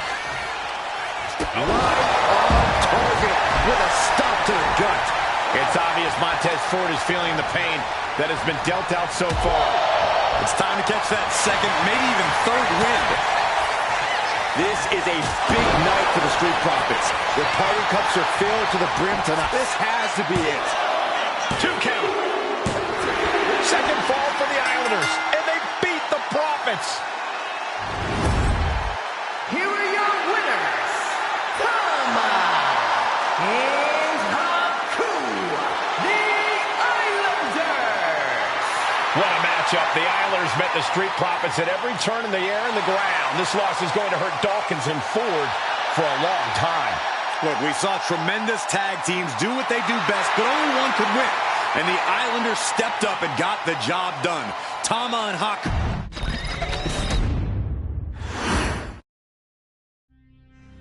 Ladies and gentlemen, I don't have the words to convey how proud I am to have been part of this historic showcase. Having worked alongside this family, this bloodline, for so many decades. Reliving moments that I got to experience firsthand has been a privilege of the highest order.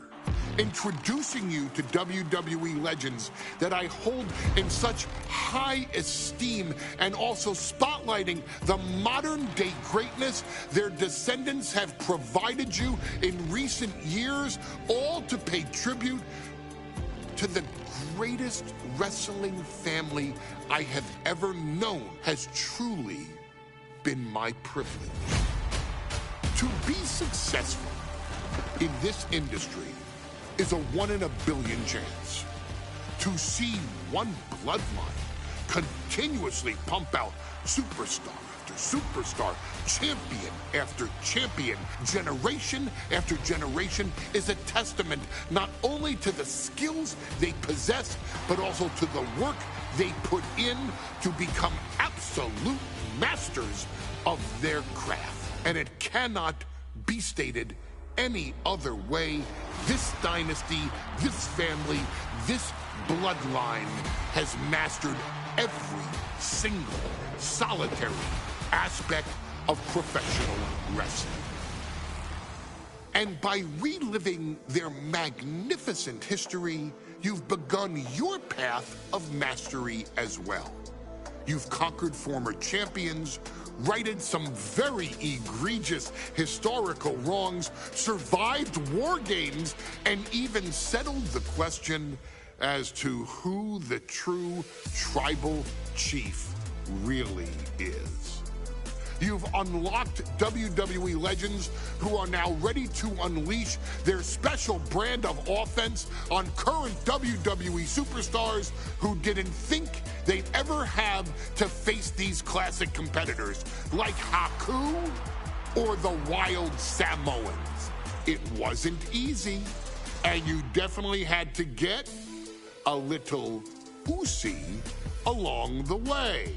But you showed that bloodline spirit and determination, and now you stand at the top of the mountain.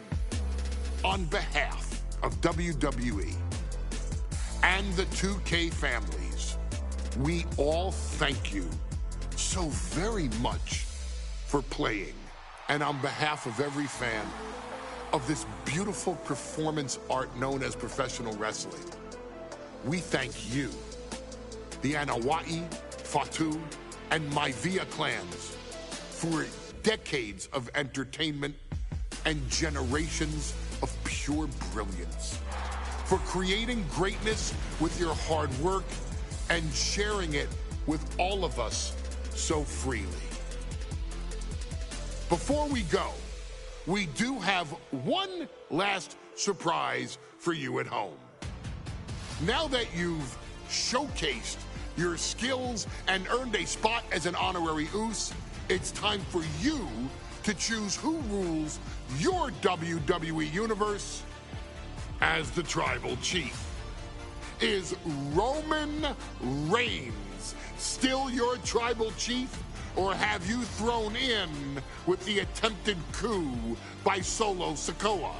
Do you want to see Tamina finally rule over everyone? Or is it TK all day, every day, don't you say?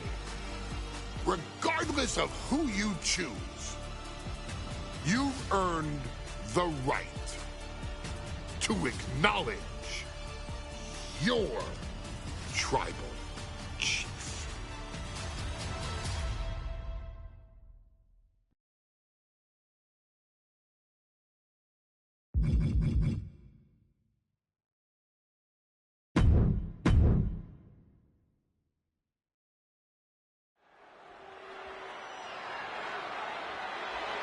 The following match is the 2K Showcase Tribal Gauntlet.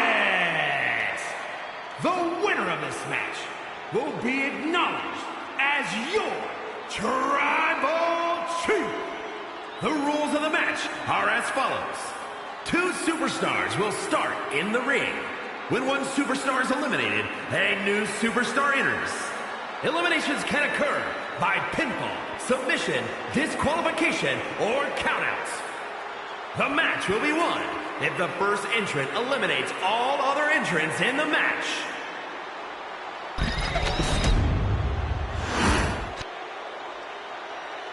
The Bloodline Gauntlet match begins here, gentlemen, with our first entrant, a super...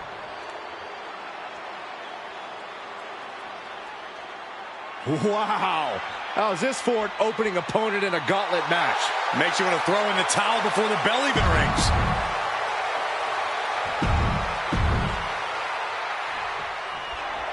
It feels like it all has led up to this.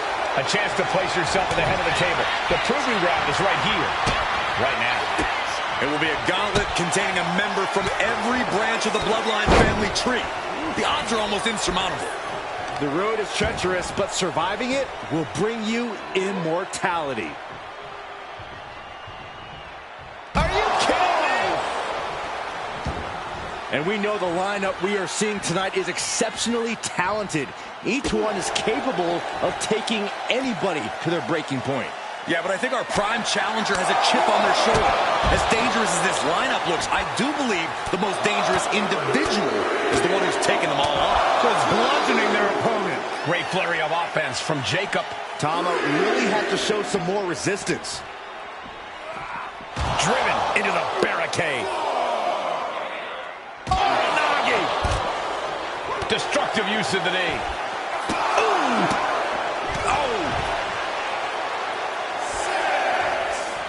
A bone-rattling knee. Oof. And we know there was turmoil in the family coming into this match, so much so they decided a gauntlet match was the only way to set the narrative straight. Let's call it what it is, Michael. The family wants to put this member in their place. Wants to bring them down a peg.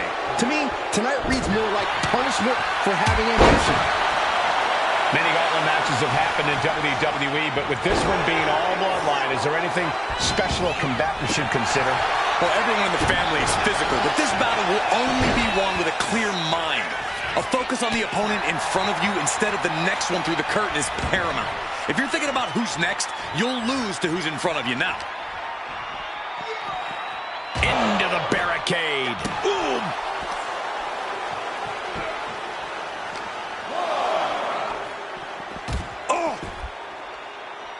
And he's coming too, about to stumble his way into danger. Oh, speed tackle. It might not be flashy, but sometimes you just got to toss another person and make a statement. Jacob Fatu trying to ramp things up. Okay, he should really focus on the match now. We get the point. Set right into the corner. Reversal. And that turns things around. There's return fire on Tama.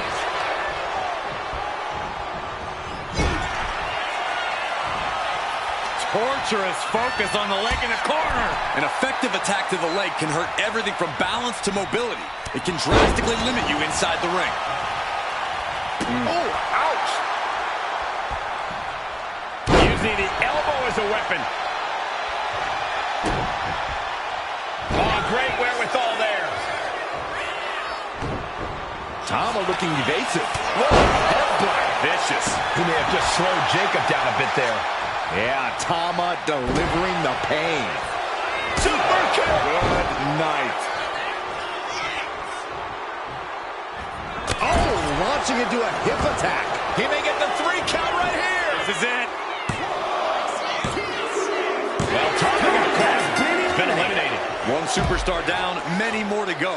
Throwing down the gauntlet. And now we've got Tama Tonga stepping up in this gauntlet match.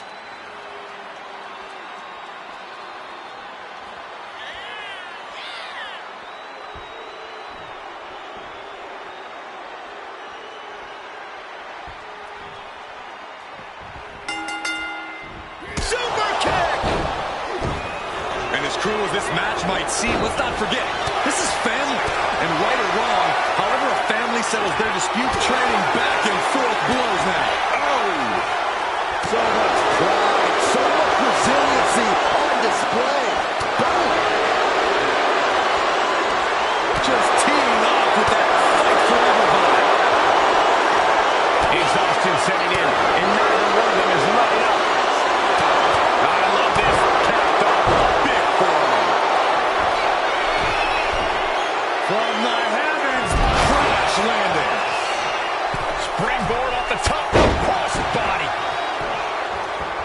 Jacob Fatu taking flight with the moonsault.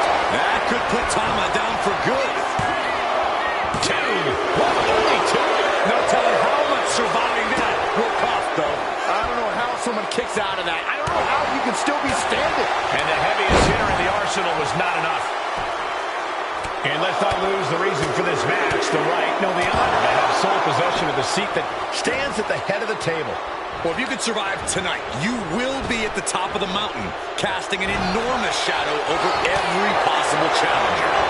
I'm already intimidated thinking about the Ulapala of during the ring. This superstar shot. Nice takedown. Stack them up. Oh, my, how in the world did he kick out of that? Loose cover leads to a strong kick out. Set up in the corner of the ring. Getting out of harm's way. Oh, my! Super kick! Kamataga seems unable to turn the momentum here. Yeah, impressive offense from Jacob Fatu. Just using their foot as a weapon. So ruthless.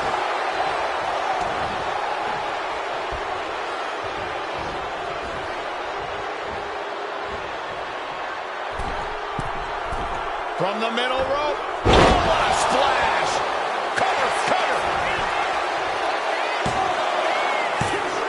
How in the world did he kick out? Every kick out taking so much energy to muster.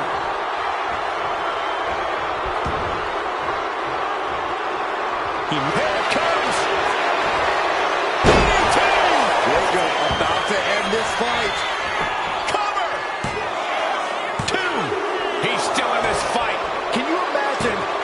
Escaping that pin must have cost him. I can. These are the moments where you really find out how tough you are. How draining was that? Can it be done again? Can that maneuver be summoned at least one more time? Taken down with the flatliner. Jacob Fatu in a compromised position. Jacob Fatu cuts him off. Each counter leaving these competitors on a statement. Wear and tear of this match is clearly starting to get to him.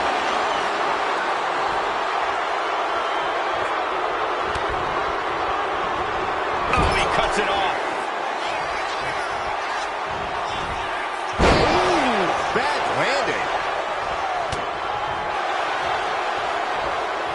Oh, he had the wherewithal to counter Jacob. A clinic of counters being put on by these competitors. Schoolboy!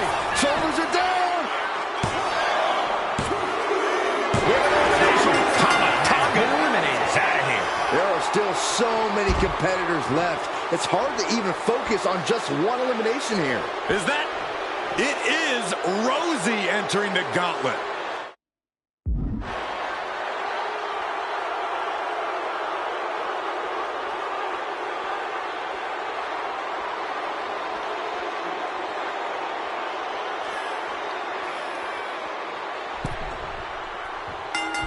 This could spell danger for Rosie. Ooh, DDT. Rosie won't come back after that. 2 count. What in the world? I'm pretty sure everyone in the building thought that was going to be the end of it, myself included. Throwing everything in the kitchen sink in there, but to no avail. Turns it around. Jacob Fatu's able to dodge that.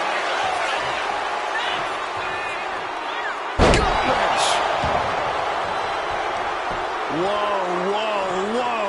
Look at this raw power. Oh, my God. Superhuman power. Ooh, treading all over their opponent. Great flurry of offense from Jacob.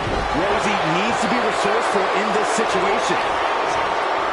And Jacob with the wherewithal to counter. Oh, what a headbutt. On the mark.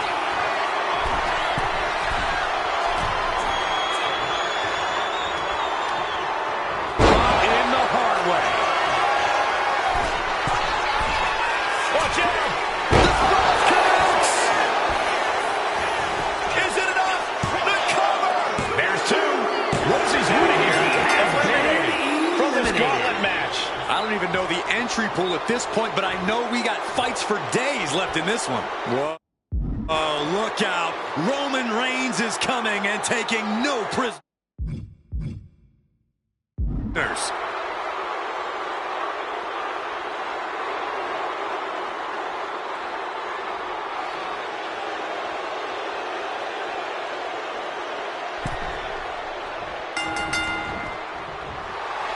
and Reigns is really fired up. Oh, no, look out. Here we go. That's called changing the decor of the broadcast area. I have a feeling there's more to come, Corey.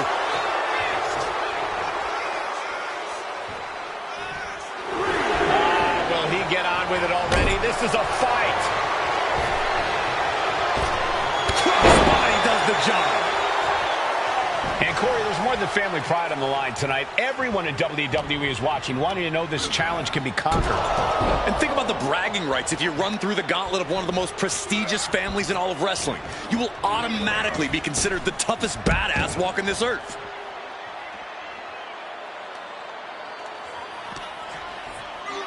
Rattling our announce desk. I don't know what's coming next, but it's not good. From the apron. My goodness, I think I heard something break on that crash landing.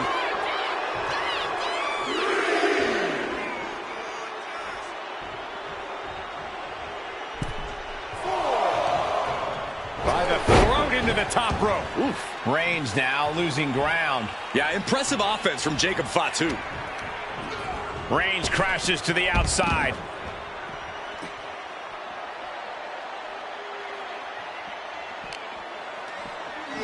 Oh, right into our announce table. Saxton, you stay here and hold down the fort. Heading to the top now. From way up. Top and down.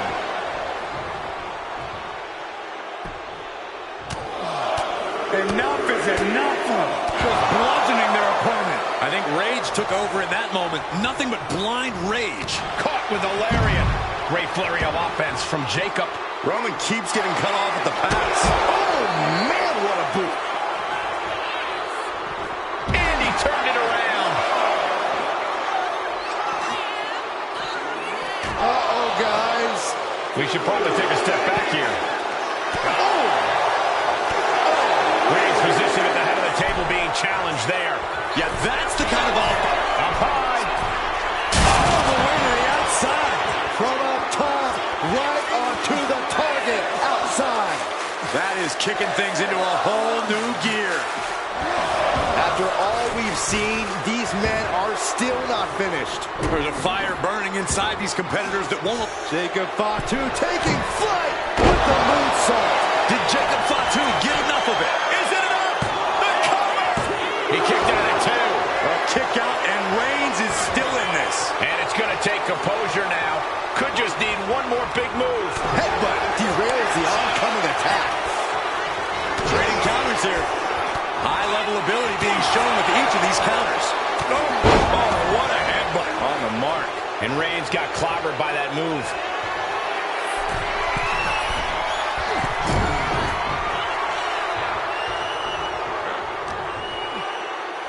Here's the pump handle. Suplex. Launched. He's thinking he can end it here. And he only stays down for a 1 count. That's smart. Taking the one to catch your breath.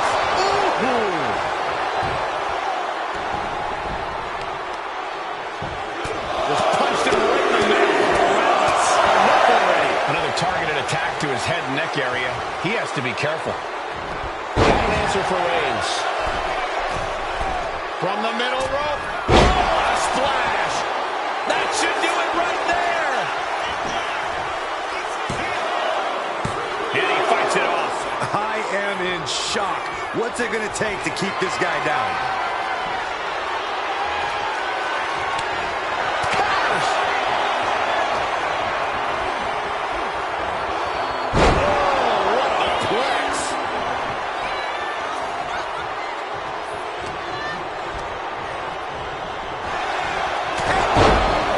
Look at this, Jacob. Here comes another one.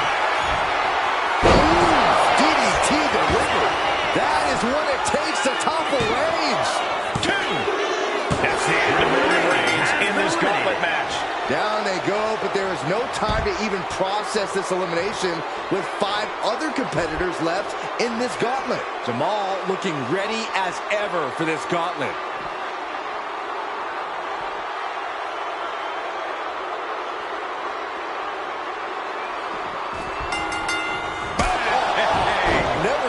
coming. What a gut-wrench powerbomb. That's not the approach we expected to see, but the results speak for themselves. Gut-wrench. Incredible power. I don't care what size you are. Launching himself from the ropes. Jamal just getting knocked around. Jacob Fatu is determined right now. Crashing down like that, having the wind knocked out of you, never a good time for that to happen. Hits him with a gut-wrench suplex. What impact! I do not see this match going on much longer with too many more moves like that from them. You have got to be in elite physical condition to pull off something like that. Vicious knee. And Jamal is derailed for a moment by that attack. Yeah, this is the hostility Jacob Fatu wanted to bring. Oh, what a headbutt. On the mark. Leaning on the turnbuckle here. Repeated headbutts. Bludgeoning their opponent. Great flurry of offense from Jacob. Jamal is being worked on heavily. There are no words for the ride these fans have gone through in this match. It has been a roller coaster, and I don't think the ups and downs are over yet. Jamal changes the direction of that one. Carrying the opposition. What's the thought here? Down on the leg pipe. Reversal. He saw that coming.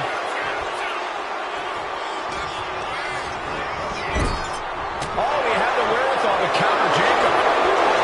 Several reversals. Neither superstar able to penetrate their opponent's defense. Trapped in the corner, unleashing the headbutts, bludgeoning their opponent. And with an onslaught of strikes like that, it's clear they have nothing but punishment on their mind.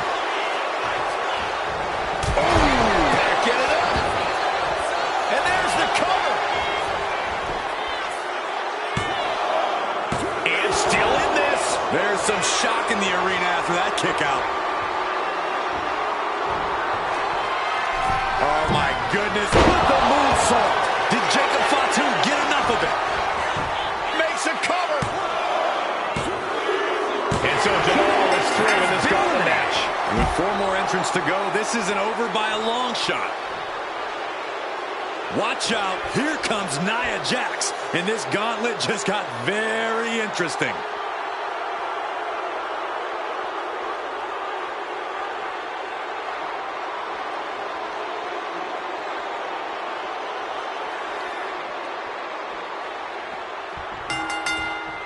Oh, here we go. Implanted by the DDT. This could put a stop to Nia. 2. Kick out. Thought that was the end of her. And Nia Jax is still in this. Yeah, I'm seeing a lot. These two trading one blow after another. Boom. The fight is on, and it's furious. It looks like we've got ourselves a brawl here. Nothing pretty here, just good old-fashioned fisticuffs. Toe-to-toe, treating each other like heavy bags. Oh, man. WWE Universe appreciating these athletes that go all out. Oh, man. Oh, God.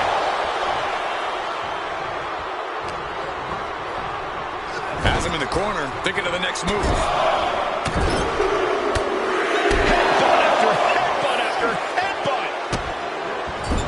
Just using their foot as a weapon.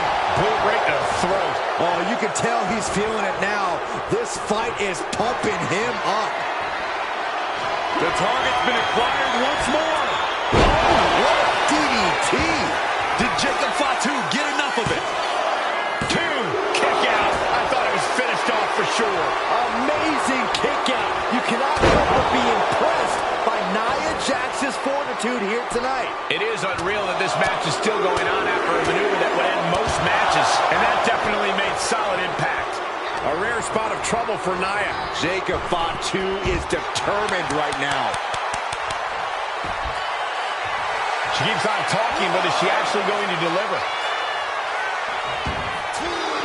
Oh, yeah, she is really getting fired up. Oh, right into a counter.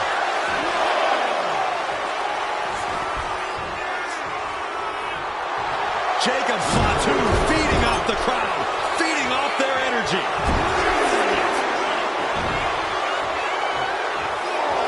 Oh no, the referee catches a misfire.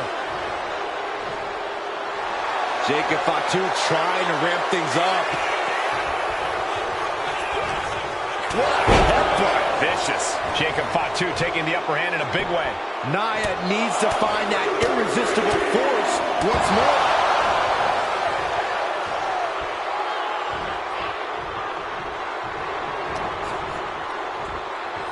Fighting their way out of this position. Elbows to the temple. Nia showing how much damage she can withstand before dishing out some of her own punishment. This could be a good chance for Jax to get some distance and rethink things. And a face crusher.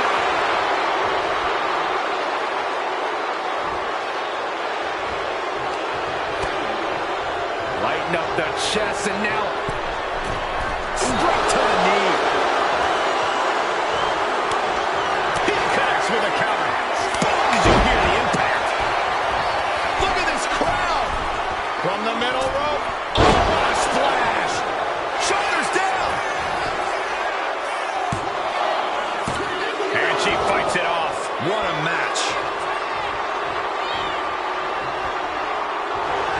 Double leg takedown, got the shoulders down. She still fights out in one. Refusing to give up even an inch of ground as this match continues. Just bludgeoning their opponent. She knew how to evade that. Elbow on the spot. This could do it. 3, no. Obviously still has some fight left. Slowly rising, looking like a very easy target here. Kick to the gut. Oh, nice. Schoolboy from behind. Cover. She kicks out with force. Getting dangerously close to ending it all. Oh, meet the backside of an elbow.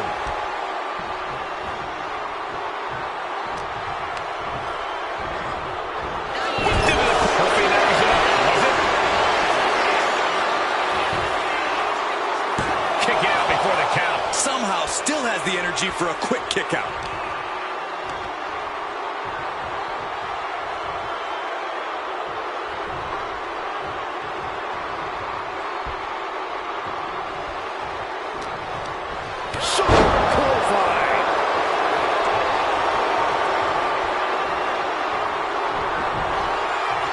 Nia Jax taunting her opponent. Bang! Crucial counter there. Back elbow. And Nia getting shot down again as this match goes on. Yeah, Jax may have been overlooking the opportunity. Launching. Oh, my. Cover. 2. And that ends Nia Jax's time in this gauntlet match. Another elimination, but we've still got 3 entrants on deck. Next into the gauntlet, we've got the one and only Rocky Maivia.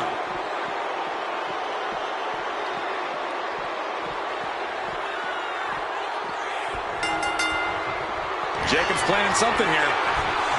Spiked. Did Jacob Fatu get enough of it? Is it enough? The cover. 2. No, he beats the count. I thought once he executed that, it was good night. You have to wonder, how much more can he take? And I think to get the pinfall, you have to try that maneuver one more time.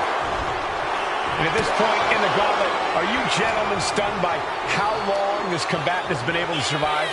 Look, you should never underestimate the fire of a Samoan. In any other circumstance, I wouldn't be surprised. Cobra clutch cinched in. Torturing their opponent.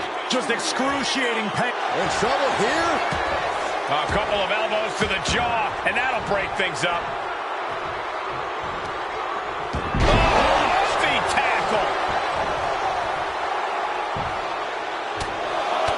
Enough is enough. Over and over. So much aggression. And Maivia perhaps struggling to keep up there. Yeah, Jacob looked confident going. He's about to do it. He's about to do it again. DDT. Jacob about to end this fight. There's 2. Yes, Rocky Maivia has been eliminated. Time to hit the showers.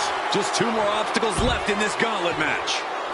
Out comes Rikishi, ready for this gauntlet match.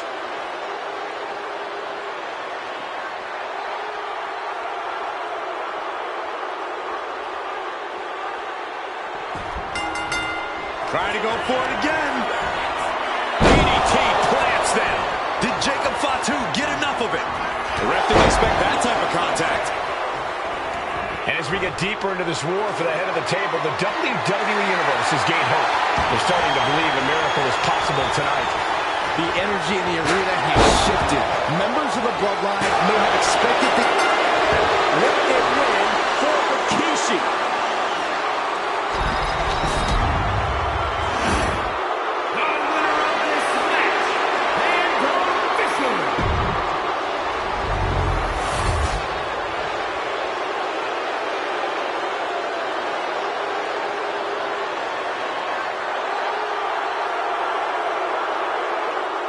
History being made right here. The most prestigious...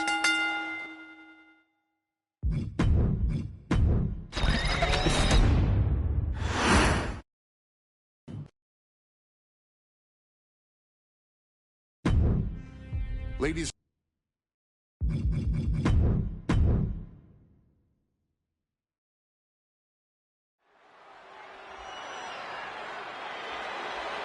The following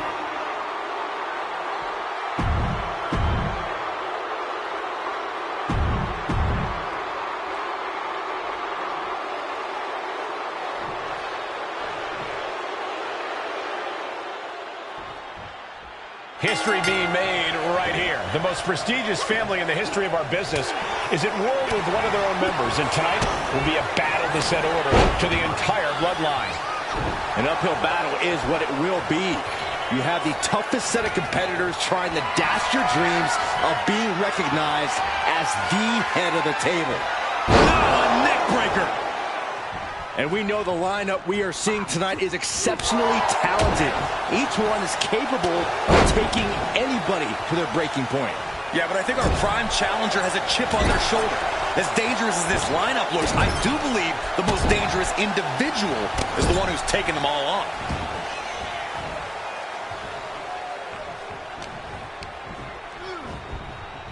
Getting him right into the corner.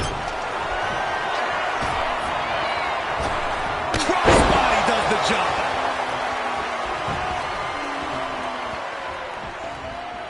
Saw it coming. It counters it. Trading counters here. Check out this power all the way up. Kidding me. Penny predicament. And that was only a 1. This match is not going to end so soon.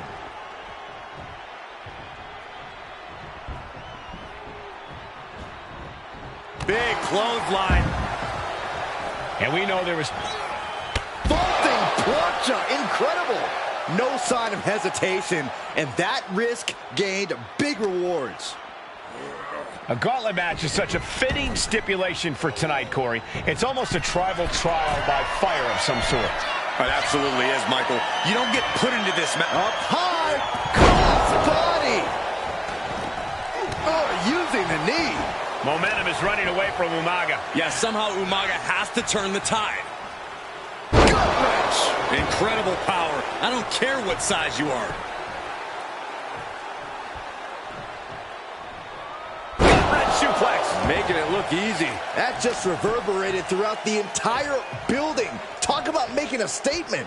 Hits him with a gut-wrench suplex. What impact. Oh, this is just flat-out punishment. Here we go. And coming down with incredible force. And he kicks out of the pin in 1. Shows that this is still anybody's match at this point. Counter from Umaga. Now Umaga looking for some momentum. That could be the spark Umaga was looking for. Oh my goodness. Ah, what a smash. That is just insulting. That unraveled on Umaga. Oh, what a headbutt. On the mark. Ooh, well measured. Got drilled with a devastating knee strike. Talk about dismantling your opponent.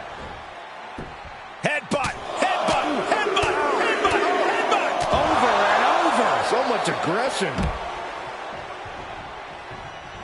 Oh, no. Eyes on the target. Launch out to the outside. Soaring out of the ring, looking to do as much damage as possible. Umaga fends that off. Each superstar trying to counter and gain an advantage. Jacob Fatu taking the upper hand in a big way. Jacob Fatu is determined right now. Oh, he flips that around. Sit out, pile driver. And Jacob getting some pushback there.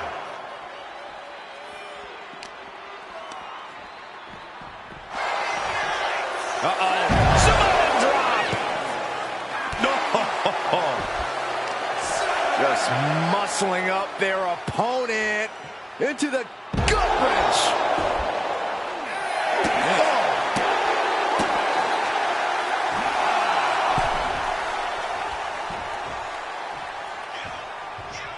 There it is. Umaga has been eliminated. Still early in the night as there are a lot of contestants yet to enter the gauntlet. Now entering the gauntlet is Tamina, ready for action.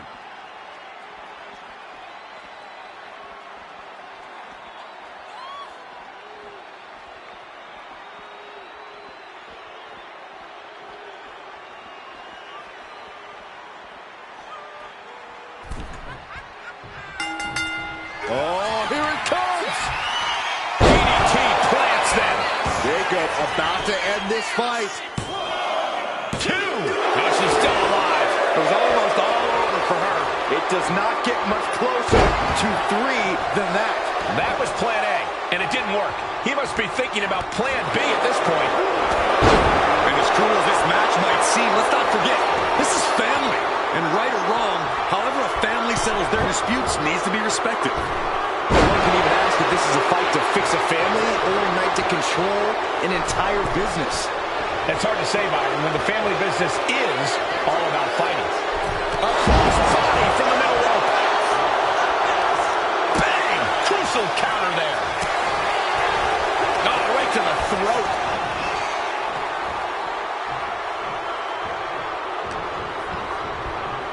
Sent right into the corner. Oh! Oh, impact to the stomach. Oh, kick right to the gut. And that's not going to make Tamina happy. Yeah, and this is the hostility Jacob Fatu wanted to bring. Oh, launching into a hip attack. Cover, cover.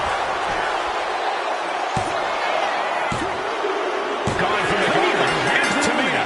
Yeah, there's still a whole slew of entrants to go. It looks like Naomi is fully prepared for the gauntlet.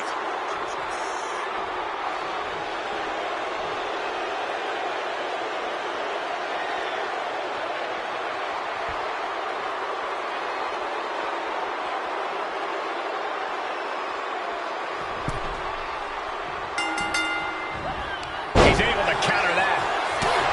And let's not lose the reason for this match, the right, no, the honor to have sole possession of the seat that stands at the head of the table. Well, if you can survive tonight, you will be at the top of the mountain, casting an enormous shadow over every possible challenger. I'm already intimidated thinking about the Ulafala adorned around this superstar's shoulders. All the way up. Sidewalk slam delivered. Oh, the shoulder claw. Look at this. Agony and pain. Headbutt, headbutt, headbutt, headbutt, headbutt. Was bludgeoning their opponent. Just a continuous rush being faced by Naomi. Naomi needs to be resourceful in this situation. Naomi managing to find some of that needed breathing room. Could be the turnaround Naomi needed in this match. Power slam. That's using your head. She reverses and creates an opportunity. He quickly gets out of dodge. Wait. And he gets his shoulder up before the count. A little closer to getting the pinfall there, but this is still anybody's fight. Drops the leg. He scouted that one. Jacob setting himself up top. Lift off. Oh, that's it. What a splash. Cover. 2 count. And she fights it off. Both competitors digging deep into their well to keep this match going.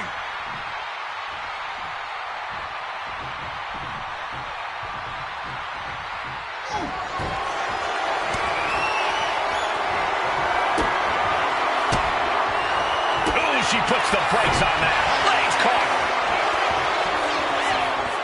Wow, thunderous powerbomb. Her endurance is really being tested now. Just tops their opponent. Cuts the attack off.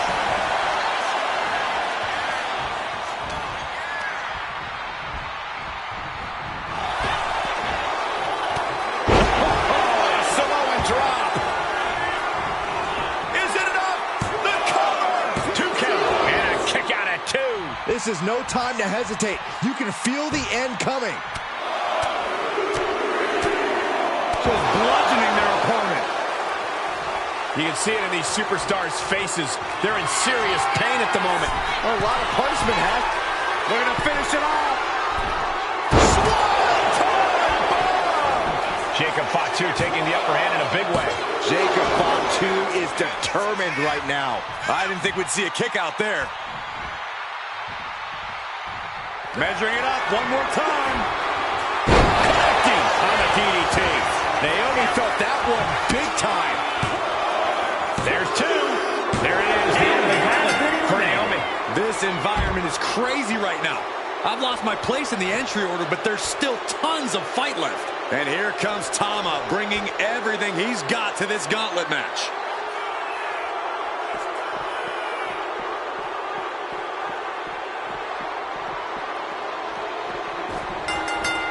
Jacob's planning something here. Down with a DDT. Jacob about to end this fight. 2. Oh, he gets the shoulder up before 3. I'm pretty sure everyone in the building thought that was going to be the end of it, myself included. And it may just take going to the well one more time with that maneuver to gain the pinfall. And Corey, there's more than family pride on the line tonight. Everyone in WWE is watching, wanting to know this challenge can be conquered. And think about the bragging rights. If you run through the gauntlet of one of the most prestigious families in all of wrestling, you will automatically be considered the toughest badass walking this earth. Gut-wrench suplex. He's starting to feel... Launch out to the outside. And that takes so much skill to land with such accuracy.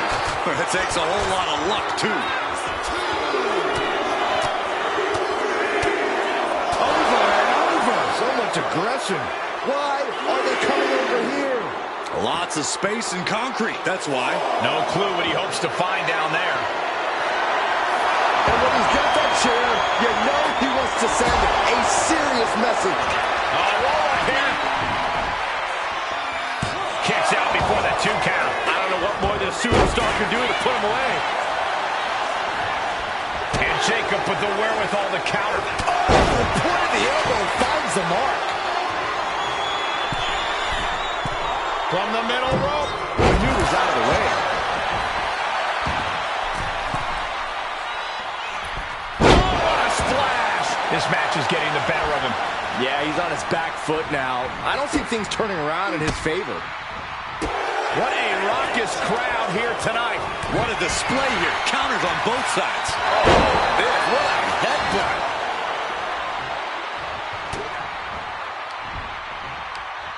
Ooh, that hurt right to the kidney. Golly. And into the turnbuckle he goes. And that canceled out Tama's offense. Working the midsection there. Super kick. Ouch.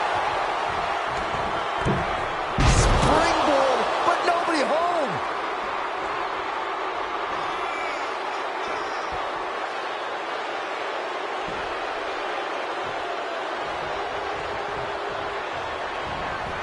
Nice cross body. Could that be enough? For the win. You expect these pins to last much longer at this stage in the match.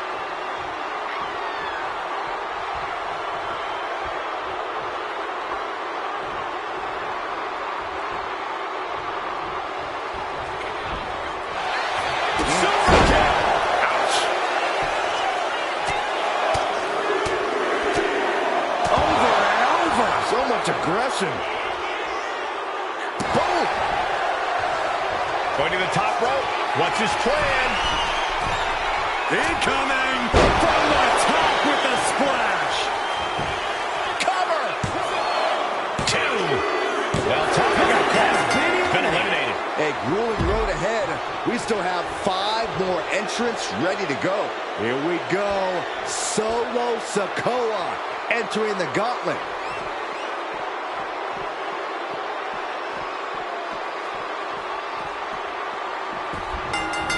He's looking for yet another exclamation mark. DDT! Feeling like it's over for Sikoa. I don't think Sikoa is aware of the danger that's coming. Here comes another one. DDT! Jacob about to end this fight. Is it enough? The cover. 2. And a kick out. Man, oh man, what resilience. He's got to be running on instinct alone. How draining was that? Can it be done again? Can that maneuver be summoned at least one more time? Oh, man, right to the esophagus. Great flurry of offense from Jacob. Yeah, impressive offense from Jacob Fatu. The WWE Universe is pouring more fuel on his fire right now. The WWE Universe is absolutely on fire right now.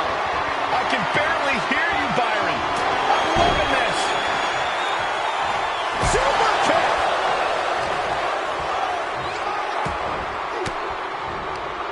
Elbow throw, saying not today. Counters and counters. Each superstar looking dialed in. Ooh, avoided the attack with a nasty chop block. Oh! Reversal. He saw that coming.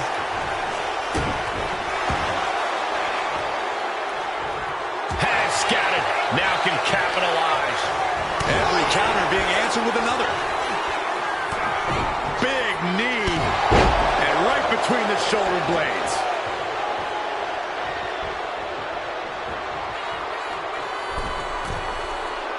Target acquired. This only ends one way. Blistering shoulder block.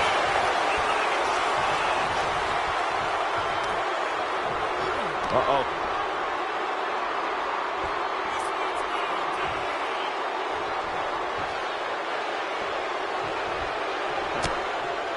Ooh, got caught with a punch to the face. Oh, what a headbutt. On the mark. Goes into the corner. Oh, shoulder to the gut.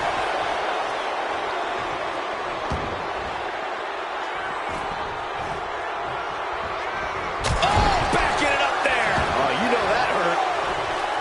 Shoulders down. It's all over for Solo Sikoa. No match for the gauntlet. 1 down, 4 more to go. We've got ourselves a gauntlet, gentlemen. And now it's Samu entering the gauntlet.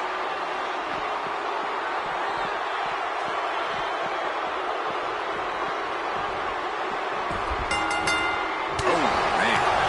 Oh, target acquired and destroyed. A quick reversal by Samu. Ooh, that hurt right to the kidney. Golly. Back elbow blows that one up. Drives his opponent down with a Uranagi. Oh, leaping through the air.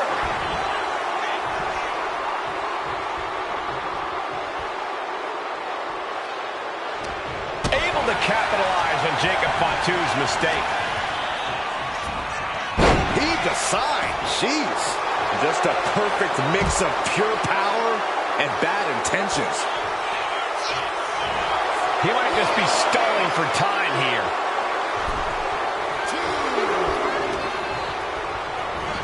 Ooh, that's how you dominate your opponent. I honestly can't believe we just saw a human being tossed like that. Oh, man, right to the arm. Hyperextend your elbow. Look at this. He just tossed the leg. Ooh. Jacob Fatu is able to dodge that.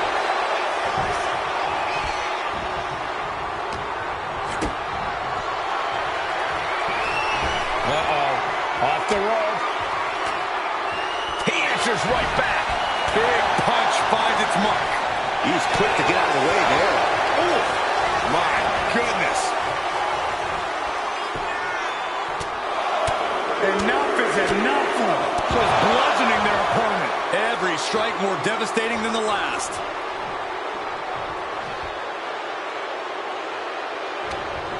He's in for it now. Drives his opponent down with a Uranagi. Ooh. Taking things to the top rope. Flying. Lands the splash. And into the count. Shoulder up, and the referee ends the count. Those 1 counts getting harder and harder to... Oh, my goodness. Unreal athleticism from Jacob Fatu.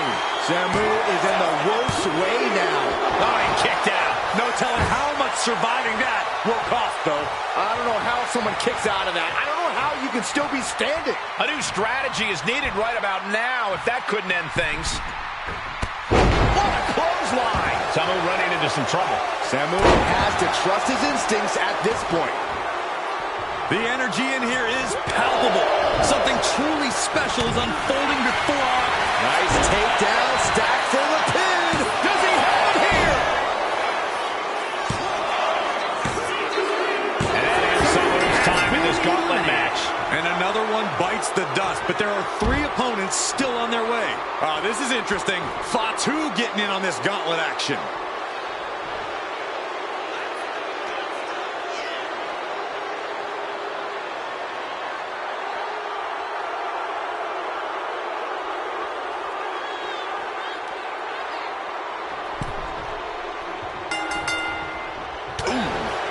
And at this point in the gauntlet, are you gentlemen stunned by going head-to-head, putting each other to the test?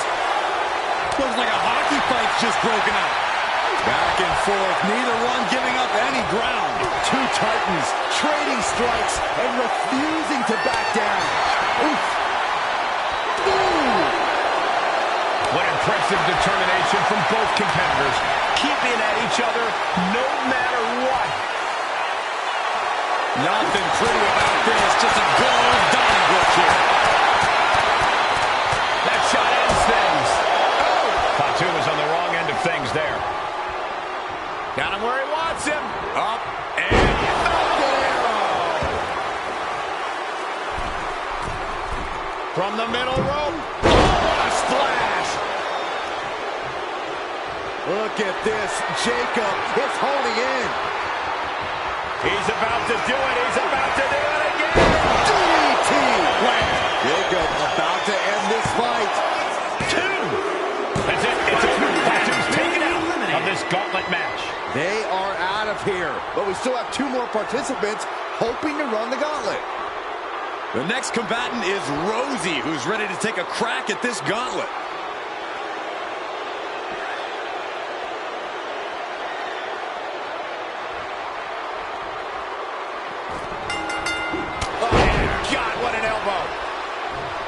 And as we get deeper into this war for the head of the table, the WWE Universe has gained hope.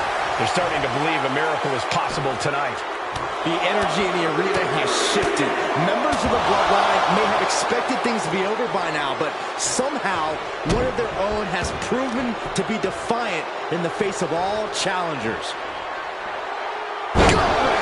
Great flurry of offense from Jacob. Jacob Fatu is determined right now. Gut-wrench suplex. Making it look easy.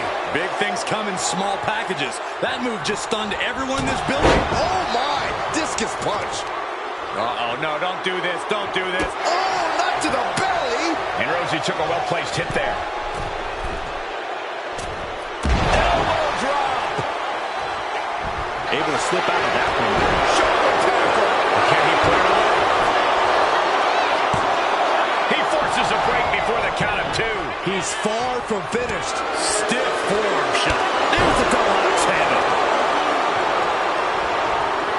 Connects. Saw it coming.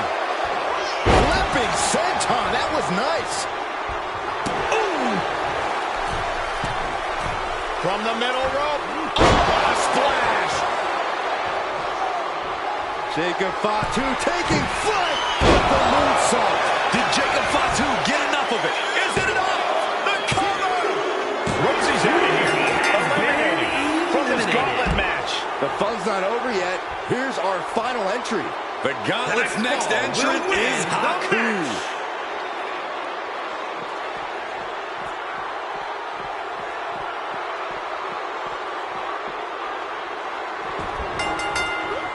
Attacked in the midsection. This is quickly turning into a slugfest. Boom. So much pride, so much resiliency on display. It looks like we've got ourselves a brawl here. Two fighters putting their haymakers on autopilot right now. What a headbutt. On the mark. Over and over. So much aggression. Nothing was being held back with each of those strikes. Oh, caught that foot by surprise.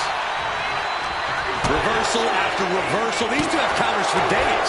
Right across the larynx. And Haku is now in a demoralizing spot. Haku has been snuffed out.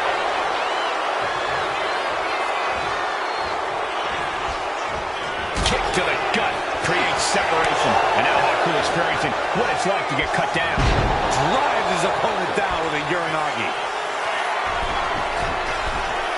Look out! Diving splash from the top. Incredible impact. Two gets the shoulder up. The end was in sight. That's using your head. Haku looking to capitalize after the reversal.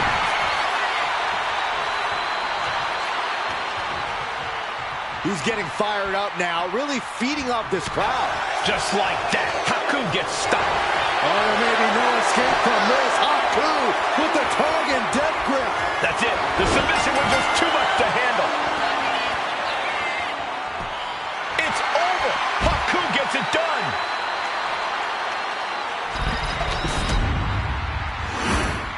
The winner of this match,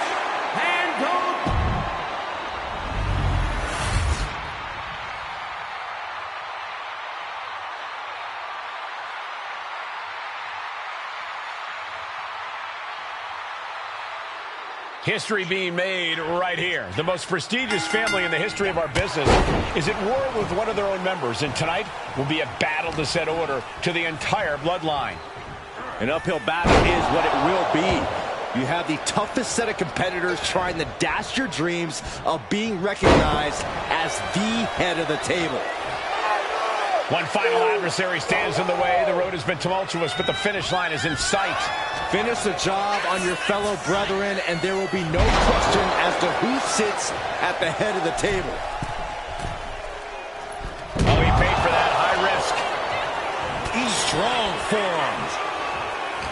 Counter. Saw it coming. Yikes, that'll either wake you up or knock you out.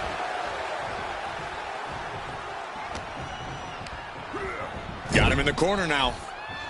Launched out of the corner. Ready to take flight. Diving headbutt. Jacob Fatu feeding off the crowd, feeding off their energy.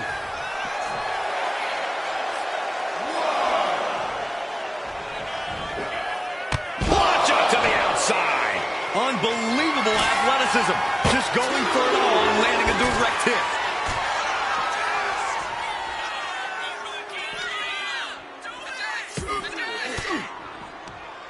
A defensive elbow to the gut ends that.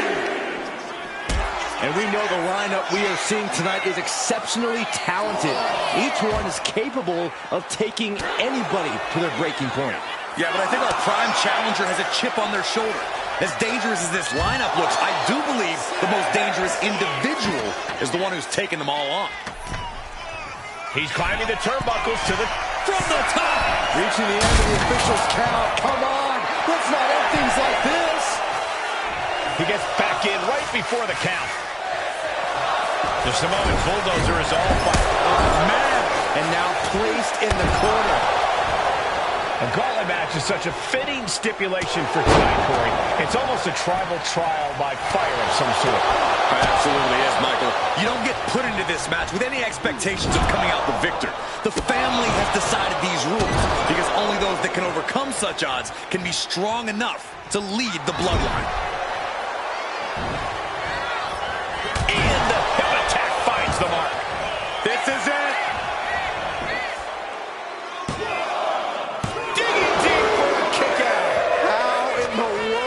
Kick out. No, referee falling prey to the chaos in the ring. And we know there was turmoil in the family coming into this match, so much so they decided a gauntlet match is the only way to set the narrative straight. Let's call it what it is, Michael. The family wants to put this member in their place, wants to bring them down a peg. To me, tonight reads more like punishment for having ambition. The ref gets that weapon out of the way of the action. Sent flying. That's yours in your head. Enough is enough. Just bludgeoning their opponent.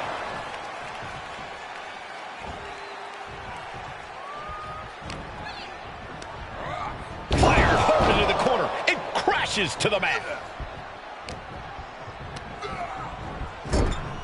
Getting him in place, but for what?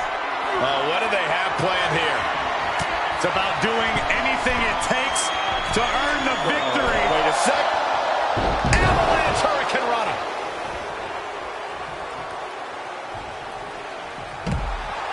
Jacob Fatu sending a clear message here.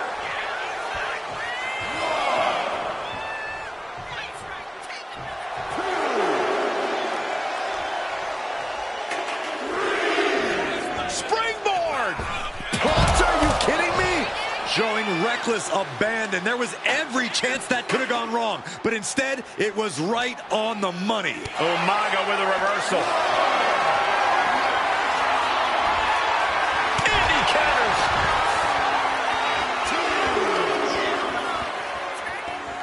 Oh, what's this gonna be?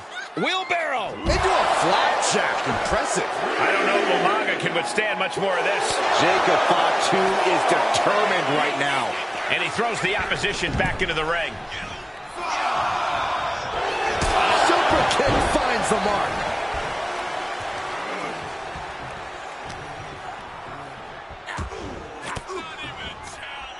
Using the elbow to escape the attack.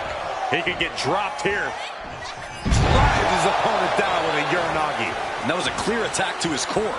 Maybe seeing an opening. From the middle rope. Nice job dodging contact there. He turns it around on Umaga. Jacob showing he's not out of it. Good chance for Jacob Fatu to gain his wits about it. Not gonna happen. Big counter with the hip toss. Uses the edge of the knee. Ooh, one step ahead there. Samoan drop. Enough is enough. Just bludgeoning their opponent. And there's another focused attack to his head. Oof! Connects on the kick. Bam! Looking for something big here. Sky high. Oh, big impact. Cover. There's two. Umaga coming up short in this gauntlet match. He's eliminated. A whole herd of entrants waits backstage. This is very far from over. Now entering the gauntlet is Tamina, ready for action.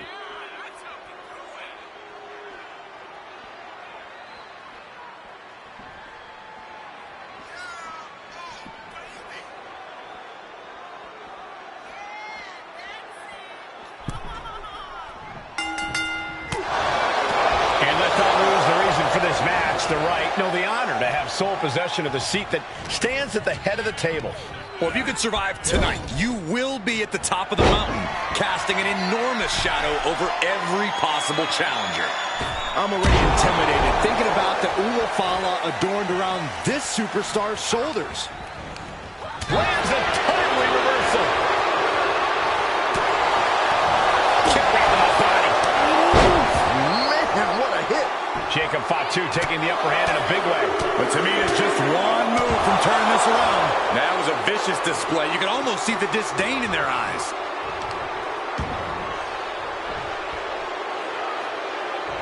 No way. This is one way to get out of it. Down with a powerbomb. And as cruel as this match might seem, let's not forget, this is family. And right or wrong, however a family settles their disputes needs to be respected.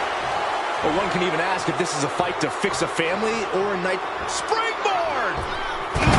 Throwing all caution to the wind and flying around like a bat out of hell. Oh, what are they going to do? Oh, look at this. Look at this power. No way. Oh, not a power bomb onto the apron. And gets tossed back into the mat.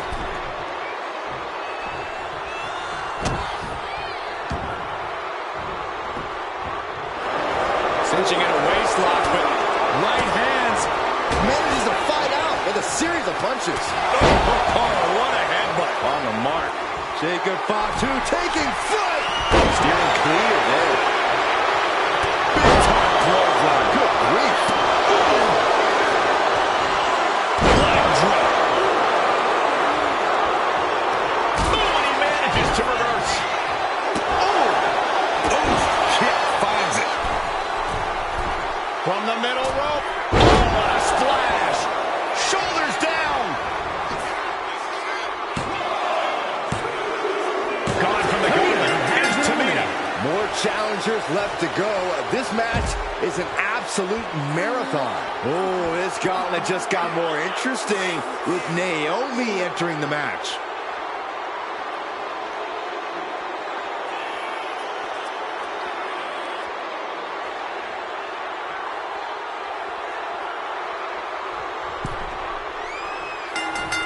Uh-oh, we know what's next. DDT! Naomi felt that one big time. Jacob Fatu sending a clear message here.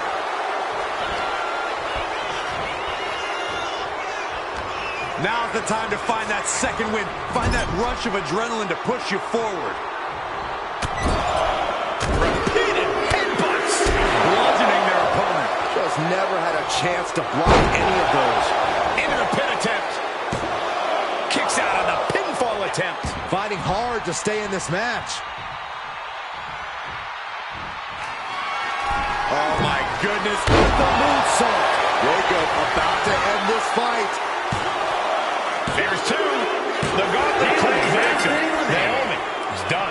I don't even know the entry pool at this point, but I know we got fights for days left in this one. And now we've got Tama stepping up in this gauntlet match.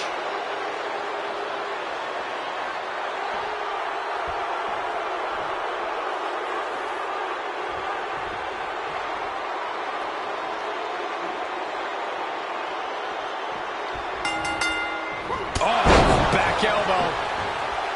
And Corey, there's more than family pride on the line tonight. Everyone in WWE is watching, wanting to know this challenge can be conquered. And think about the bragging rights. If you run through the gauntlet of one of the most prestigious families in all of wrestling, you will automatically be considered the toughest badass walking this earth. Tama's in a bind. Drives his opponent down with a Uranagi. Tama isn't being given any room to recover. Jacob Fatu is determined right now. Jacob setting himself up top. We're going to finish it off. And Tama's focus got a bit shaken there. Yeah, Jacob looked confident going on the attack. He's determined to keep this matchup going.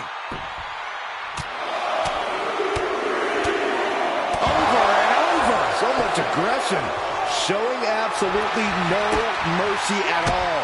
What an onslaught. And Jacob with the wherewithal to counter. Straight impact on the throat. Great flurry of offense from Jacob. This is a good job of keeping Tama in check. Ooh, bad landing. It might not be flashy, but sometimes you just got to toss another person and make a statement.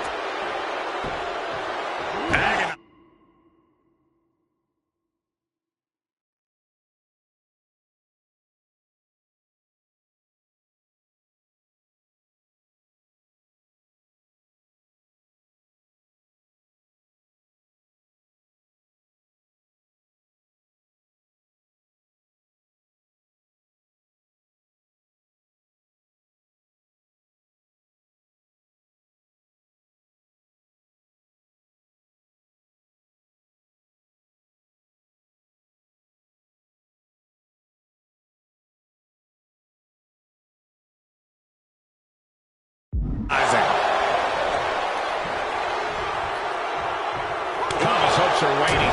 Yeah, impressive offense from Jacob Fatu. He could be starting to really struggle in this match. Jacob Fatu trying to ramp things up. Look out! Cross body! Whoa! Went straight to the outside and landed right on the target. A textbook example of high risk, high reward right there. Stump puller pile driver.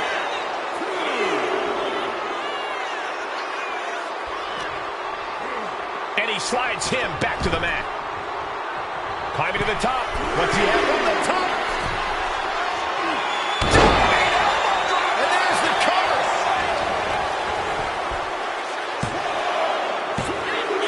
Well, target has been eliminated. This thing's just getting going. 5. That's 5 more competitors are set to fight. Oh, this gauntlet just got more interesting with Solo Sikoa entering the match.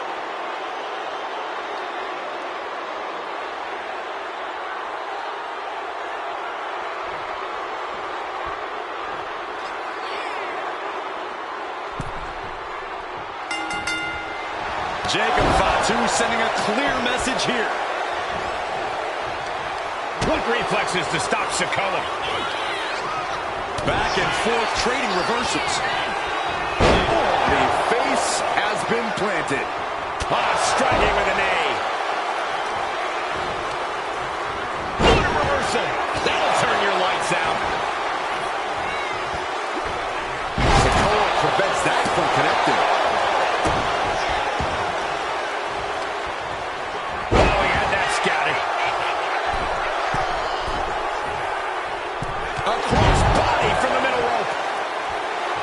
Jacob Fatu sending a clear message here.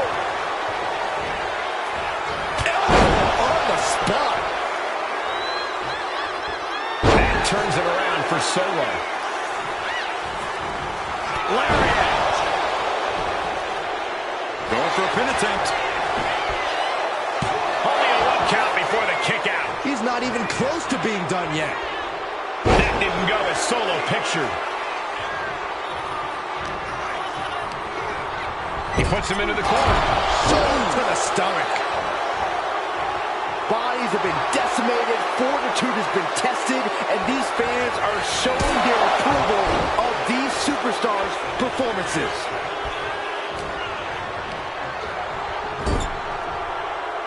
Oh, man. Hip attack on the money. To reverse it. We're seeing one response after another. Neither superstar gaining a foothold. What now? Stop right to the gut. He's been dealt a good deal of damage. Oh, God.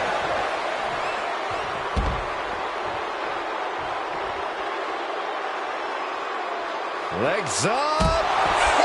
Down to the gut. Oh, you can tell he's feeling it now.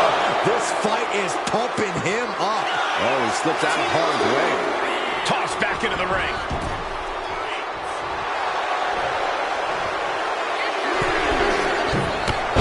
Catapulting down on the opponent. Headbutt, headbutt, headbutt, headbutt, headbutt. Over and over. So much aggression. I think rage took over in that moment. Nothing but blind rage. Oh, complete deadlift. This is incredible. Gut-wrench suplex. You have to be in peak physical condition to pull off a move with that much weight behind it. Hits him with a gut-wrench suplex. What impact.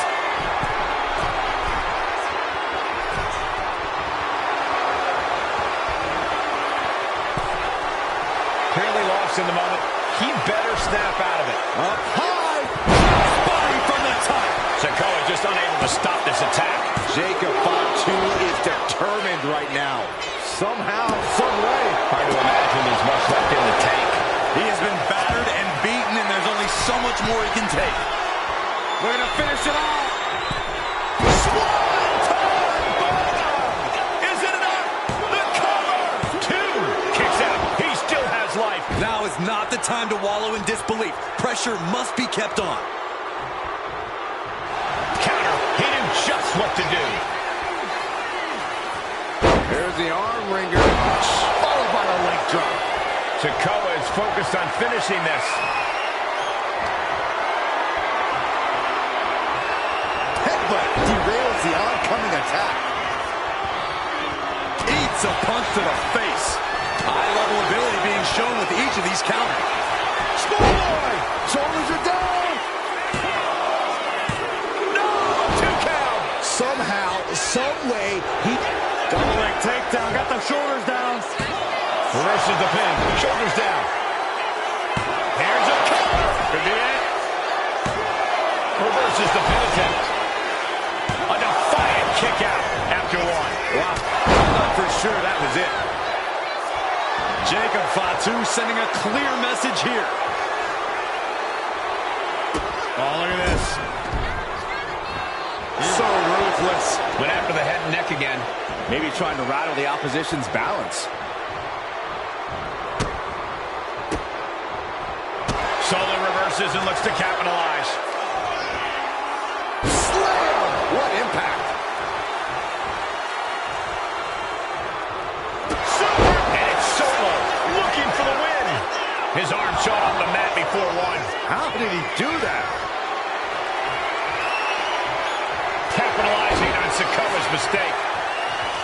Showing no signs of defense here, guys.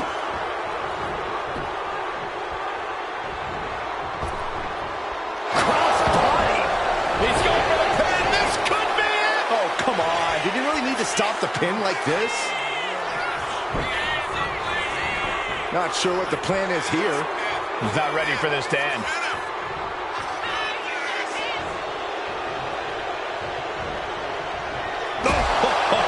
Foot meet face. Uh-oh. Samoan drop. And attacking the body here could be a smart strategy.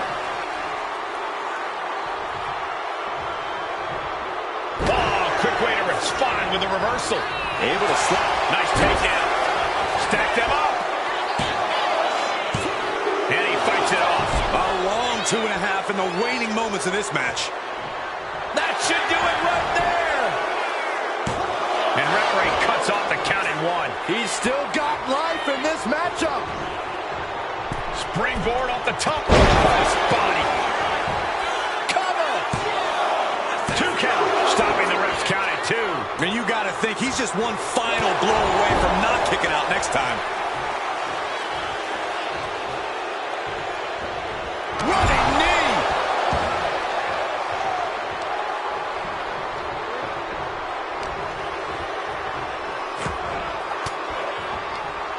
Forks the move by throwing an elbow into the midsection. Oh, nice. Schoolboy from behind. Cover. No, stops the count at 2. What a match. Something in store for Solo. Ooh, DDT delivered. The lights are out for Sikoa. Cover. 2 count. We have an elimination. Solo comes out of here. With 4 more entrants to go, this isn't over by a long shot. Here's Samu, ready to shake things up in this gauntlet.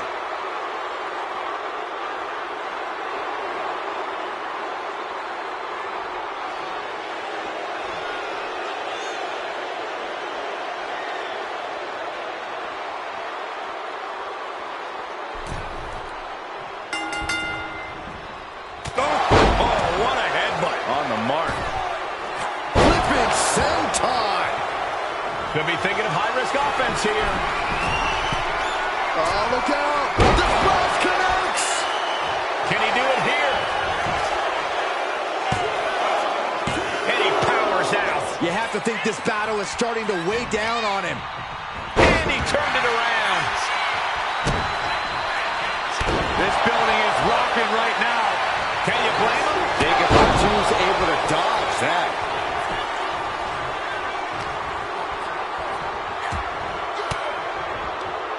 Range down an elbow retaliation. Kick to the stomach. Put into the corner. What could be next? What are they going to do here? Setting their opponent up. Up to the second rope now. This is going to be nasty. Hoisting up their opponent. No way. No way. Middle rope Samoan drop. And shoulders are down. Oh, somehow. He is certainly sending a message, getting his shoulder up before two. That's yours in your head. Jacob setting himself up top. Up high. Wow, look out. The airtime, the fearlessness. What a ridiculous maneuver to the outside. Delivered into the barricade. Off the barricade.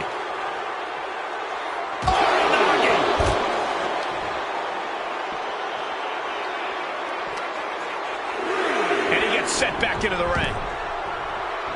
He's heading to the top turnbuckle from the top. Crash landing.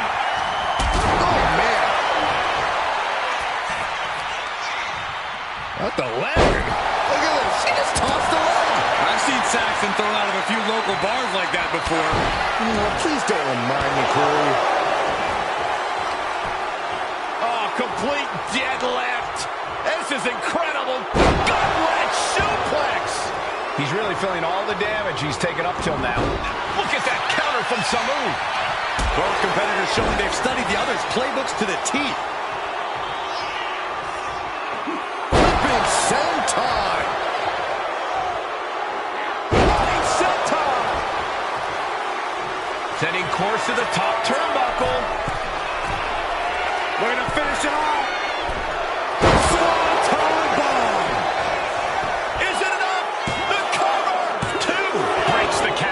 Just won't give up.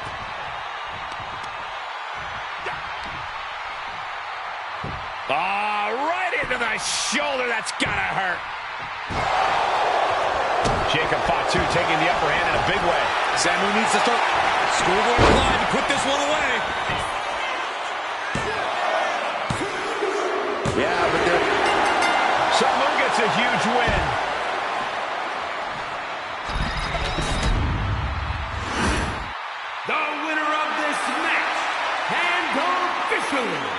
Your Tribal Chief,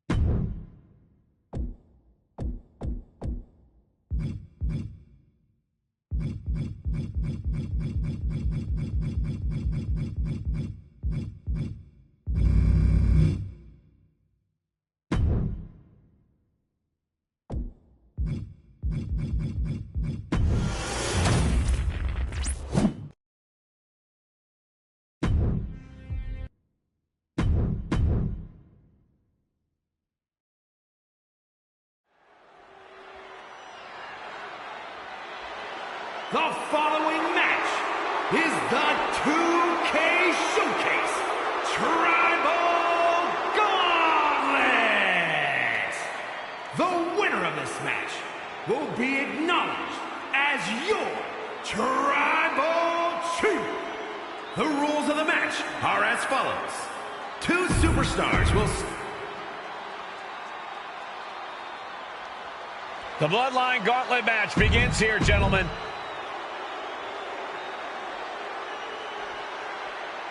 Wow.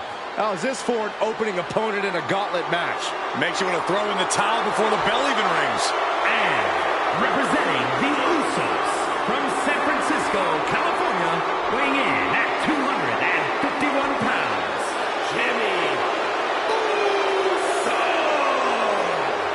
And on the other side of this first hurdle, just one of the Bloodline's most savage and powerful members. The Bloodline starting things off with a bang, looking to make short work of this challenger.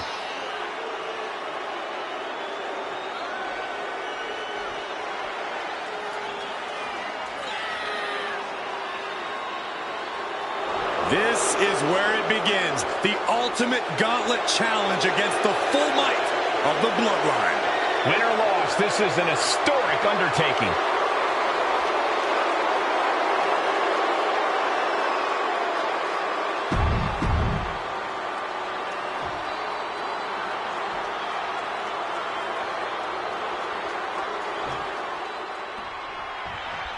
History being made right here. The most prestigious family in the history of our business is at war with one of their own members, and tonight will be a battle to set order to the entire bloodline. An uphill battle is what it will be. You have the toughest set of competitors trying to dash your dreams of being recognized as the head of the table. And we know the lineup we are seeing tonight is exceptionally talented. Each one is capable of taking anybody to their breaking point. Yeah, but I think our prime challenger has a chip on their shoulder. As dangerous as this lineup looks, I do believe the most dangerous individual is the one who's taking them all on. Oh, ouch! Looking to go up high from the top. Oh, piercing elbow. Turns it into a pin attempt. Staying in this one. Ooh, what a damaging blow. Headbutt, headbutt, headbutt, headbutt, headbutt. Just bludgeoning their opponent. And any one of those shots could take you out for good. Whoa, whoa, whoa. Look at this raw power. Gut wrench.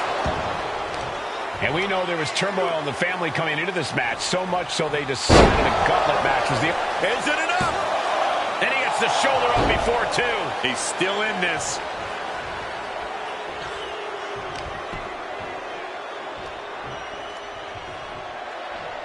Hits him with the gut-wrench suplex. What impact! And that has to bring Jimmy down a peg. Yeah, and this is the hostility Jacob Fatu wanted to bring. Being able to pull that off, no one is going to question if you skip going to the gym today. From the top. Diving headbutt. Great flurry of offense from Jacob. Jacob Fatu is determined right now. A gauntlet match is such a fitting stipulation for tonight, Corey. It's almost a tribal trial by fire of some sort. It absolutely is, Michael. You don't get put into this match with any expectations of coming out the victor. The family has decided these rules because only those that can overcome such odds can be strong enough to lead the bloodline. And shoulders down, this might do it. Oh, he kicked out. Able to squeeze that shoulder out. So close. Punching their way out of that one. Super kick. Headbutt, headbutt, headbutt, headbutt, headbutt. Over and over. So much aggression. And with an onslaught of strikes like that, it's clear they have nothing. Springboard. Plancha. Took flight and landed a direct hit.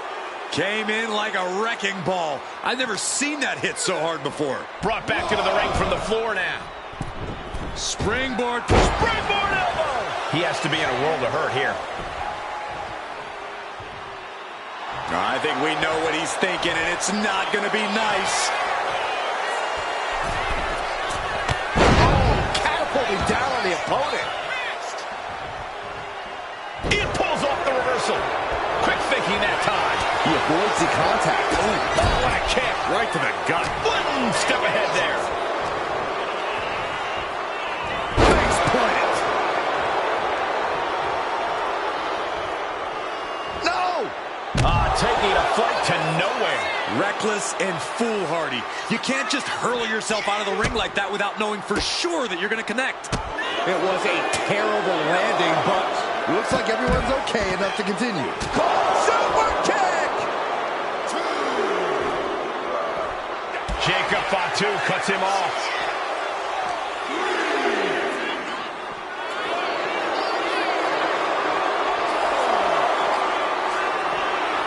And he gets delivered back into the ring. Clearing up the announce table. This isn't going to end well.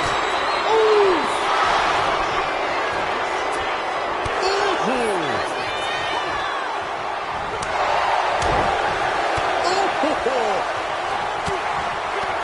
Lands a kick to the gut. Situational awareness with a knee to the abdomen. Knocked down with authority. He's looking to go high risk from the top rope. Top rope. Brutal miscalculation. Oh, I can't imagine the pain being felt right now. I'm positive this wasn't in his game plan. If he wants to survive this match, he needs to come up with a new plan ASAP. That's using your head. Jacob setting himself up top. We're going to finish it off. Swanton bomb. Cover. 2. No, he gets the shoulder up. Obviously still has some fight left. Ooh, nasty shot to the throat. Enough is enough. Over and over. So much aggression. Jimmy Uso getting worked on right now. Yeah, Jimmy keeps getting cut down at every move. Able to capitalize on Jacob Fatu's mistake. Going for the pin for the win. He breaks the pin before a 1 count. He didn't even let the ref start the count. Oh, and back to the elbow.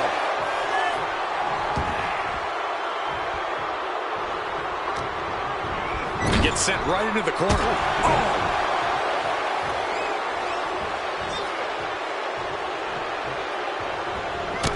By the hip attack. Does he get him here? Oh my God! How does anyone kick out at this point?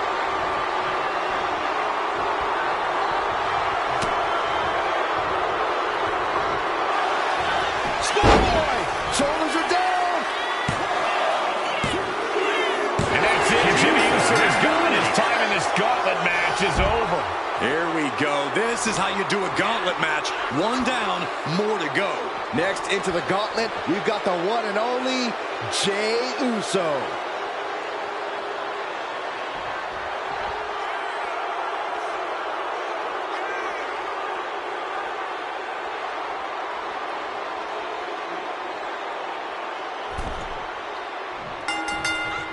Super kick. Good night. And as cruel as this match might seem, let's not forget, this is family. And right or wrong, however a family settles their disputes needs to be respected.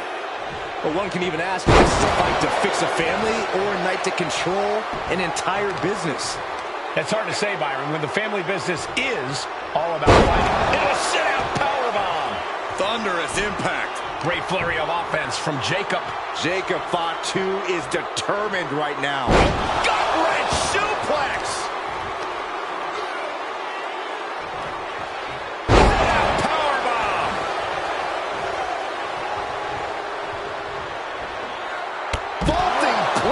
Incredible. What a display of fearlessness we just witnessed.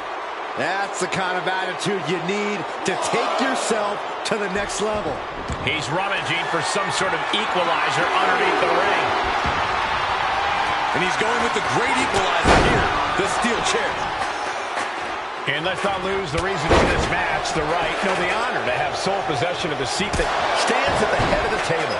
Well, if you can survive tonight, you will be at the top of the mountain, casting an enormous shadow over every possible challenger. I'm already intimidated thinking about the Ulafala adorned around this superstar's shoulders. Shoulders down! He gets the kick out after the 1. Right now, I just don't know what it's going to take. Over and over. So much aggression. Jey looking powerless to every attack. All of Jey's arsenal is beat. Jey got caught. Good decision by the ref. Clearing the ring like that. Jacob about to end this fight. Kicked out at 1? Even the ref can't believe it. Unbelievable. Kick out at 1? Unbelievable. More like inhuman. Everything possible was done to win there, but it just fell short. Caught to the elbow.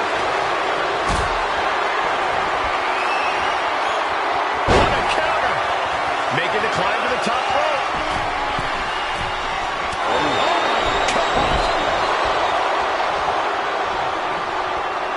The elbow connects. Kick to the back.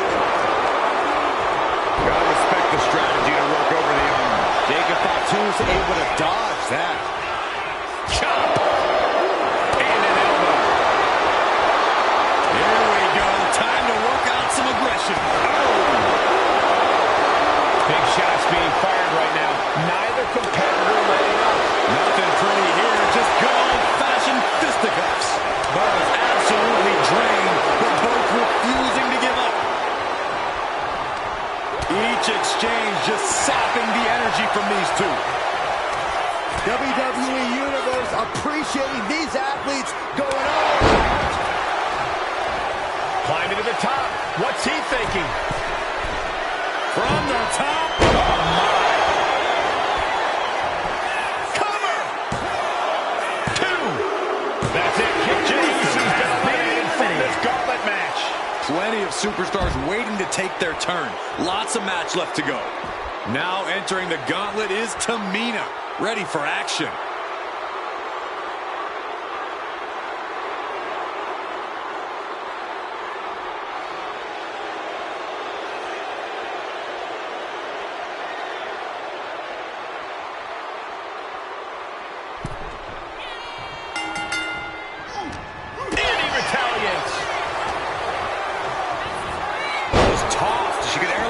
For that. Great flurry of offense from Jacob.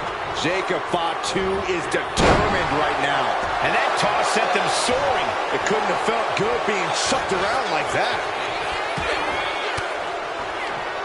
Stiff elbow will break that up. Just like that. She turned it around.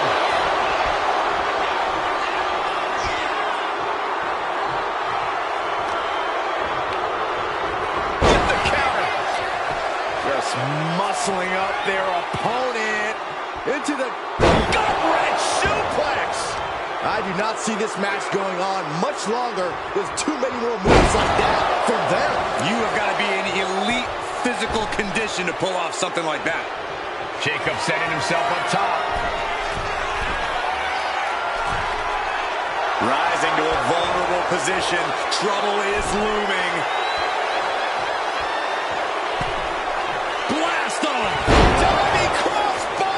Throwing all caution to the wind.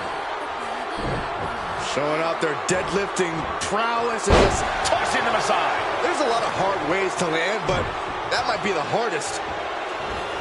Oh my, sent flying.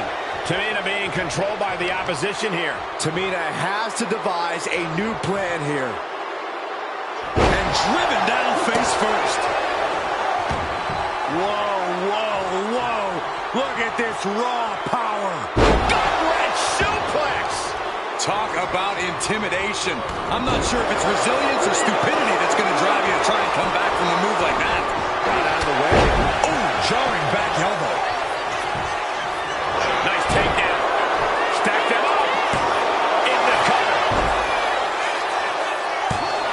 Able to turn it into a cover of their own. And he easily stops the ref's count. That's still a quick kick out at this point. What's coming next? Suplex. Very nice. What energy in the arena tonight. Timed his defense perfectly.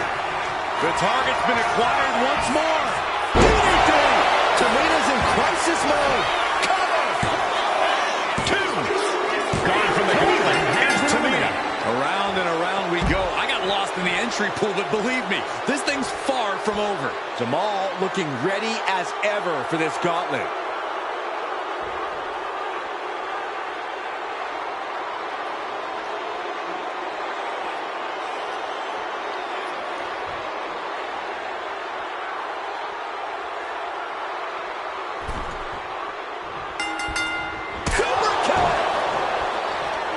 Corey, there's more than family pride on the line tonight. Everyone in WWE is watching, wanting to know this challenge can be conquered. And think about the bragging rights. If you run through the gauntlet of one of the most prestigious families in all of wrestling, you will automatically... From the top! He fails to connect. Placed him in the corner here. Crossbody does the job. Going up to the turnbuckle here. To the sky. All the time. High-risk attempt. Jacob Fatu cuts him off. Oh, torturous knee.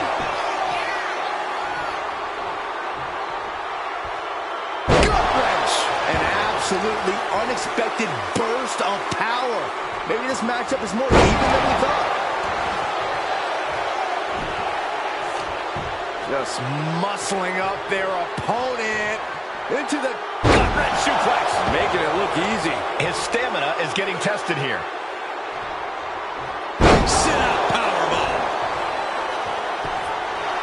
Jacob Fatu sending a clear message here. Here we go again. He made his point. Concentrate on the match instead of everything outside of it. Not so fast. Reversed into the hip toss. Jacob Fatu feeding off the crowd, feeding off their energy. That's using your head. Jacob Fatu taking the upper hand in a big way. Jacob Fatu is determined right now. Have you ever seen a human being tossed like that? What an unexpected show of strength from that attack. Oh, he had the wherewithal to counter Jacob. A chain of reversals here. Every motion getting cut off. Battle of counters. No one's getting their full offense in. Can he do it here? Gets the shoulder. Wow. What's it going to take? Channeling his energy to stay in this matchup.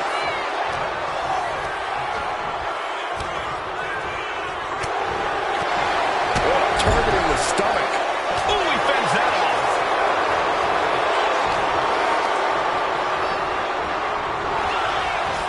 Uh-oh. Samoan drop. Short trip down, but your own size works against you big time there, increasing the impact. Up high. Body from the top. He's finding himself in some territory he does not want to be in.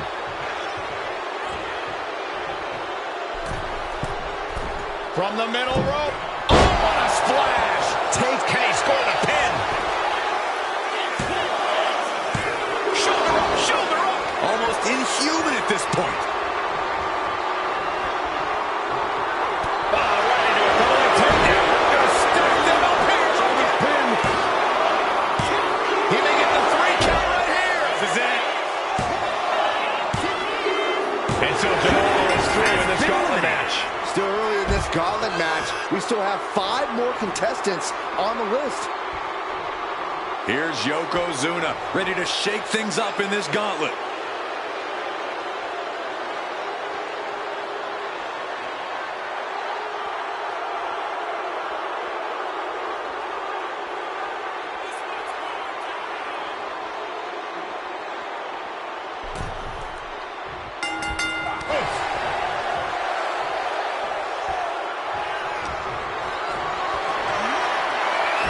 Jacob sidesteps out.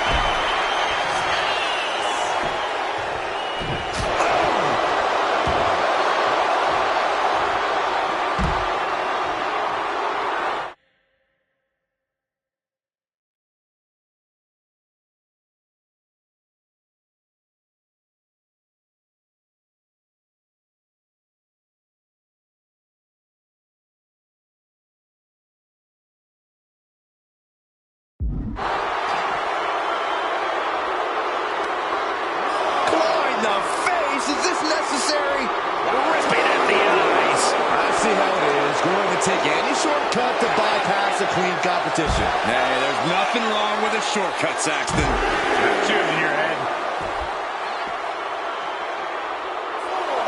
He's looking for yet another exclamation mark. Oh, down by the DDT. Did Jacob Fatu get enough of it?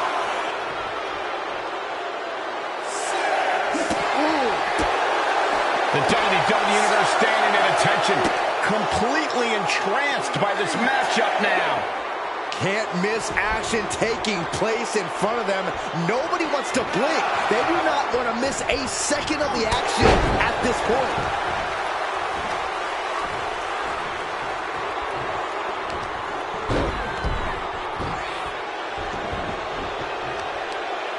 Kick. Uh-oh. And Jacob with the wherewithal to counter. Super kick!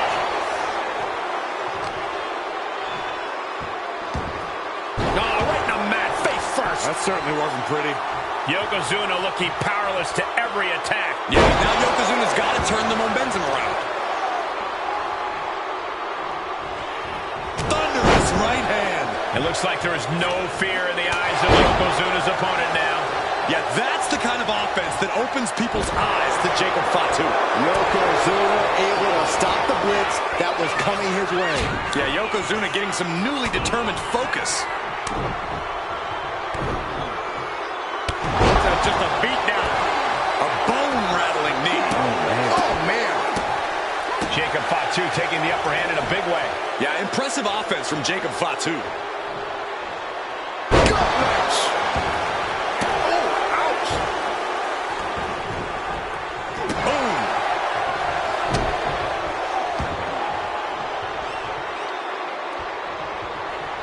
Grabs their opponent by the ankles.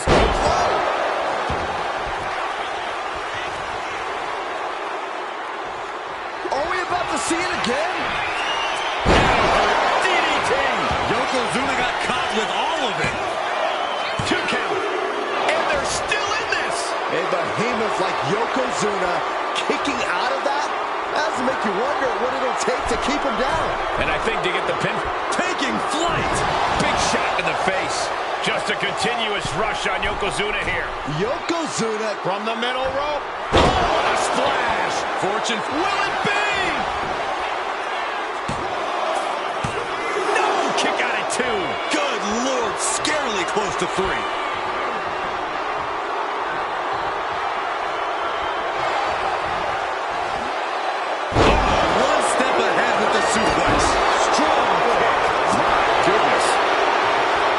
Flips away just in time.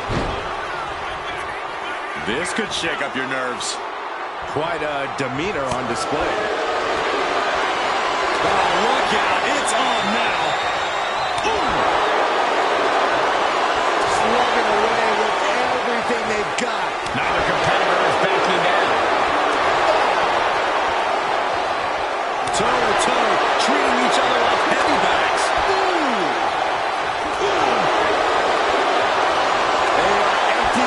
Tanks going back and forth like this. Eyes focused on this absolute war. Listen to this crowd driving these competitors to leave everything out in the ring. That will leave you stunned.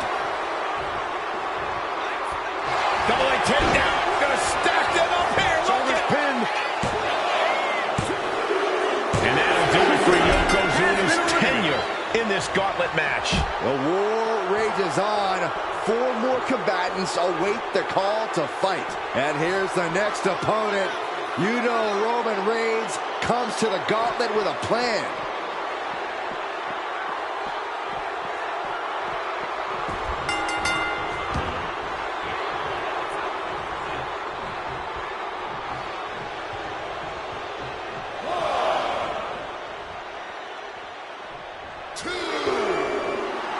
Jacob Fatu trying to ramp things up.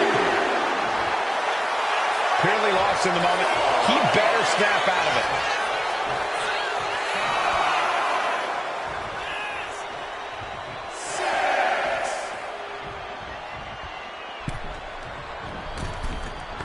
Misses the target. Headbutt. Roman for the win. No good. Stop the pin.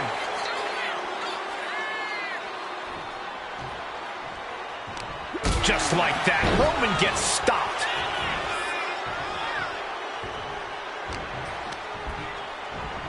Chucked right out of the ring.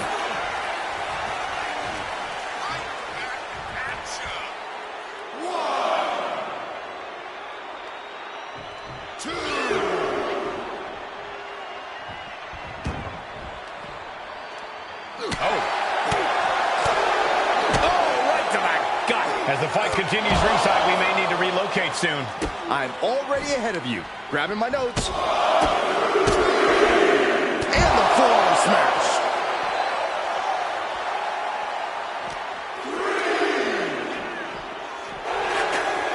Oh!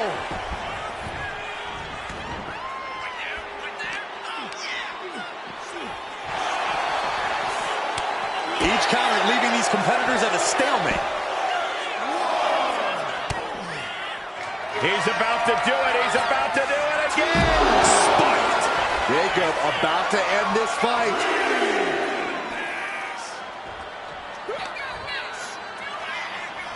Stump puller pile driver.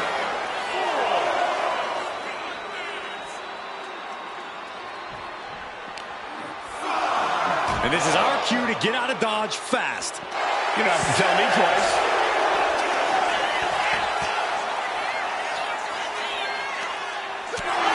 What are they thinking now? Oh, my. DDT on the announce desk.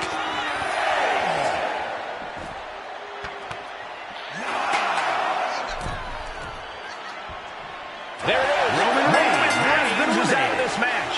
Out they go, but we still have 3 more superstars chomping at the bit to win this gauntlet match. And it looks like The Rock is coming out next to try and run the gauntlet.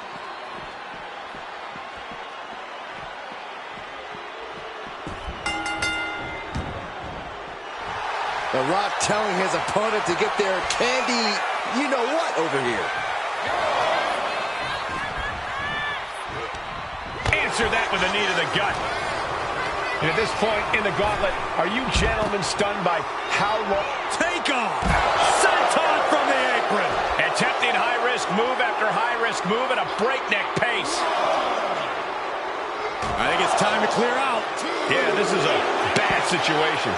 Ooh. Jacob Fatu taking the upper hand in a big way. Jacob Fatu is determined right now. From the top, axe handle.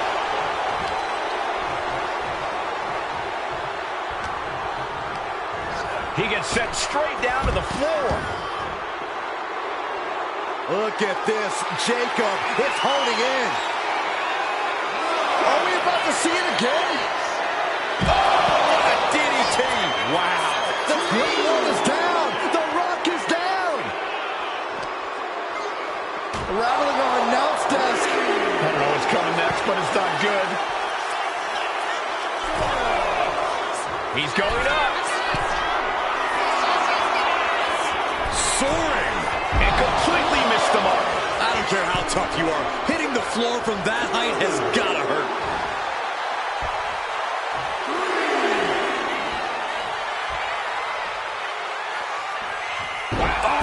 That was definitely an attempt to take off some of the Rock's shine there. Yeah, Jacob looked confident going on the attack. Powerbomb. That there was enough to shake even the Rock's confidence. Yeah, Jacob looked confident going on the attack. Knee strike. Mounting their downed opponent and firing off a series of blows. Oh, a nasty stomp to finish it off.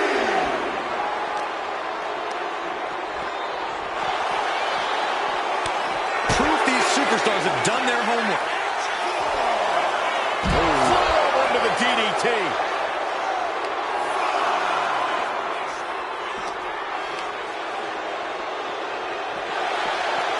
Uh-oh. Samoan drop. Enough is enough. Over and over. So much aggression. He counters with a great reversal. Oh, what a headbutt. On the mark. Ooh.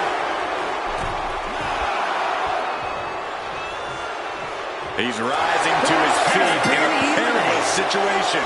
And that's it for The Rock. Eliminated from this match. Just 2 more obstacles left in this gauntlet match. And now we've got Tama Tonga stepping up in this gauntlet match.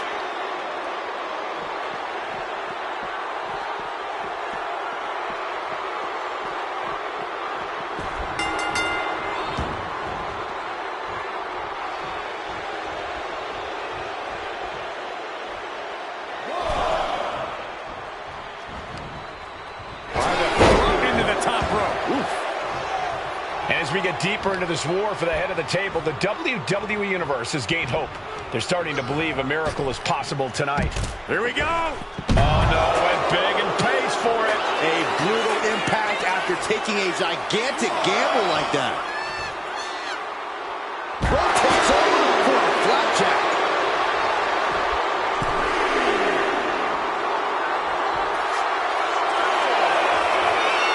He has him lined right in his sights.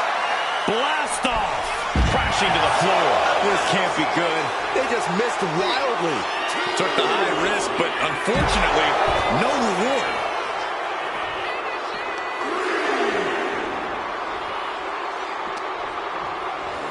This will be the time to go, guys. Ooh.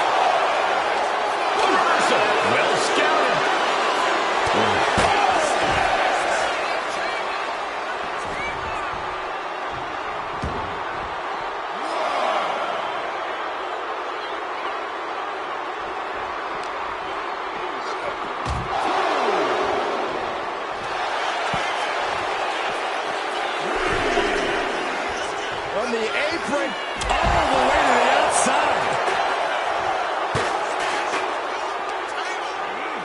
Oh, right into our announce table. Saxton, you stay here and hold down the fort. Watching. Oh, crash and burn. That misstep could have cost them this match entirely. A hard landing for sure.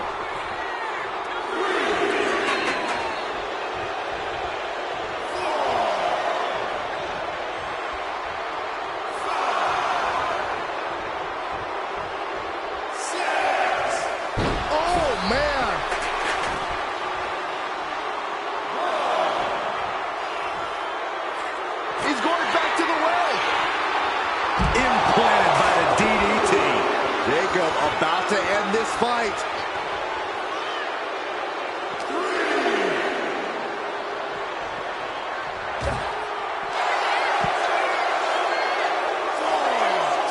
Jacob setting himself up top. Up high. Whoa, what a landing. No matter who you are, when you crash on the floor, a searing pain races through your body.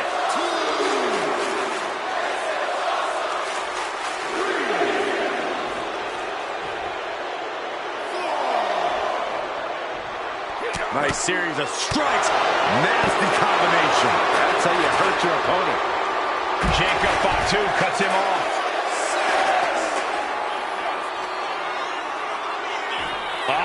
Right into the shoulder. That's gotta hurt. Now looking to do battle right here in front of us. Wear and tear of this match is clearly starting to get to him.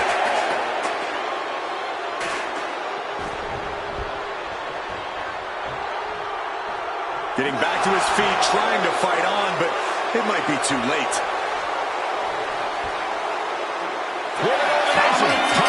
Eliminated. Out of here. And now here we have it, right at the final stretch of this gauntlet match. This is interesting. Alpha getting in on this gauntlet action.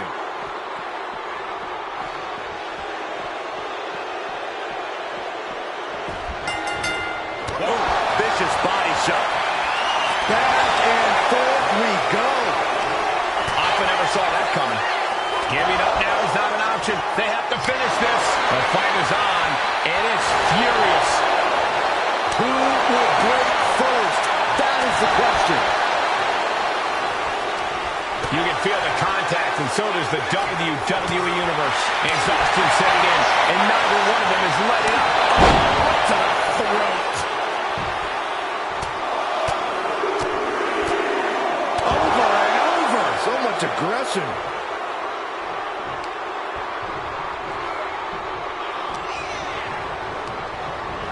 Sent to the corner.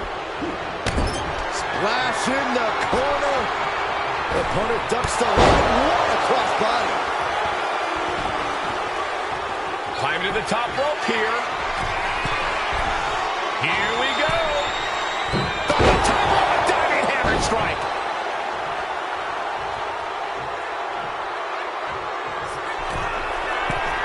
And yet another.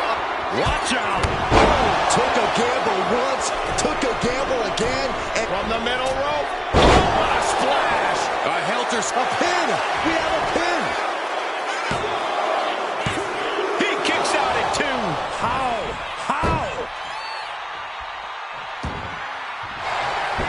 Here's the cover. Hook of the leg. Wait a minute. Wait. Feet out on the ropes. I can't believe the ref didn't even get to one. I think he really felt that one. Yeah, this is the hostility Jacob Fatu wanted to bring. Gut wrench. Things now not going well for Alpha. Alpha might be in panic soon. Oh, he timed that counter well. Dueling reversals.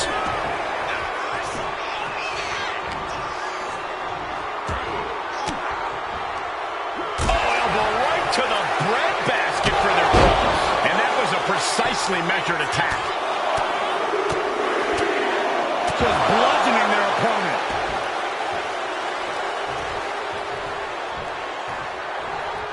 Being made a sitting duck on the top rope.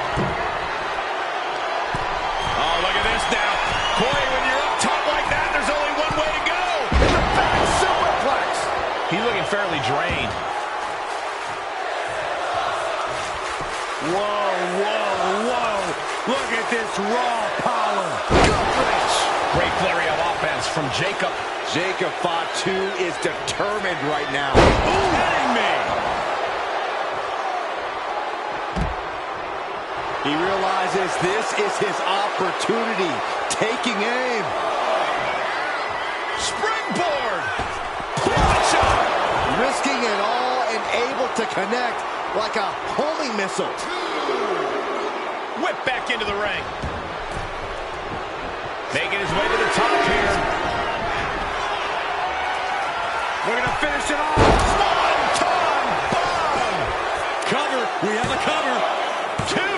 Almost ended it there. Getting that shoulder up now is huge. Alpha is in a daze. It could be over soon. I don't know if Oh, my goodness. Unreal athleticism from Jacob Fatu. That can be Alpha's demise. What an incredible match and win for Jacob Fatu. The winner of this match, and officially, your tribal chief, the Samoan werewolf, Jacob Fatu.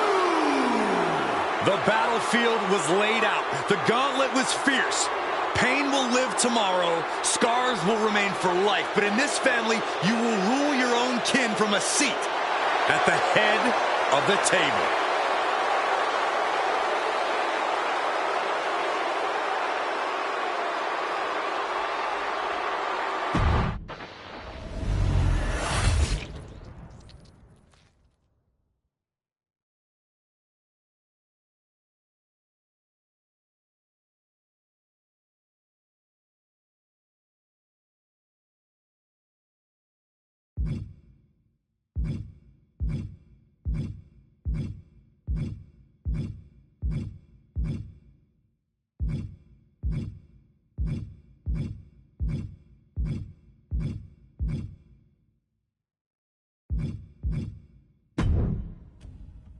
I'm the last guy to knock.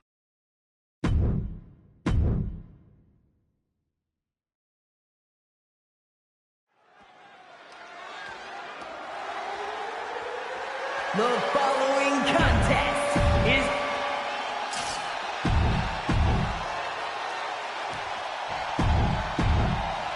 And gentlemen, it is time for Bloodline War Games. Roman Reigns, the Usos, and Sami Zayn versus Solo Sikoa, Tama Tonga, Tonga Loa, and Jacob Fatu. Both of these sides have a deep and abiding hatred for one another. Solo felt he was held down. His crew never called up during Roman's time as the tribal chief. But most of the men on Roman's side were unceremoniously removed from the bloodline, courtesy of Solo Sikoa. And those who weren't have faced continued attacks from the new bloodline. And the winners tonight are very likely to be considered the true bloodline by the WWE Universe. Let's see who comes out on top tonight. If there's one man here with the most to prove, it's got to be Tonga Loa. We've often seen that the man with the most to prove ends up being the difference maker in war games.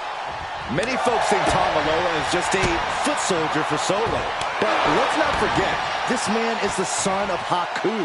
Just like his father, Tonga Loa truly excels in a brawl. And there is no bigger brawl than war games. A lot to prove from the new bloodline tonight. Gentlemen, do you think they can do it? Absolutely, Cole. Solo Sikoa, Jacob Fatu, Tonga Loa, and Tama Tonga have been competing on a different level as of late. They have won some major matches and earned titles too, but from the top, diving headbutt. This War Games just got Usi, Zayn joining the original bloodline side. Looks like they're bringing additional firepower with them into what is now essentially a handicap match. Solo Sikoa's group at a decided disadvantage. His side has less experience inside this structure. But look at how young and hungry Team Solo is. In particular, Tama Tonga is a real wild card. He's like a hyena locked in a cage with a bunch of raw meat. I even asked Tama backstage if he was looking forward to this match, and he just said to me, yeah. Great journalism there, Byron. Thanks, Michael.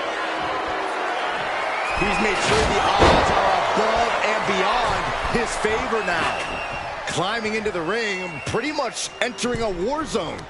And Jacob with the wherewithal from the middle rope. Oh, what a splash! Taking a chance one more time. And oh, my goodness. The moonsault. Jacob about to end this fight. Boom! A forearm smack.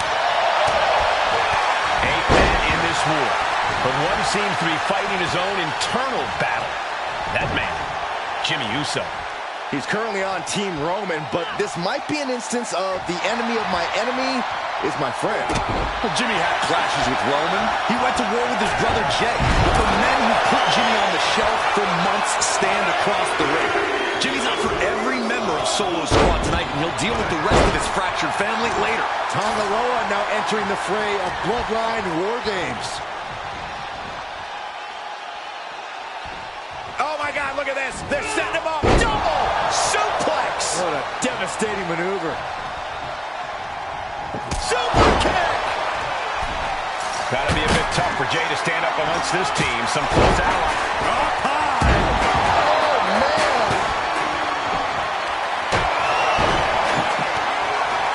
His mind is turning. Might be close to the end. Splat. A stop sign stopping at you for a change. Ooh, what a jumping headbutt. Getting back to his feet, but might want to reconsider.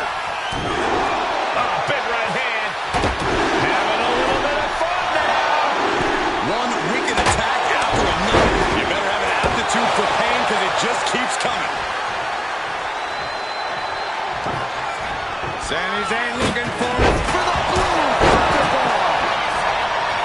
Solo Sikoa, leader of the new Bloodline, has called himself the head of the table, called himself Tribal Chief.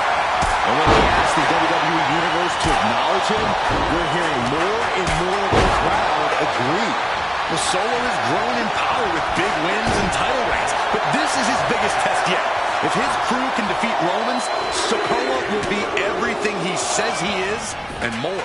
Old Bloodline, new Bloodline, both sides engaging in a brutal battle. Every one of these men is fighting with every fiber in their being to be considered a true Bloodline. Entering the ring and forced into the chaos of this match. Driving the elbow. Sami Zayn, who so much is a member of the Bloodline, it really gave him a sense of self-worth. Yeah, but part of that self-worth came from defeating Roman, from defeating the Usos, which begs the question, and I wish there was a better way to phrase this. Is Sami Zayn still Usi? I think he is, Cole. Sami seems elated to be fighting alongside Jay and even Jimmy. Those are his dogs. Samoa drop. Bullseye with the drop kick. Oh, what a quick answer. Placing him in the corner. Oh, kick from Sami Zayn. Is that all she wrote to Tanga Loa? And guys, this is what War Games is all about. Both Bloodlines leaving it all in the ring. The old guard and new school trading their biggest shots in one of the most dangerous environments in all of WWE. I think tonight is going to be a breakout performance for Jacob Fatu. So much raw talent in that young man. Every Bloodline member, new and old, is a generational athlete. But Jacob seems to be a step ahead of every one of these men at times. Many already believe Jacob could take the mantle as the leader of the Bloodline. If he's the one to earn the victory tonight, his time as the Tribal Chief may come sooner than anyone thinks. And Zayn looked rocked. If he's got a strategy, you might want to think about tapping into it. Uso, but now here's Jey Uso. You can sense it. This crowd is on pins and needles. The WWE Universe is ready to erupt. Let's take about Fatu's intentions here. And Jey took solid hit that time. Jacob about to end this fight.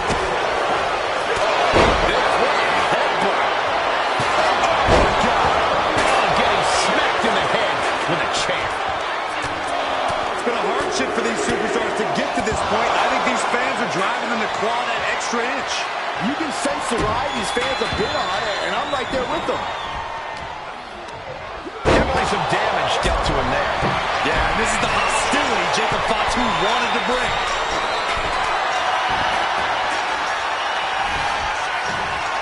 Reaching the top of the War Game structure. Not the smartest of decisions. Goodness. Measuring the distance from the top of the cage. About to risk it all. Count it. I can't look. You gotta be kidding me. All the way from the top of the cage. An insane all-or-nothing attack. Putting everything on the line. And the Tribal Chief is now entering Bloodline War Games. Is it not enough that they're already coming in with an advantage here? Is this really necessary? What a headbutt on the mark. He's carrying some serious equipment into the cage with him, ready to fully exploit the numbers game. And now officially in the fray. It pays to be coming in and have more friends and foes in the cage. This is a situation you want to avoid. Scoop slam. He wastes no time. Now looking at Jay. And a well-executed move, we just saw that. Will Jay take advantage?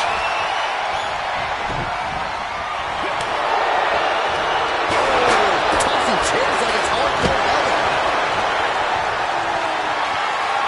There's some power behind that punch. His body is taking a lot of the punishment. Super kick.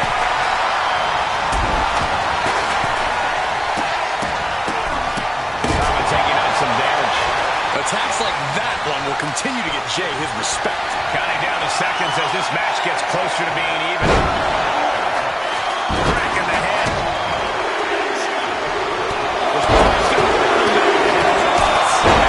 New Tribal Chief Solo Sikoa joining Bloodline War Games. Jumping clothesline. What a chip top rope. And it's Jey Uso. Jay can see it here. He might be the smartest man in the ring right now, ensuring himself a bit of an edge. Top rope. Super splash.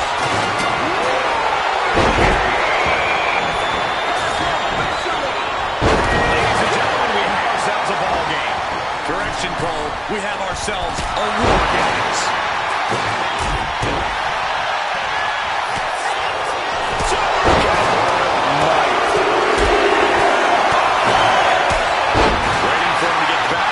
Feet so he can strike.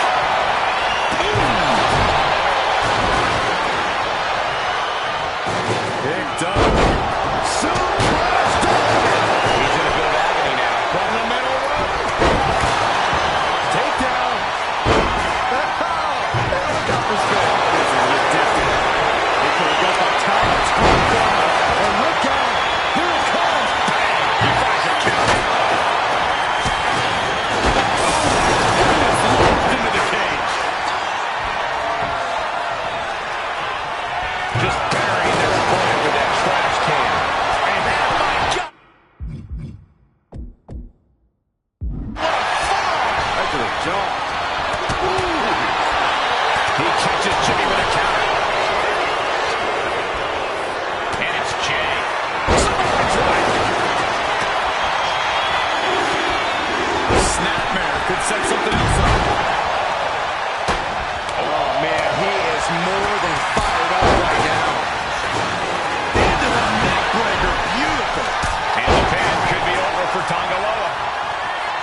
Oh, he makes the biggest save of the night. And he just has to be in. Uso splash. Will Jimmy seal this up? But no, helping their teammate out there.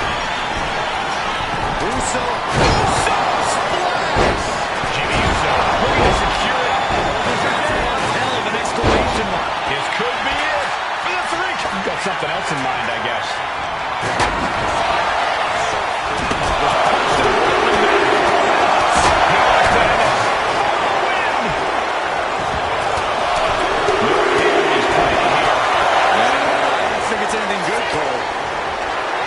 Supreme confidence here from Jimmy Uso, but he's giving his opponent a lot of time here. Has to find a way out of this. Oh my goodness! Takedown, get the shoulder down. Hold it, oh, reverses it. Shoulder. Oh, this is unexpected, Byron. Yeah, I'm guessing he wasn't fully in position.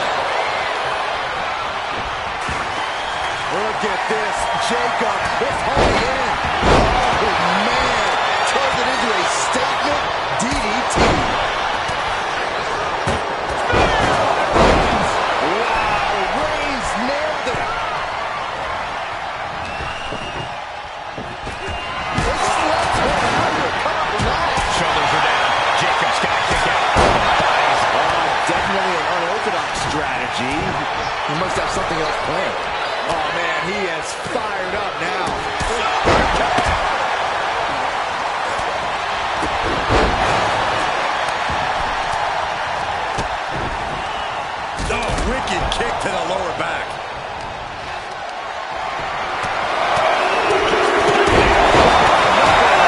Sikoa is starting to show the effects of this mat. Top rope. And now here's Jimmy Uso. That could put Tama down. Doing what happened. Tongaloa trying to secure the victory.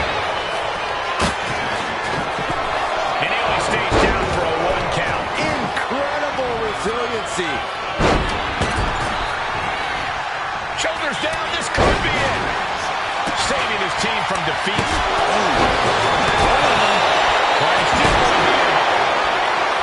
He's changing his mind. Going for something different now. There was some power behind that punch. And overcome.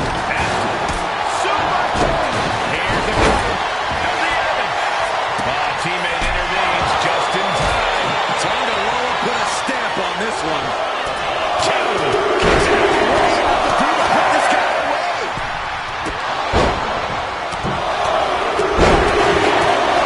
And the pin could be over for Tongaloa. Releasing the pin. He's adding insult to injury.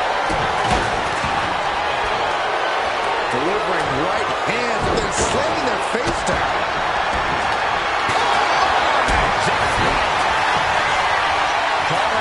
Come on. Steal this one. I guess he doesn't think he's done enough damage to put this one away yet.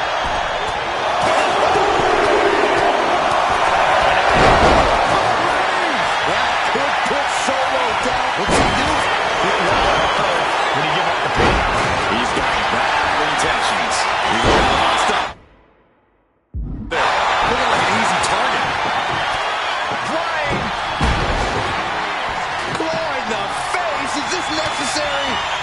Looking for a nasty hit by Zayn. Is Zayn closing this out? And having some brutal impact on that DDT.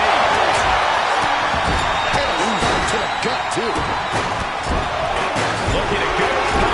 Uso. And it's Jey Uso. And down for the count. This isn't good. Launching. Axe handle from the middle rope. Look at this. Just cranking it out.